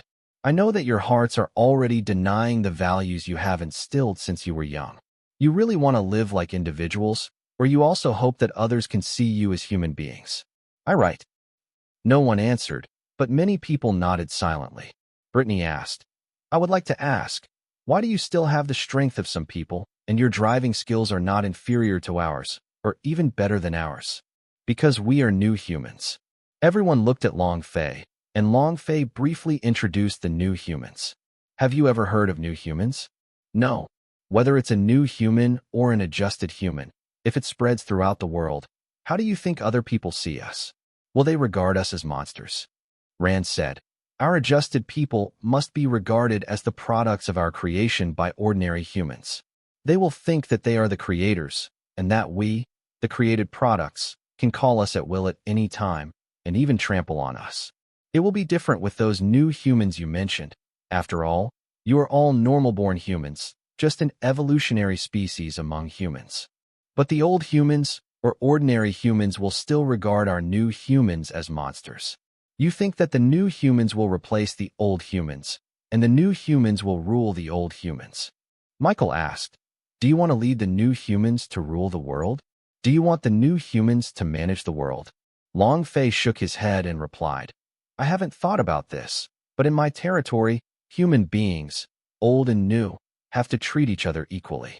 Of course, now I also know that there are adjustment people like you who come to my place. The territory must also live in harmony with the old and new humans, and no one can discriminate against each other. At this moment, many adjusters were shaken, and Michael asked, how can I trust you?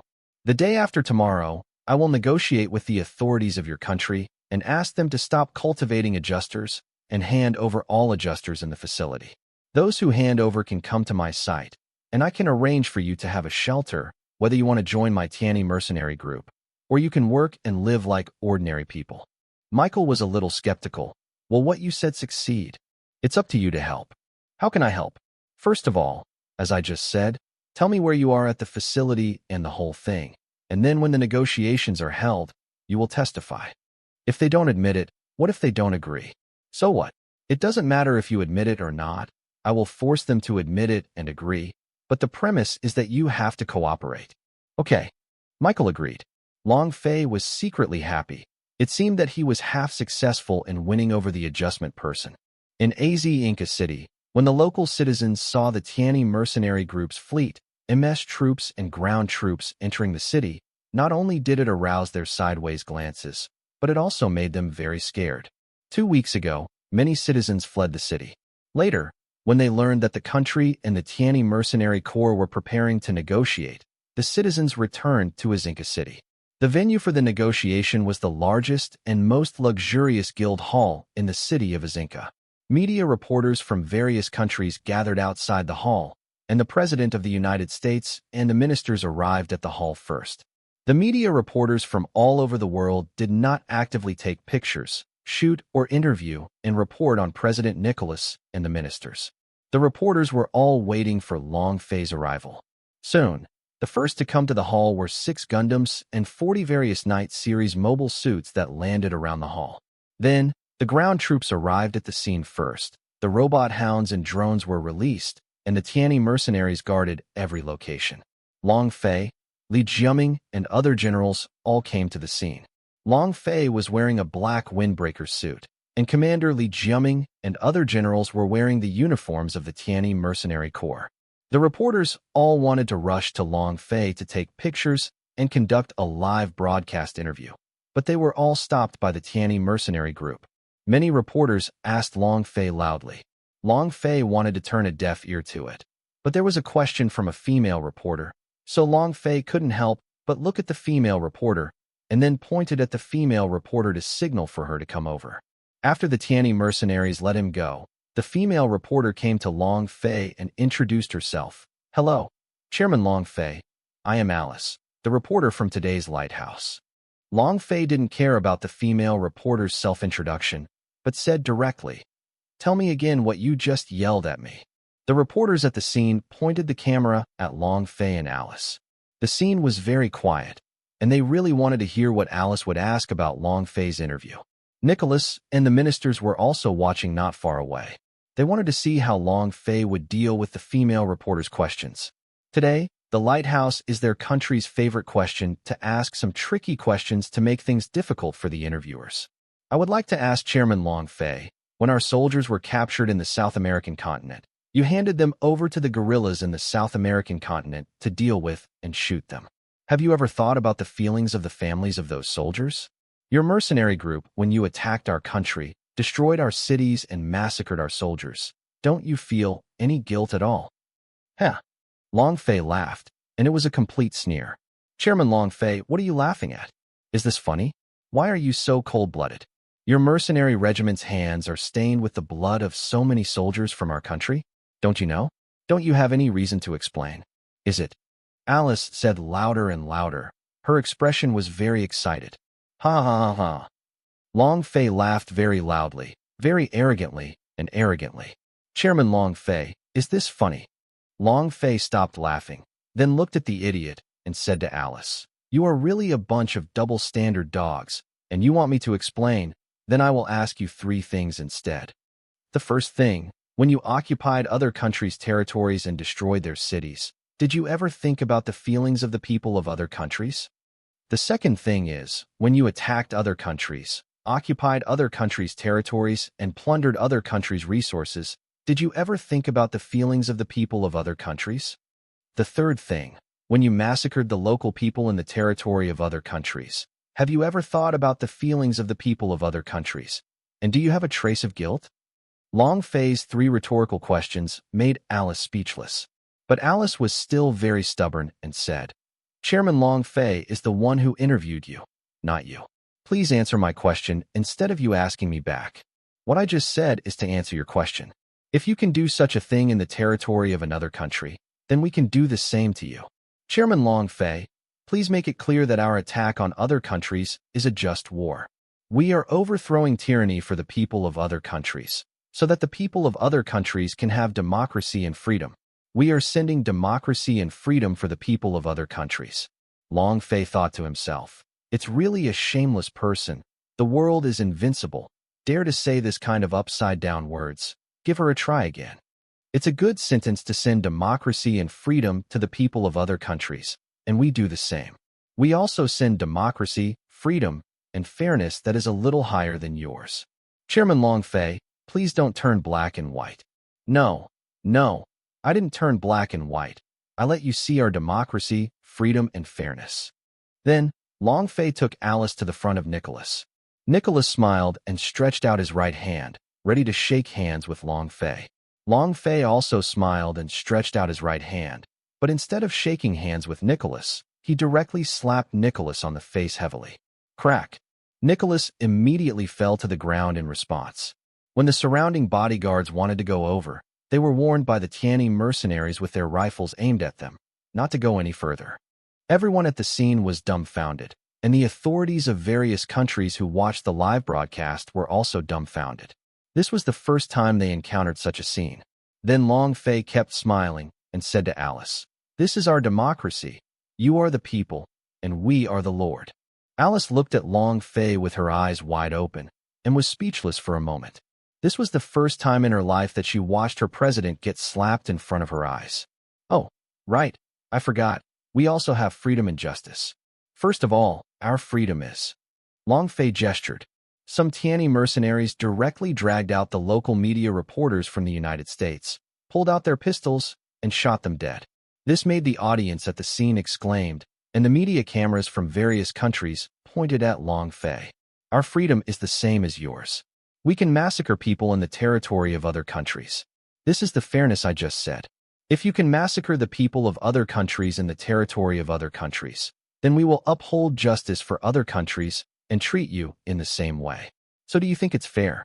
Long Fei asked Alice with a terrible smile on his last sentence. Suddenly Long Fei's face became gloomy. He pinched Alice's throat and asked with cold eyes, "Is it fair?" Alice was so frightened that she could only nod blankly and say, "Fair." Long Fei showed a bright smile, reached out and patted Alice's shoulder, and said, "Very good." The audience felt that Long Fei was arrogant and scary. Then, he turned around and entered the guild hall, followed by Li Jiaming and other generals. Nicholas stood up with the support of the ministers. Nicholas did not expect that this would be the biggest humiliation since the founding of the United States, and this humiliation happened to him. If someone usually dared to treat the President of the United States like this, he would just shake his face and leave, and declare war on the person concerned. But now the United States does not have such confidence at all. Nicholas could only swallow his anger and lead the ministers into the hall. Journalists from all over the world rushed into the hall. The others didn't care about the journalists who had just been shot. After entering the hall, the cameras of the reporters captured Long Fei slapping Nicholas on the other cheek again. Long Fei looked down at Nicholas, who had just been knocked down by his slap, and said, "I just said that we are the Lord, and you are the people. How can people be qualified to walk side by side with their masters? The primary and the secondary must be distinguished." The viewers who watched the live broadcast had a thought in their minds. Humiliation. This is really too humiliating. This is still humiliating the president of a superpower, and even more so, humiliating the entire superpower. Nicholas pointed at Long Fei and said angrily, "You are humiliating the entire United States, and you are declaring war on your own country. The war has already been fought, and now it's just a negotiation. If you think you have the ability to continue fighting with us, we are very happy to accompany you." Only then did Nicholas think of the situation in the United States at this moment, and immediately swallowed his anger and said, "Sorry, Chairman Long Fei, I was impulsive for a while, and I hope you don't take offense." "It's okay. I forgive your impulse. Let's negotiate. Don't waste time." Nikolai's 2 consecutive slaps have already made the authorities of various countries look at the joke of the United States. Then there was another incident that shocked them. A former American soldier who claimed to be an adjustment person appeared, accusing the United States of how to create them, instilling wrong ideas in them, and treating them carry out inhumane training, send them to carry out the assassination of some people, etc., and execute humane destruction on them without the value of use. Both Nicholas and the ministers denied it categorically, but then Long Fei's negotiating team presented a lot of relevant evidence, etc., and Nicholas and others could only desperately deny it. At the beginning of a negotiation conference, there were inhuman and public crimes against the United States. Then, Long Fei directly asked for an open negotiation, and all the media reporters stayed at the scene to film the live broadcast. Nicholas was directly embarrassed. He had clearly agreed to negotiate behind closed doors, but why did Long Fei and the others directly demand changes and open negotiations? If you don't want to negotiate openly, then we don't have to talk anymore. Just see you on the battlefield. After Long Fei finished speaking, he stood up, Li Jiaming and other generals also stood up, and was about to leave the scene. "Slow, we accept your request and open negotiations." Long Fei and his party sat down. "The U.S. authorities can speak out about your decision first. The conditions set out by the American Tower Light, Li Jian country.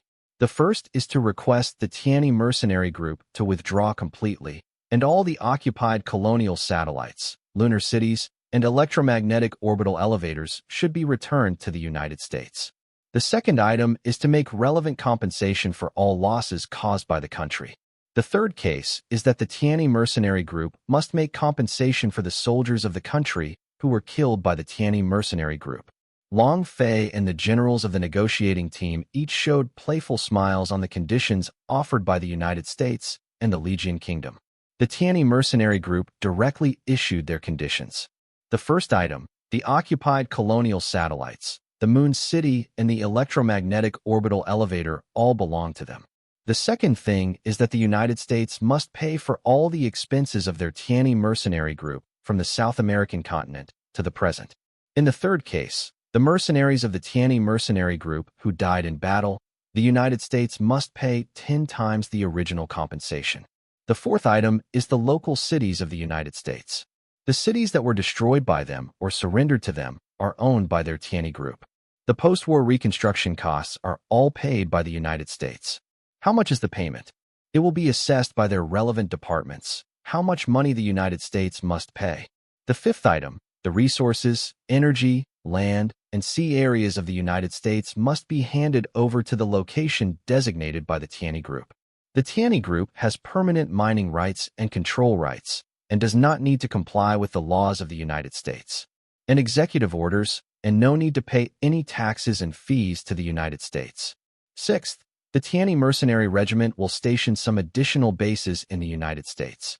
Even if the Tianyi mercenaries commit any crimes in the United States, they will not be punished by the United States. The Tianyi mercenaries who committed crimes were punished by law, and the Tianyi Mercenary Group had to pay for all the expenses of these additional bases, and no penny was missing. The seventh item is to publicly admit that there is a facility for manufacturing adjusters and to stop all related actions. The eighth thing, all the adjusters are handed over to the Tianyi Mercenary Group. The conditions offered by Long Fei caused an uproar among the reporters at the scene. Nicholas and the others were dumbfounded when they heard this. The conditions offered by Long Fei are really like bandits. Especially the fifth condition is like ceding land and indemnity, and the sixth condition is simply a condition of complete loss of power and humiliation of the country. How can a sovereign country allow other countries or other forces? Garrison comes in. At this moment, Nicholas said to Long Fei, "Chairman Long Fei, the conditions you set are too greedy. They are simply bandits." Long Fei looked at Li Jiaming and asked, "Commander-in-Chief, are our conditions too high?" "It's not too much at all. Besides, the subordinates also think that the conditions we offer are already considered very good. In fact, the subordinates think that there is no need to talk about it at all. Just continue to fight." Long Fei turned his head to look at Nicholas and said, "You heard it, President Nicholas. My commander-in-chief has said it all. In fact, there is no need to talk about it at all. Just continue to fight. Besides this negotiation, it is we who negotiated what we want. It's up to you to decide whether you want to accept our conditions. I didn't say that you are qualified to negotiate with us. Today's negotiation meeting is for us to negotiate the conditions we want. It's all about whether you accept it or not." The reporters were in an uproar again. They had seen the dominance of a superpower, but they had never seen a private armed group be more domineering than a superpower. "You are bandits. You bully the weak." Several ministers stood up and protested. AICC also stood up to refute. "The bandits still learned from you. Using the strong to bully the weak is not our specialty, and we are just learning from it." Nicholas protested to Long Fei. "This is a negotiating meeting. Both parties want to meet their needs. You can't ask for these conditions unilaterally. You have to agree to our conditions. You are not qualified to negotiate terms with us." Long Fei disapproved and said to Nicholas indifferently. Nicholas couldn't sit still and stood up and slapped the table, saying, "You are too domineering. We are here to negotiate, and you are not willing to give in at all, and directly set such excessive conditions. Using your powerful, is it reasonable for you to use military power to bully us who are weaker?" Long Fei also stood up and directly retorted, "You have the face to say this when you bully the weaker side. When you, the United States attacked the European and Asian cross-country and the South American allies, did you ever think that you were used the stronger military force to bully the weaker military force? Do you have the conditions for the other party to negotiate? Do you have the opportunity for the other party to negotiate? You also use the strong to bully the weak to offer unreasonable conditions to the other party. This point we are just learning from you. Now when you are bullied by someone stronger than you, you pretend to be pitiful and say that you are being bullied by the stronger one. Then don't think about when you were stronger than others and bullied others. I never thought what happened to you today. What happened to you today is your retribution. You are not worthy of pity." Long Fei slapped his palm on the table after speaking. "Okay." The media reporters from the South American allies and the Uya cross-country applauded loudly. They agreed with Long Fei's words very much, because their country was bullied by the United States at the beginning, and what Long Fei said shocked them. "Resonate," Nicholas said angrily. "We will not agree to your conditions." Long Fei patted the table and said, "Okay, see you on the battlefield, but I have to explain to you. The longer the fight, the more conditions I will ask for." Long Fei and the negotiating team all left the scene. Before leaving, Long Fei also said to Nicholas, "I give you 24 hours. Leave this city immediately and go back to your capital. After 24 hours, we will continue to take action. This city still has." Long Fei said the names of several cities. "Within 24 hours, the local people will evacuate these cities immediately. Otherwise, when we take action, men, women, and children will be shot to death." The reporters at the scene watched Long Fei and the negotiating team leave the negotiating conference room. "See you on the battlefield when this negotiation breaks down." Freelance war correspondent Malak is in the city of Inca, since a live broadcast in the Democratic Republic of Yoda captures the country's president being captured and taken prisoner. The reputation of the whole person is so great that Malak refuses to join any international media company. He still prefers to be a freelance war reporter. Yesterday, the negotiations between the Tianyi mercenary group and the American authorities broke down, and the leader of the Tianyi mercenary group, Long Fei, would take action within 24 hours of his word. The residents of Azinka quickly brought their families with them. Less than an hour after the negotiation broke down, the exit road was already full of traffic, and many residents squeezed to the subway station with their suitcases. About 5 hours or so, some lawbreakers took advantage of the fire to loot, smashed open the doors of some shops, and robbed the goods inside. In addition to doing local interviews, many of Malak's fellow journalists also released drones to shoot in the sky. The exit road is where people are desperately fleeing for their lives, while the entrance road only sees some military vehicles driving in and begins to do protection work. Whether it is ordinary people or soldiers, the expressions on their faces are mournful or very dignified. The interviewed soldiers or civilians all believe that the country's army could not withstand the attack of the Tianyi mercenary group. Malak then asked some common people about the conditions offered by the Tianyi mercenary group. If you were the leaders of the United Kingdom, would you agree? Many people hesitated, and a small number of people felt that it is better to agree, because if they do not agree to continue the fight, the other party wants more, and it is better to directly agree to stop more losses. Malak found that some of the interviewed soldiers were a bit old, and the United States not only used the reserve lights, but also recruited retired veterans. The authorities of various countries have discovered from these live news broadcasts that the United States is almost out of soldiers.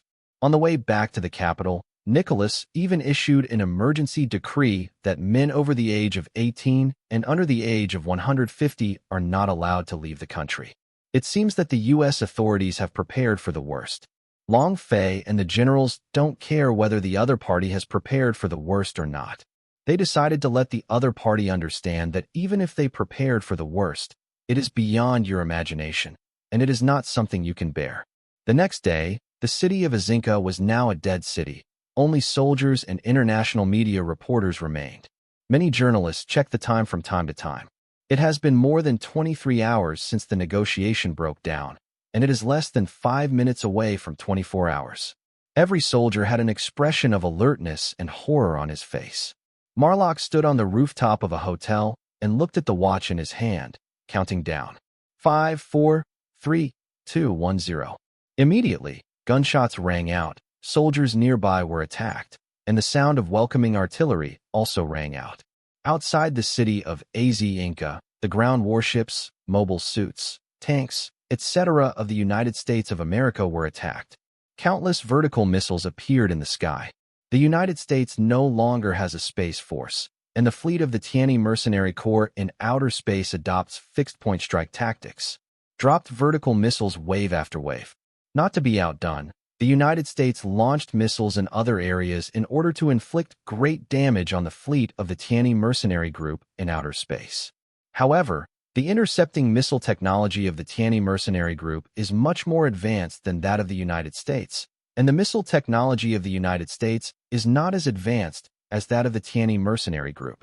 In such a comparison, not a single missile of the United States can break through the defense line. To make matters worse, the Tianyi mercenary fleet in outer space locked onto the missile silos, missile launch vehicles, and anti-missile systems on the ground in the South American allies, and directly launched quasi-missiles. Just let them cause great damage, and make them unable to launch any missiles for a short time. Under a round of precise strikes, the United States was temporarily unable to launch missiles, and part of the outer space Tianyi mercenary fleet began to land. On the outskirts of Azinka City, the fleet, mobile suits, and tanks of the United States of America were hit by several rounds of vertical missiles and directly suffered half of the losses. Long Fei's fleet dispatched MS troops to carry out an inventory of the outskirts of Azinka City. Although the city of Azinka was not attacked by vertical missiles, the defense forces in the city were attacked by the ground forces of the Tianyi mercenaries. The drone camera controlled by Marlock captured the defenders, and they couldn't resist these Tianyi mercenaries in Spartan uniforms. Many people speculated that it might be the ground troops of the Tianyi Mercenary Corps, which used the stealth function to sneak into the city of Azinka before the war started. Hey, look! A reporter pointed to the sky. Mallock and other fellow reporters looked up and saw a huge fleet of Tianyi mercenaries, military level. Apart from mobile suits, the Tianyi mercenary fleet also dropped drones, chariots, and many devices of various sizes, such as square cabins. The shelter landed on the ground, and when the hatch opened, a group of Tiani mercenaries wearing Spartan battle uniforms and nano-armor came out. The small shelter only had one Tiani mercenary, and the large shelter could accommodate 8 Tiani mercenaries. There is also wearing a Spartan battle suit and God of War armor, directly descending from the battleship from the sky, turning on the rear thruster before landing and slowly falling to the ground. The defenders in Azinka also had mobile suit troops, and the mobile suits on both sides began to fight. Malak controls the drone to film the battle between the two sides. The camera also captured a few Tiani mercenaries, acting like heroes in martial arts novels flying over the walls. These heaven and earth mercenaries flying over the walls did not use knives and swords, but rifles in their hands, shooting at the enemy while flying over the walls. The defenders on the ground were shot and killed one by one. A Tiani mercenary encountered a tank and several defenders without fear and dared to confront him head-on. Not only shoot the defenders instantly with the rifle in his hand, but also use the propeller behind him to jump into the air and dodge the grenade gun above the tank turret. He even pulled out an electric current bomb and threw it at the tank. When the electric current bomb exploded, it sent out a strong electric current and temporarily paralyzed the tank. The Tiani mercenary landed on the tank turret, opened the cover, dropped a grenade, and then jumped away. The tank exploded inside, and all the people inside were killed. The Tiani mercenaries immediately activated the stealth function and went to the next battle location. The drone controlled by Marlock then took pictures of the Ares armor, not only knocking over a military vehicle with one punch, but also directly splitting a tank with the heat-sensitive spear and axe in his hand, and replacing it with a huge 80mm grenade gun. A single shot directly blew up a tank. Oops. Malak looked at the flat screen, and a fighting Falcon MS appeared behind the Ares armor. The rifle in his hand could definitely penetrate the armor of the Ares armor. Suddenly, a Tiani mercenary in a Spartan uniform used the building to remove a eaves and wall, and then hooked the head of the fighting Falcon MS with the hook gun in his hand, scratched it on the head of the fighting Falcon, and put the electric bullet on the fighting Falcon's head. The powerful electric current temporarily paralyzed the fighting Falcon's camera and some instruments, and the Tiani mercenaries pulled up the emergency opening lever of the fighting Falcon's cockpit. The moment the cockpit was opened, the Tiani mercenaries shot directly into the cockpit to kill the driver, then threw the killed driver out, and gestured to the God of War armor below, and then entered the driving battle Falcon MS. The series of battles of Tiani mercenaries not only made Malak and his fellow reporters exclaimed, but even the audience who watched the live broadcast felt that this was even better than the battle scenes in those movies. The experts who watched the live broadcast of the Tiani Mercenary Regiment's ground force battle saw their extraordinary skills. In addition to relying on their advanced Spartan battle uniforms, they also had superhuman physical strength. I really don't understand where the Tiani Mercenary Group found so many fighters with superhuman skills. Many military experts suspected that the Tiani Mercenary Regiment had mastered the surgical techniques to strengthen their physique. Otherwise, where would the Tiani Mercenary Group find so many superhuman fighters? Marlock then took a picture of a Mk-2G mass-produced Gundam, with yellow lights emitting from the eyes, MD control. Because the eyes turn red when the exam system moves, Long Fei changed the lights to yellow to distinguish them, facing several Flying Cat and Fighting Falcon shooting.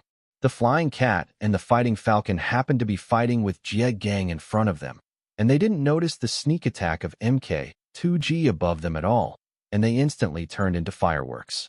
Malak felt that the Mk-2G was a bit strange, so he controlled the drone to track it. The Mk-2G flew to one place, and the camera of the drone controlled by Malak captured a Tiani mercenary running fast. This Tiani mercenary had an assault rifle hanging on his back waist and held pistols in both hands. When running, he held the guns in both hands while running and shooting. Every shot and bullet took the life of a defender. Then rushed to the front of the 3 defenders, put the 2 pistols directly into the holsters, pulled out the Gaojianmai saber in the left arm armor with the right hand, pierced the throat with a knife in the middle, and then grabbed the collar of the corpse with the right hand and threw it to the left armor. The garrison then rushed to the right garrison. The defender on the right raised his gun to shoot, but was dodged by the opponent, and then received a left hook from the opponent, and then his throat was smeared by the opponent. After the Tianyi mercenaries killed him, they threw their sabers at the guard on the left who had just turned over the corpses of their companions, pierced through the helmets, and pierced his temples, killing him on the spot.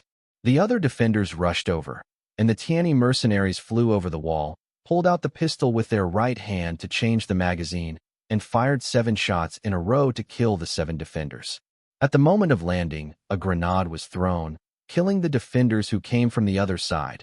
The small propeller on the back was turned on, and a short sprint rushed in front of another defender, and the defender's head was smashed with one punch. Blow up. Mk2G landed not far from the Tianyi mercenaries, knelt down on one knee, and opened the cockpit. What? No one. Malak looked at the screen in the tablet, and there was no one in the Mk2G cockpit. The Tianyi mercenary jumped up and entered the Mk2G cockpit. The cockpit closed for a moment, and the light in his eyes changed from yellow to blue. Mk2G rushed to the nearby enemy MS, held a beam gun, shot down the enemy MS, then replaced the beam gun with a beam saber, and chopped off a Raptor MS with one sword. Malak saw from the screen that Mk2G moved differently after it was replaced by someone. On the outskirts of Isekai City, the defenders of the United States were beaten back steadily, and most of the Gundams were not dispatched. Only Maris drives Astaroth, Rebirth type, and Talisa drives dual Gundam Corps equipment to fight. The Shadow Crazy Dogs and Dire Hounds were also not dispatched. Long Fei communicated secretly with someone in his room. The person who secretly communicated with Long Fei was Pope David of the Uya Cross Country. Your Majesty, as far as I know, your Nemesis plan is also your finalized plan. Why don't you want to continue to implement it at this moment? I will make a final decision. In addition to the entire civil society wanting to take revenge on the United States, those high-level people in our country are also one-sidedly clamoring for revenge, and at that time I just wanted to send a message to the United States. There should be a counterattack. The Nemesis plan is not to avenge the United States to the end, but the media has exaggerated and misled the Nemesis plan. Long Fei thought in his heart, these media are really troublesome sometimes. They are either making random hype or making out of nothing, or they are just biasing things and misleading others. Long Fei asked, then His Majesty, how do you want me to help you? After the Pope said his request, Boss Long Fei, I told you my conditions, and you also told me what kind of return you want. My reward. After Long Fei said it, the Pope nodded and said, Boss Long Fei, there is no problem with the reward you want. After the matter is done, I hope the Pope can keep his promise. The outskirts of Isekai City have been completely wiped out. The ground battleships of the United States of America have been wiped out in 7s and 88, and MS and chariots have been beaten into Isekai City.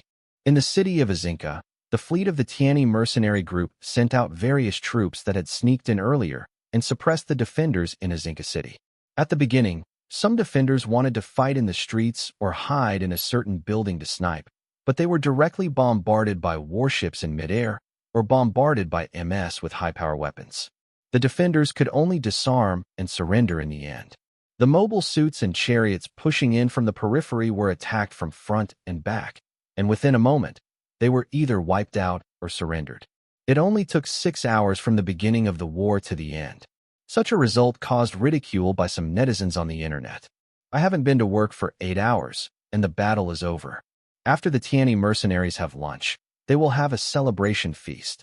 I'll go. The war is over before I make dinner. The battle in Isekai City was over, and the other cities that Long Fei had designated to attack also declared the end of the battle within an hour. Nicholas and many ministers were in the combat conference room in the presidential palace. Seeing this result, everyone's expression was very ugly. The cities conquered by the Tianyi mercenary group were all first-tier cities in the United States. Nikolai looked at the Minister of Defense and asked, do we still have soldiers to use? Do we still have weapons? Your Excellency, we still have weapons. The soldiers may need to be transferred from the reserve. A minister proposed to activate the nuclear bomb, but was quickly rejected by others. First, the outer space fleet of the Tianyi Mercenary Corps has been monitoring every move of the American mainland. Second, is launching a nuclear bomb guaranteed to reach the fleet of the Tianyi Mercenary Group? And don't forget that the Tianyi Mercenary Group also has nuclear bombs in their hands.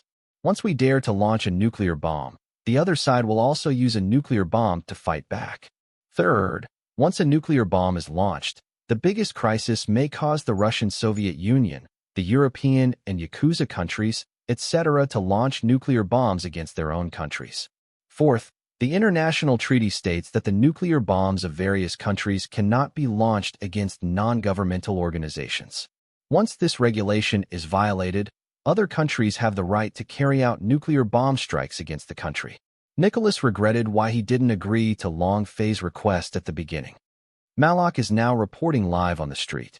There are active and reserve soldiers in the captured American army, and there are even veterans who have been called back from the military. All these soldiers were in mourning.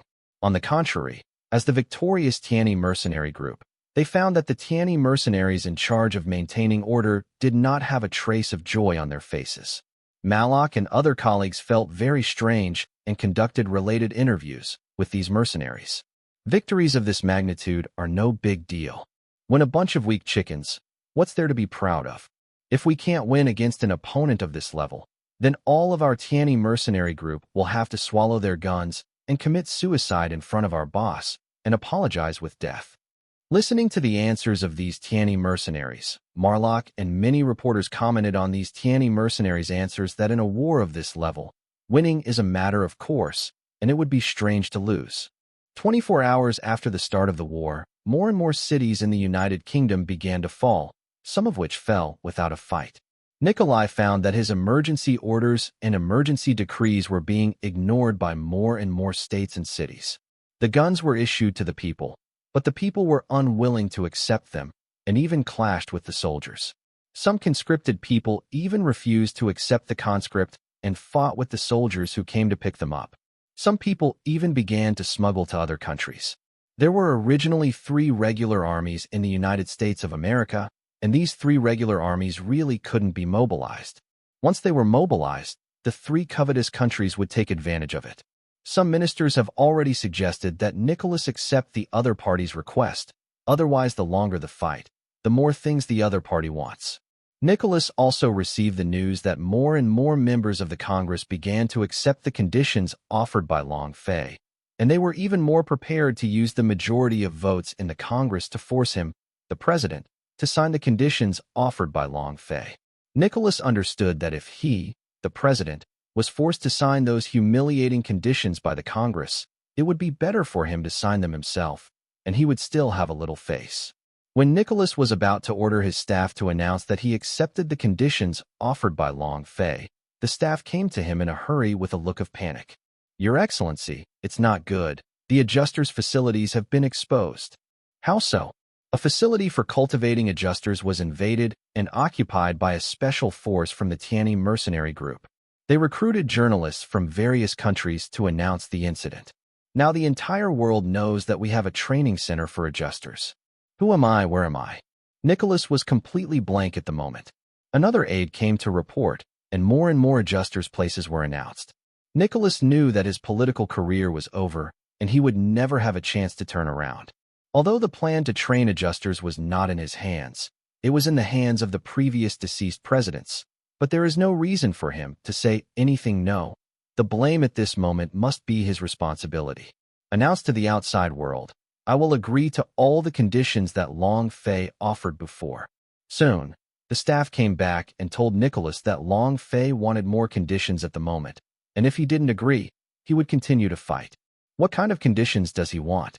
Nicholas asked, very annoyed. The staff put the tablet on Nikolai's desk. Nicholas looked at the conditions that Long Fei offered on the tablet, except for the 8 conditions that Long Fei had before.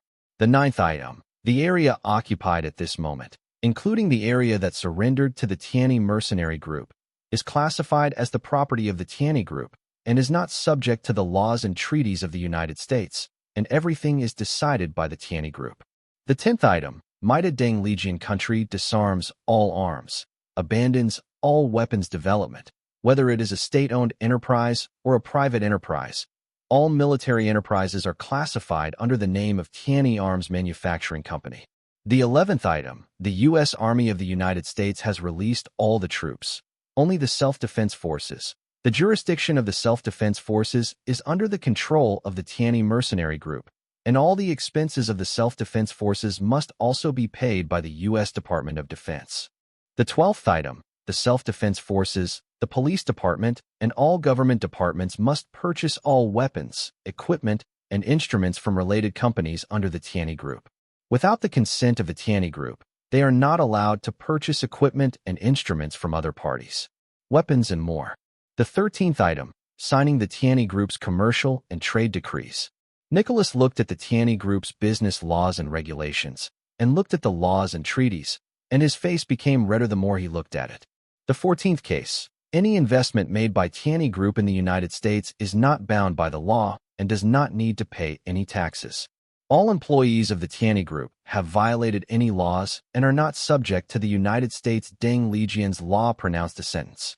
The 15th case is to pay war reparations and land cession to the Eurasian cross-country and the South American allies. Item 16. Looking at the following conditions, Nicholas was so angry that he lost control of his anger. He threw the tablet on the ground and shouted, "This is simply too much deception, too much deception, no, too much deception to the country, and the Tianyi mercenary group deceived us. Tading Legion Kingdom, I will absolutely not agree to these conditions, and I will not sign it even if I am killed. I will definitely not sign it if I am killed."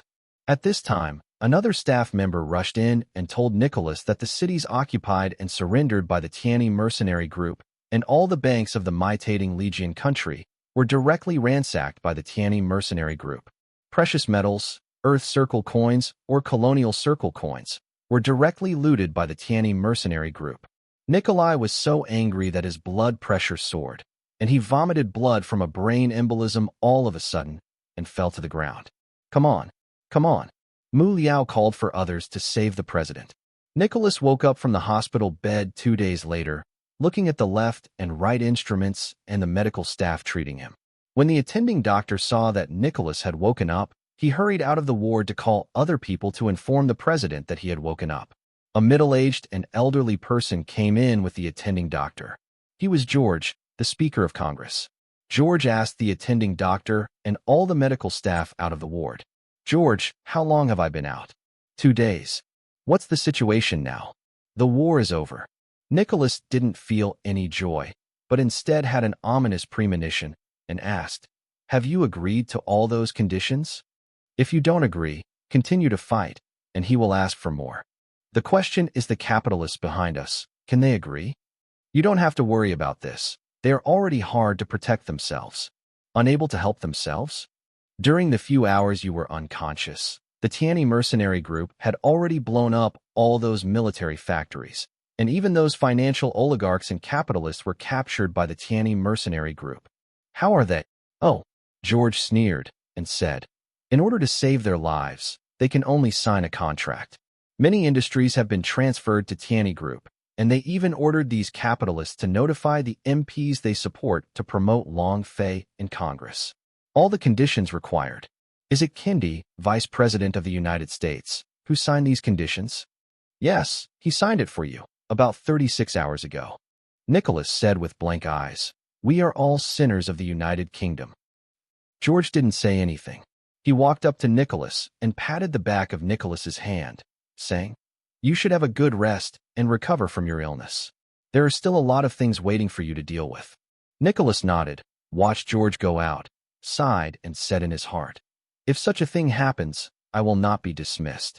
The main thing is to use me as a shield and push all the faults on me, the president. Now, whatever I do next, I will be a sinner of the United States through the ages." The United States has signed a bunch of unequal conditions. Experts and commentators on current affairs from various countries have commented that after the United States signs these conditions, it will only become a big and weak country from today. And what some current affairs commentators don't understand is that the second condition offered by the mercenary group actually requires the United States to pay war reparations and land cession to the European and Asian Crusaders and the South American allies. Many experts couldn't understand why the Tianyi mercenary group didn't have this condition when they first negotiated, and didn't have this condition until they offered more conditions for the second time. It doesn't look like the act of upholding justice for the Rhineland Emirates at that time. Later, the Tianyi Mercenary Corps also explained on the official website that the 8 conditions set out in the first negotiation had already been expected to be rejected by the U.S. authorities, so they would not release these conditions. During the next fight, they decided to violently attack the United States. At that time, they would not only accept the 8 conditions set before, but they would accept more conditions. The Uya cross-country, which still wants to implement the Nemesis plan, under the Pope's persuasion, let those who are the main fighters also put down their revenge on the United States. When the South American allies talked about the contract signed by the 3 giants and Long Fei, after returning to power, many ministers and related interest organizations did not agree with these conditions. But the Big 3 didn't want to negotiate anymore, because after seeing the military strength of the Tianyi Mercenary Group, if they wanted to negotiate again, it might be possible for the Tianyi Mercenary Group to directly adjust their guns and kill them directly. However, these people and related organizations below could not agree to it, and the rotating chairman Miroslav had no choice but to discuss it with Long Fei. Long Fei didn't want to embarrass the other party and didn't want to waste time, so he decided to let the United States pay reparations to the South American allies by the way. Given the indemnities received by the South American allies, the ceded territory, and some sea areas, these officials and interested organizations no longer objected to the previously negotiated treaty requirements when they knew that the Tianyi Group was not involved.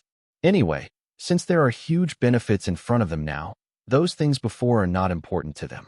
The people of the South American allies and the Eurasian cross-country have a very high evaluation of the Tianyi Mercenary Group and are grateful to this private armed organization for upholding justice for them.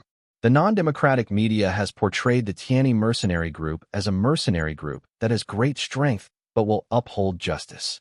The media in the democratic camp portrayed the Tianyi Mercenary Group as an evil private armed organization, portrayed the Tianyi Group as an evil group, and the leader, Long Fei, was a representative of evil. After the United States, one of the 3 giants of the democratic camp, was overthrown, the comprehensive strength of the democratic camp at this moment has been greatly reduced. The 16th subbase of the Tianyi Mercenary Corps was built in the South American allies. The 17th subbase is built in the mainland of the United States, and the 17th subbase is quite special, and some molecular bases are built in different areas of the United States. The purpose is to monitor the United States country dynamics. The 18th subbase was built in the city on the moon in the former United States. As for the 3 space colony satellites of the former United States, they are going to be auctioned at this moment, and the one with the highest price will win. On Long Fei's side, he was preparing to leave the Earth's circle and return to his home base. Long Fei and Tao Xiang communicated with Long Xian in the room. Second sister, how are you? Eldest sister and third sister? Has the imperial government bothered you? Long Xian shrugged and said, since your mercenary group defeated the United Kingdom and forced them to sign those unequal conditions, let alone my local officials, even the prime ministers and ministers in the central government they are here to curry favor with us. So let's just talk about me. Miss Longshuan's former Miss Longxian and her later counterparts call me that, and hope to use us as a springboard to meet you. Needless to say, I know their purpose. Yeah, having said that, I probably don't have much time recently, so take a good rest. My eldest sister knows that. Long Fei didn't speak. Tao Xiang behind him nodded towards Long Xian.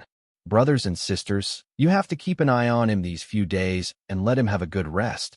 Otherwise the elder sister will be very worried. I will, second sister. Long Fei yawned unknowingly at this time. Look, you are really tired.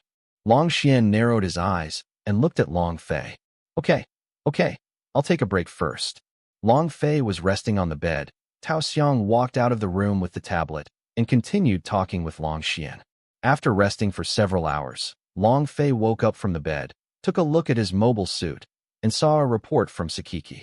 The Hanxia Empire decided to purchase Vita and gun mobile suits that can be used on both land and water. On the other side, Li Jiaming returned to the mother base earlier than Long Fei and had to settle the adjusters he brought. There are 200,000 adjusters. As for the problem of adjusting people, there is no problem in terms of settling in. There is no problem in arranging housing, arranging some jobs, and so on. The adjusting people in childhood can let them go to school like ordinary children. The headache is the problem of adjusting people's ID cards. Li Jiaming can only go to the kingdom of Mekong, the kingdom of Zok, and the kingdom of Niklon to discuss with the kings of these three countries and arrange ID cards for these adjustments. For the adjusters, the kings of the three kingdoms have always been somewhat resistant, but after learning that Commander Li Jiaming will not send these adjusters to their countries, they just need an ID card. These adjusters are just meteorites around the mother base. Transform district living.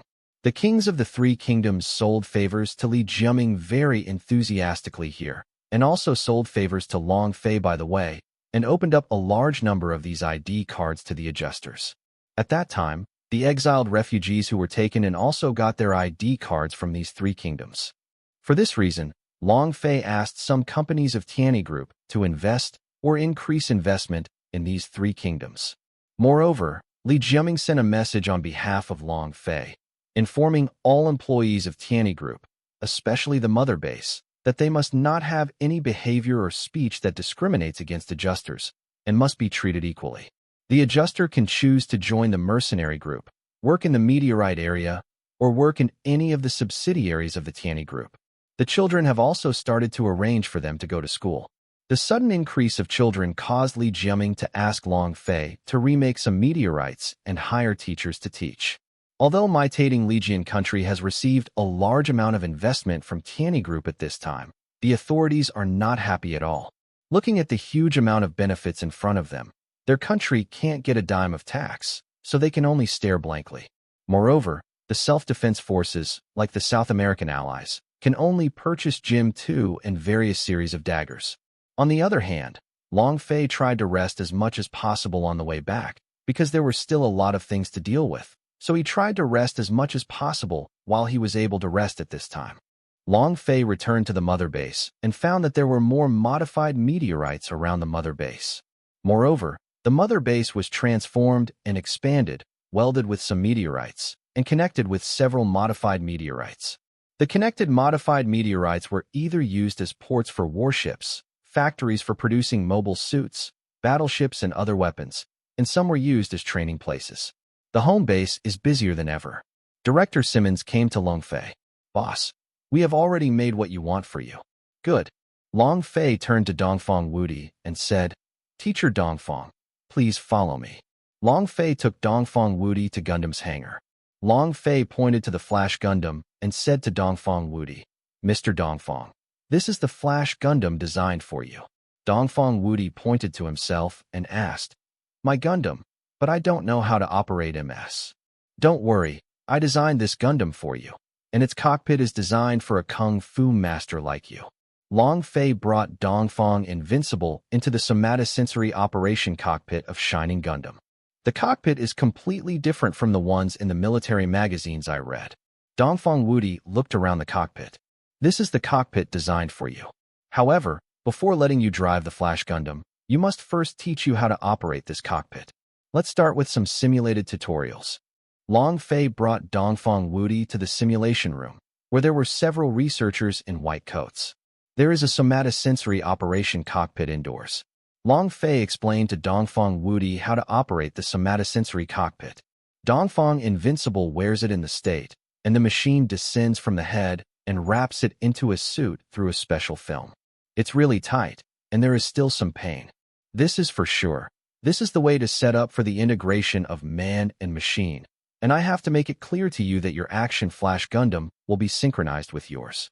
If Flash Gundam takes any damage, you will also have a feeling of pain, and you have to be aware of that when you're fighting. Clear. Then start the simulation training. When Dongfang Wudi played a set of punches, the researchers began to check the data.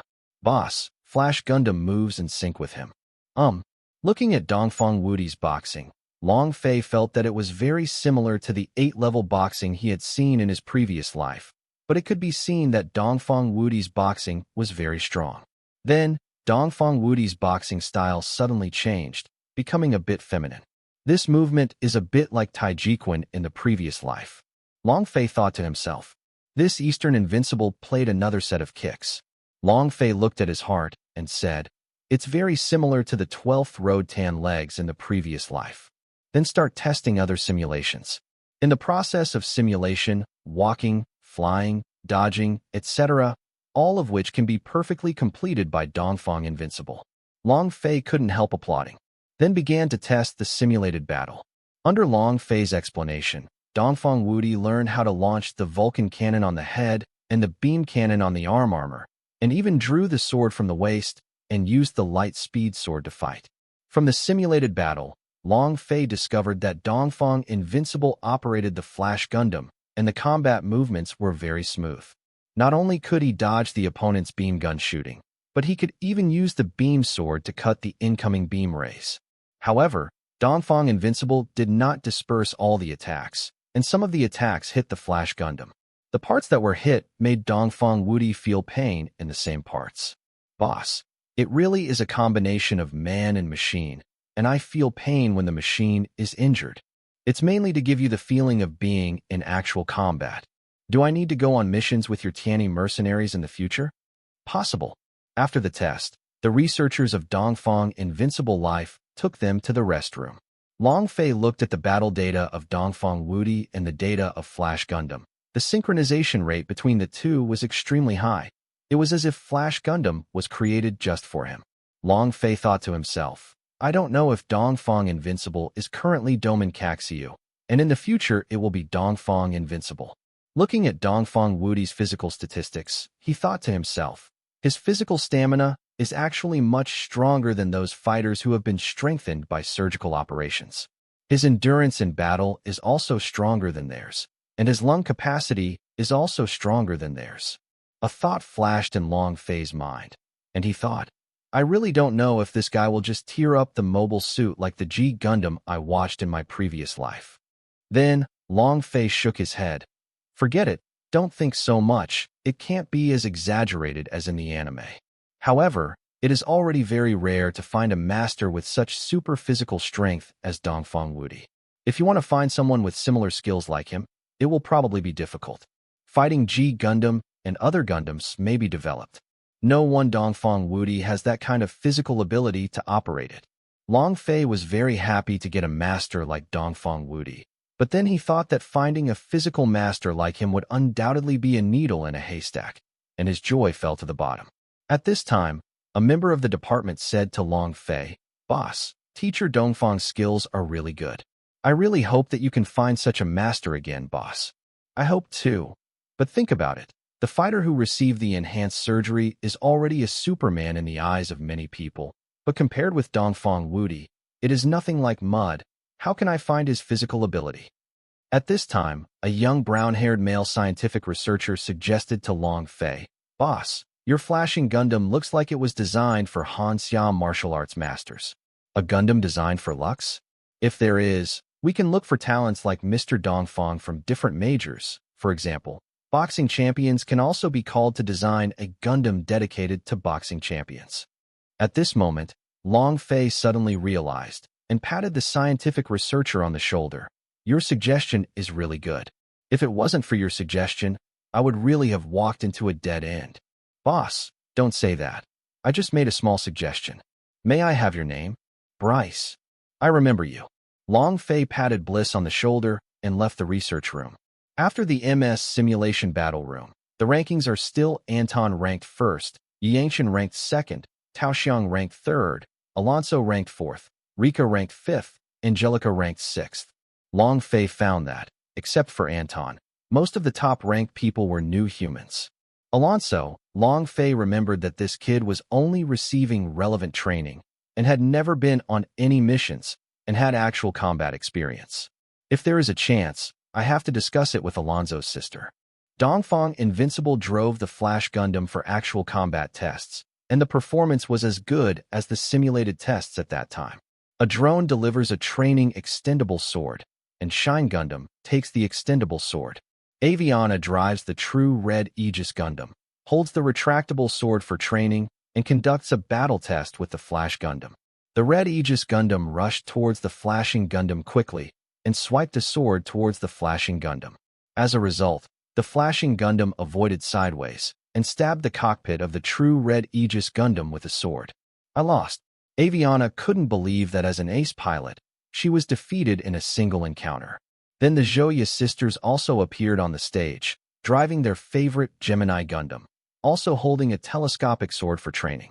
Gemini Gundam's coordinated attack, Flash Gundam. Flash Gundam cleverly blocks Gemini Gundam's attack, and even hits Gemini Gundam with a sword at the moment of parrying. The two sisters did not expect that they would be defeated by each other as soon as they met. Maris appeared, driving Astaroth, Rebirth, Gundam, holding a training retractable sword in one hand and a training rifle in the other. Astaroth first shot the Flash Gundam with the rifle in his hand, and the Flash Gundam not only did not dodge, but also rushed to the target. Flash Gundam swept away the paintballs that were shot with just the training retractable sword in his hand, and came to Astaroth in an instant.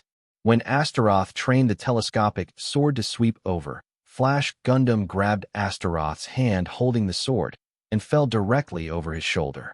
Wow, wow, wow. Maris screamed in the cockpit. Flash Gundam stabbed Astaroth's cockpit with a sword. Then, many ace pilots drove their own Gundams to fight against Shining Gundams. After a few face-to-face meetings, the winner was decided, which dealt a huge blow to many ace drivers. Then Momoka drives Exile Gundam, holding a training retractable sword in both hands. Ning Angel's movements are very smooth, and his double swordsmanship is very vivid and flawless. For a while, he fought with Flash Gundam. Beautiful. The double swordsmanship is very beautiful. Dongfang Wudi praised while waving his sword. Tao Xiang's face was a bit serious. She felt that Dongfang Wudi was playing with ease, and she was very concentrated and went all out. Suddenly, the cockpit information signal sounded. Tao took a look, and it turned out that it was telling her that her right hand had been hit and could no longer be used. King Angel can only fight with a fencing sword in his left hand. Shining Gundam grabbed Ning Angel's left hand with his right hand, and kicked Ning Angel's left leg joint with his right foot, causing Ning Angel to lose his balance. Tao Xiang immediately controlled the Angel to maintain her balance, and then kicked her right leg towards the Shining Gundam. I forgot that this is the universe. I'm so confused. Dongfang Wudi complained to himself, raised his left leg to block the right leg that could be kicked by the Angel. Shining Gundam held the training retractable sword in his left hand, and swept into the cockpit of the Archangel. Tao Xiang lost. Many ace pilots were stunned, but Tao Xiang was their top 3 MS ace pilot. Seeing such a result, Long Fei didn't feel any disturbance in his heart. Long Fei had expected such a result long ago. Then, 2 MD Taurus in the form of fighter planes, with cables fastened to the fuselage and a meteorite with a diameter of 10 meters, were sent not far in front of Shining Gundam. Then the cable was undone, and the 2 Taurus walked away. Long Fei communicates that the East is invincible. Teacher Dongfang, try Flash Gundam's Nirvana. Nirvana? Wudi was a little puzzled when he heard that. A document appeared on the screen in front of him. Dongfang Wudi raised his right fist after looking at the document. This hand of mine is flashing and roaring. He's yelling for me to beat you. Kill, flashing hand. Shining Gundam's right hand emits blue light and strong energy, and the propeller behind it sprints fiercely, forming a fast trajectory. The right hand that was emitting a cyan flash hit the meteorite, and the strong energy fluctuations instantly penetrated the meteorite, and the meteorite was immediately shattered. All the ace drivers watching the screen exclaimed. After Flash Gundam returned to the Gundam hangar, when Dongfang Invincible walked out of the cockpit, many ace pilots watched him. This made Dongfang Invincible really embarrassed. A pilot ran into the cockpit of the Shining Gundam, saw the somatosensory operation cockpit of the Shining Gundam, and said in surprise, "My God, what kind of cockpit is this?" The ace pilots were surprised when they saw the somatosensory operation cockpit, and it was the first time they encountered such a special control cockpit. Zhona said with a displeased face, "It turns out that we lost in such a special cockpit. If we can also control such a cockpit, how could we lose so badly?" As a result, a very shocking voice came from behind Zhona. "Even if you operate the cockpit with motion sense, you will only suffer a worse defeat. Regardless of your physical fitness, your fighting skills are far inferior to Teacher Dongfang." Zhona was startled. At some point, Long Fei came behind her. "Hi, boss." Long Fei said to all the ace MS pilots. "There are specialists in the field, and the somatosensory operation cockpit is only suitable for drivers like Mr. Dongfang. What you are suitable for controlling is the joystick driving control system. You just need to improve your driving skills. Come on, don't just give up your original skills just because of today's setback and change to an operation technique that you are not good at and don't know how to do. Yes, boss. Okay, continue to practice your technical skills and learn other techniques to improve your strength. Yes, boss. Most of the Ace MS pilots left the scene. Li Xiuqing stood beside Long Fei and asked, "Old Fei, have you read martial arts novels recently?" "Why do you ask that question?" Li Xiuqing pointed at the Shining Gundam with his chin and then said, "The Shining Gundam seems to be like the movements of the Kung Fu masters in martial arts novels. The moves and fighting skills are completely designed for Kung Fu masters, and the last is the Shining Gundam. Then the right hand emits a blue light, which is simply the strongest move of a hero in martial arts novels." Long Fei thought for a while, nodded and said, "As you said, I have indeed read a few martial arts novels, and you can regard the Flash Gundam as the product of my reading of martial arts novels." Tao Xiang, who was behind Long Fei, complained directly. Maybe he read some magical novel some other day and designed and developed a magic Gundam that looks like magic. Li Xiuqing snapped his fingers and said, "It's possible. And to be honest, don't you think the man in your family has created a bunch of miracle-like things? Calling him a scientist is not as bad as calling him a god." Long Fei rolled his eyes and said, "Okay, don't talk about miracles or gods. I don't believe in these things. I used to say that miracles happened in ancient times. I think it may be that some high-level alien civilization is following us." Joke. Li Xiuqing and Tao Xiang looked at Long Fei. Long Fei went on to say, "Actually, the ancient miracles are ugly to say the least. They are just myths and stories made up by the ignorant people of the ancient times. If the ancient people traveled to our modern times, they would also see our current technology and think that what kind of god? What kind of miracle? Besides, there may be alien civilizations more advanced than ours in the vast universe. Maybe those alien civilizations have come to our planet, showing their technology in front of the ancient people before, and finally what a bunch of miracles and fairy tales have been written." Li Xiuqing and Tao Xiang look at each other. Li Xiuqing asked, "Old Fei, according to what you said, if one day a powerful alien civilization invades our place, can we stop it?" "I don't know, but there is a high chance that it may not be able to stop it." "No way. Can't even your Gundam be able to stop it?" "Gundam may be a powerful existence here, but in the eyes of those alien civilizations, it may be a weak chicken that cannot be easily attacked." Long Fei held a meeting with many important generals of the Tianyi mercenary group, discussing the summary after the war with the United States, as well as discussing their lack of weapons and weaknesses on the battlefield. First of all, it is the outer armor of the Spartan battle suit. There are currently only two types. One is the God of War armor, and the other is the outer-wearing nano-armor that is swept on the ground of the electromagnetic orbital elevator. The name of the outer nano-armor is called Search. Its main function is to search, detect, and detect. Its defense is only slightly higher than the Spartan uniform, Stone. There are small propellers installed on the back and legs to enhance warriors' speed and sprint. Although these two types of outer armor make the suppressing troops even more powerful in combat, the combat functions of these two outer armors are relatively single, which means they are more focused on a certain specialty. During the battle with the ground forces of the United States, the suppression forces suffered a lot of deaths, with a total of more than 100,000 deaths. The number of deaths in this battle was more than the sum of the number of deaths from the days when the Tianyi mercenary group was established until the battle between the two allied forces. However, compared with the number of ground troops killed in the Battle of the United States, the number of ground troops killed by the Tianyi mercenary group was more than 30 times. However, for Long Fei and many generals, such achievements are not worth showing off, and there are several summaries obtained so far. First, the United States has always been one of the top 10 superpowers in the world, and its military weapons are still not to be underestimated. The firepower of some individual weapons can still penetrate Spartan battle uniforms. The Stone function can destroy the Stone function and kill the Tianyi mercenaries as long as it is used several times in a row. Second, the tactical command on some battlefields was improper, which led to the defeat of the United States and the Legion National Army on the battlefield in some places. Third, the outer armor has fewer styles and cannot be used in some complex environments or terrains. The Tiani mercenary team, wearing Spartan battle uniforms, was ambushed by the opponent and wiped out with heavy firepower. Fourth, the above summary also made many generals think whether to develop a new generation of battle uniforms. At this time, Long Fei took out a few outer armor design drawings and opened the three-dimensional image. This outer armor looks like a small mobile suit. Major General Fix pointed to a design drawing of an outer armor, because the outer armor is a helmet and the chest can be opened so that people can enter and drive. Indeed, I call this outer armor Wolf type. It is balanced in terms of maneuverability, flexibility, defense, and firepower.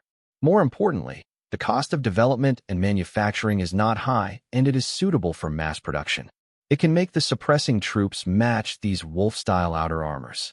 Long Fei explained, the Wolf-style outer armor has a total height of 3 meters and a width of 2 meters. There are propellers on the back and gear tracks on the soles of the feet, which can also be replaced with air cushions, so that not only can it walk quickly on the ground, but it can even move in desert areas without being affected by sand. Under the influence of water, you can also swim in the water. Then, another general pointed to another picture of the outer armor and asked, this outer armor is more bulky than the God of War armor. What's the use of this? This outer armor is called Armor Elephant.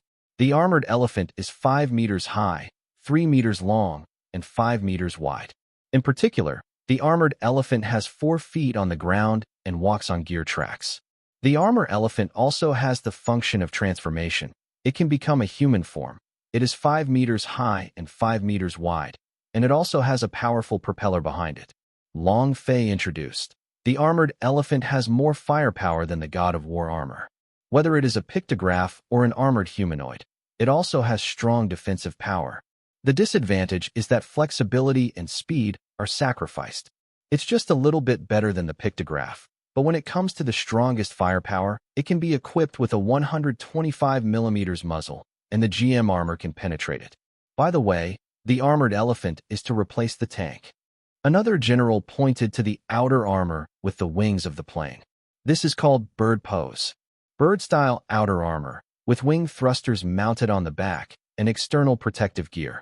The bird-style outer armor is mainly capable of flying under gravity, and the same is true in space. The generals looked at the names and introductions of other outer armors. Most generals feel that there is no need to develop the next generation of Spartan suits for the time being. These outer armors can cope with various battlefields and environments. Then, some new weapons performed very beautifully on the battlefield. Individual weapons such as plasma guns, super pulse laser cannons, etc. Most of the soldiers and chariots of the United Kingdom's troops died from these weapons under. Regardless of whether the drone is flying on the ground, it can cooperate with ground troops, MS troops, and even warship troops to fight, and even in some reconnaissance situations, it can allow the rear troops to conduct long-range strikes. In MS troop combat, except for most of the pilots who are used to fighting in space, they are not used to ground combat, which resulted in the destruction of many MS and the death of pilots.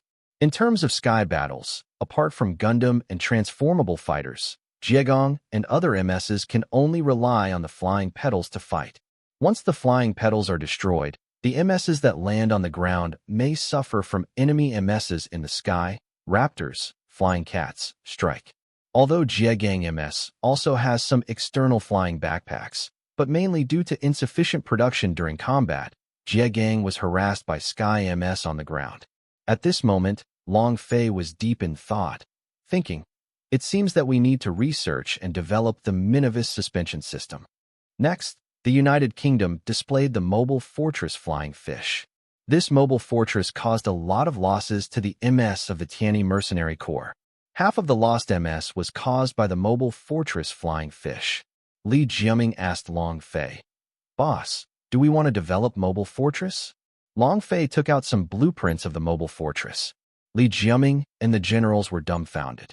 They didn't expect the boss to have so many mobile fortress designs, but they didn't understand why the boss didn't develop the mobile fortress. Li Jiaming couldn't help asking, Boss, you actually have so many blueprints for mobile fortresses. Why didn't you develop them? Which do you think is better than Mobile Fortress or Gundam? This. Li Jiaming didn't know how to answer, and he didn't know how to compare for a while. AICC said, I think we should do some simulated battles for comparison. We confiscated the technology of state-owned enterprises and private-owned military-industrial complexes in the United States. Flying Fish Ma has a reference value. Just like GP-03D has a powerful, the firepower and speed caused the enemy to suffer unimaginable damage, and the subordinates believe that the mobile fortress has the value of development and manufacture. Long Fei nodded and said, you guys should make an evaluation, see which one is worthy of development and manufacture, and test it. Then, continue to summarize other items and discussions. Then, everyone discussed the adjusted person who settled down. After a period of observation, they found that the adjusted person has a strong adaptability and even quickly mastered some matters. Some adjusters, combat types, who have not been trained by Ms. Professional Driving, after a few days of training, already have the results of several months of training for ordinary people. It was also discovered that some adjusters, only the fighting type, have a special ability which can improve their abilities in a critical moment or when their lives are threatened. There may be one such adjuster between 10 and 20 ordinary adjusters. According to the information obtained from the United States, this kind of adjuster is called a senior adjuster.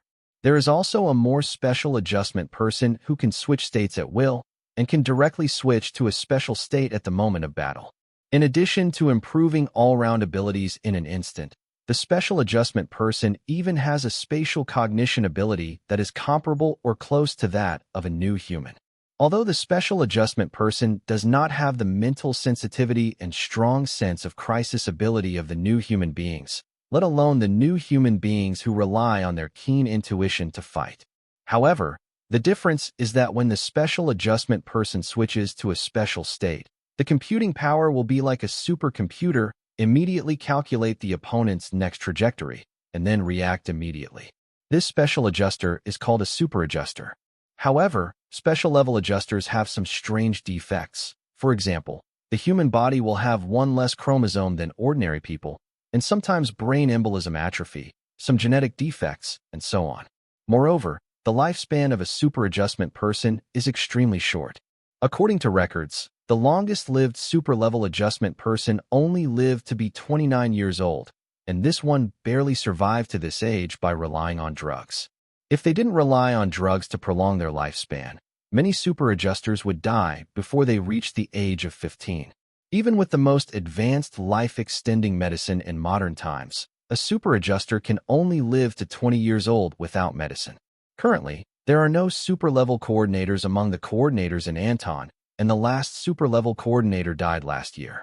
As for ordinary adjusters and advanced adjusters, the basic lifespan is the same as that of ordinary people, and they can live to about 200 years like ordinary people if they are injected with life-extending potions. Although the United States has made many efforts, it is still unable to solve the problem of super-level adjusters. And even the biggest problem with super-level adjusters is that their lifespan will be shortened with the battle. Even some super adjusters died after a single battle. Such disposable supplies were too wasteful of resources for the United States, so they stopped manufacturing super adjusters. Most of the high-level adjusters evolved from ordinary adjusters after going through several life-and-death crises and surviving battles. A person who can evolve into an advanced adjuster.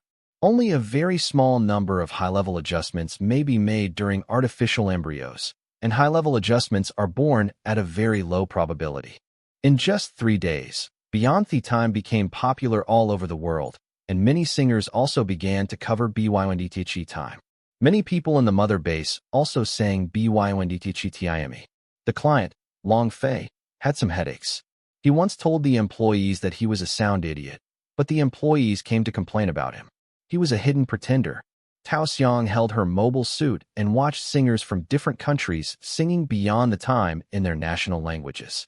The client, Long Fei, also felt a little helpless. He never thought that an anime song in his previous life would be so popular all over the world in this life. The information Tao Xiang received was from the unit that Long Fei handed over to her to manage. The song Beyond Time will be spread. At first, Her sister Li Xiang shared it in moments, and then spread it to 10 to hundreds. Tao Xiang told Long Fei, who was researching new technology, about this matter. Tao Xiang looked at Long Fei and didn't care much, and asked, "Aren't you angry?" "What's there to be angry about? What your sister leaked is not a secret technology." In the colony of District 7, something happened suddenly. A cargo ship bearing the logo of Tianyi Group was suddenly attacked by a mysterious force. All the crew members in the freight yard were killed, and the cargo ship was robbed.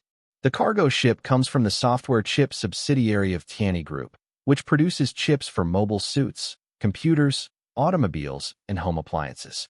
After receiving the news that the cargo ship was hijacked, the Tianyi software chip branch in the 7th District not only immediately launched a special investigation team to investigate, but also notified the subsidiary company of the incident. The president of the subsidiary company also informed the mother base of the matter.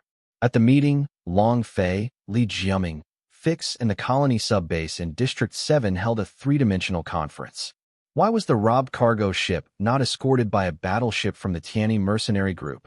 Li Jiaming asked. The persons in charge of the 8th and 10th branch bases looked at each other, not knowing who would explain. When the two hadn't decided who would speak and explain, Li Jiaming slapped the table with his palm. "Speak. Why don't you speak? Open your mouth and explain to the boss. Silence is useful, and silence can solve the problem." The person in charge of the 8th sub-base explained, "Commander-in-Chief, this is actually the case. Many pirate groups in the colony of District 7 were wiped out by our Tianyi mercenary group, and the remaining pirate groups never dared to provoke our Tianyi group. The cargo ship of any subsidiary of the company, the local pirate group will not only detour when they see our group's trademark, but the local pirate group will have to pay us a life-saving fee every month." After finishing speaking, the person in charge of the 8th branch base, he aimed at Long Fei. It's just that Long Fei lay on the boss chair and closed his eyes. He didn't know whether Long Fei was listening or sleeping. Li Jiaming reached out and knocked on the table and asked, "Then why is the cargo ship still being hijacked?" The person in charge of the 8th base continued to explain. "We conducted an investigation with the special case team of the local branch. We conducted some investigations at the location where the robbery was robbed. We have a great assessment that it was not done by the local pirate group. The robbed cargo ship was sending distress signals and outgoing messages. Although it received some interference, fortunately, some signals were received by our branch. From the messages and some signals received, the captain's message was to rob the pirates are not local pirate companies." Li Jiaming asked, "How about the jammers of the local pirate group? It is very backward, and it is impossible to interfere or intercept our cargo ship at all. However, the signal of the cargo ship that was robbed this time was more or less intercepted and interfered. The subordinates think that even if the local pirate group gets with more advanced jammers or interceptors, they dare not rob the cargo ship of Tianyi Group, and their subordinates suspect that the one who may rob our cargo ship may be a pirate group from other places, or even a certain organization from other places, pretending to be a pirate group to rob people by concealing their eyes and ears. It's probably caused by the Wanluo Federation," Long Fei said with his eyes closed. Fix snorted coldly and said, "The negative teaching material of the United States of America is not enough to teach the Wanluo Federation not to have our ideas." Long Fei opened his eyes and looked at Fix and said, "General Fix, the Wanluo Federation and the United States are not the same. The United States was attacked by the Russian Soviet Union more than a year ago. When the Republic and our Tianyi mercenary group attacked, and then attacked the Uya Cross country, our side joined the battle and suffered a disastrous defeat. In addition, the repeated wars on the South American continent caused his national strength to weaken day by day. Our Tianyi mercenary group, what the core defeated was not the United Kingdom in its heyday, but the United Kingdom whose strength had declined. So we just took advantage of the weakening of the United States and took advantage of his illness. Kill him." After listening to what the boss said, Fix really made sense. At this time, some generals disagreed with what the boss said, and said, "But in the battle between the two allied forces, the Wanluo Federation and the United Nations of the Anglo-Samoan Democratic People's Republic also suffered great damage." Li Jiaming explained, "On the surface, it seems that the Democratic Alliance Army has suffered a lot of losses, But the real losses are those democratic countries. The Wanluo Federation and the United Anglo-Sa. They will be able to recover. Fix asked Long Fei. If it is really found out that the Wanluo Federation hijacked our cargo ship, shall we teach them an equal lesson? Long Fei closed his eyes and replied, People respect me 1 foot. I respect him 10 feet. If someone takes me 1 millet, I will take him 3 buckets. Fix asked, The boss means that as long as it is a ship of the Wanluo Federation, we will go to rob it. Is that what you mean? Right. A general asked. Boss, why don't you go to war and destroy the Wanluo Federation? Long Fei opened his right eye, glanced at the general who had just spoken, and closed his eyes again. Did the general who spoke just now said something wrong? Li Jiaming reprimanded. Are you dazzled by the victory? Although we defeated the United States, our vitality has also suffered a loss that cannot be underestimated. If we really go to war with the Wanluo Federation, even if we win it will hurt even more vitality. Maybe it will be completely devastated. And those superpowers who are extremely coveted by our technology will take the opportunity to attack us. Will we be able to stop it then? After being reprimanded by the commander-in-chief, the general bowed his head directly. Long Fei continued to close his eyes and said, At present, our primary investigation is which force hijacked our cargo ship. If it is the ghost of the Wanluo Federation, don't fight it for now. The way to counterattack is just like what I just said. Take me away. Su will win 3 fights against him. Try to play guerrilla warfare with them. I'd love to hear from you. Thanks so much for watching. Did you enjoy this video? If you did, make sure to hit that notification bell so you never miss an update. And don't forget to subscribe and give this video a big thumbs up. Your support means the world to me, and I can't wait to see you in the next one. Thank you.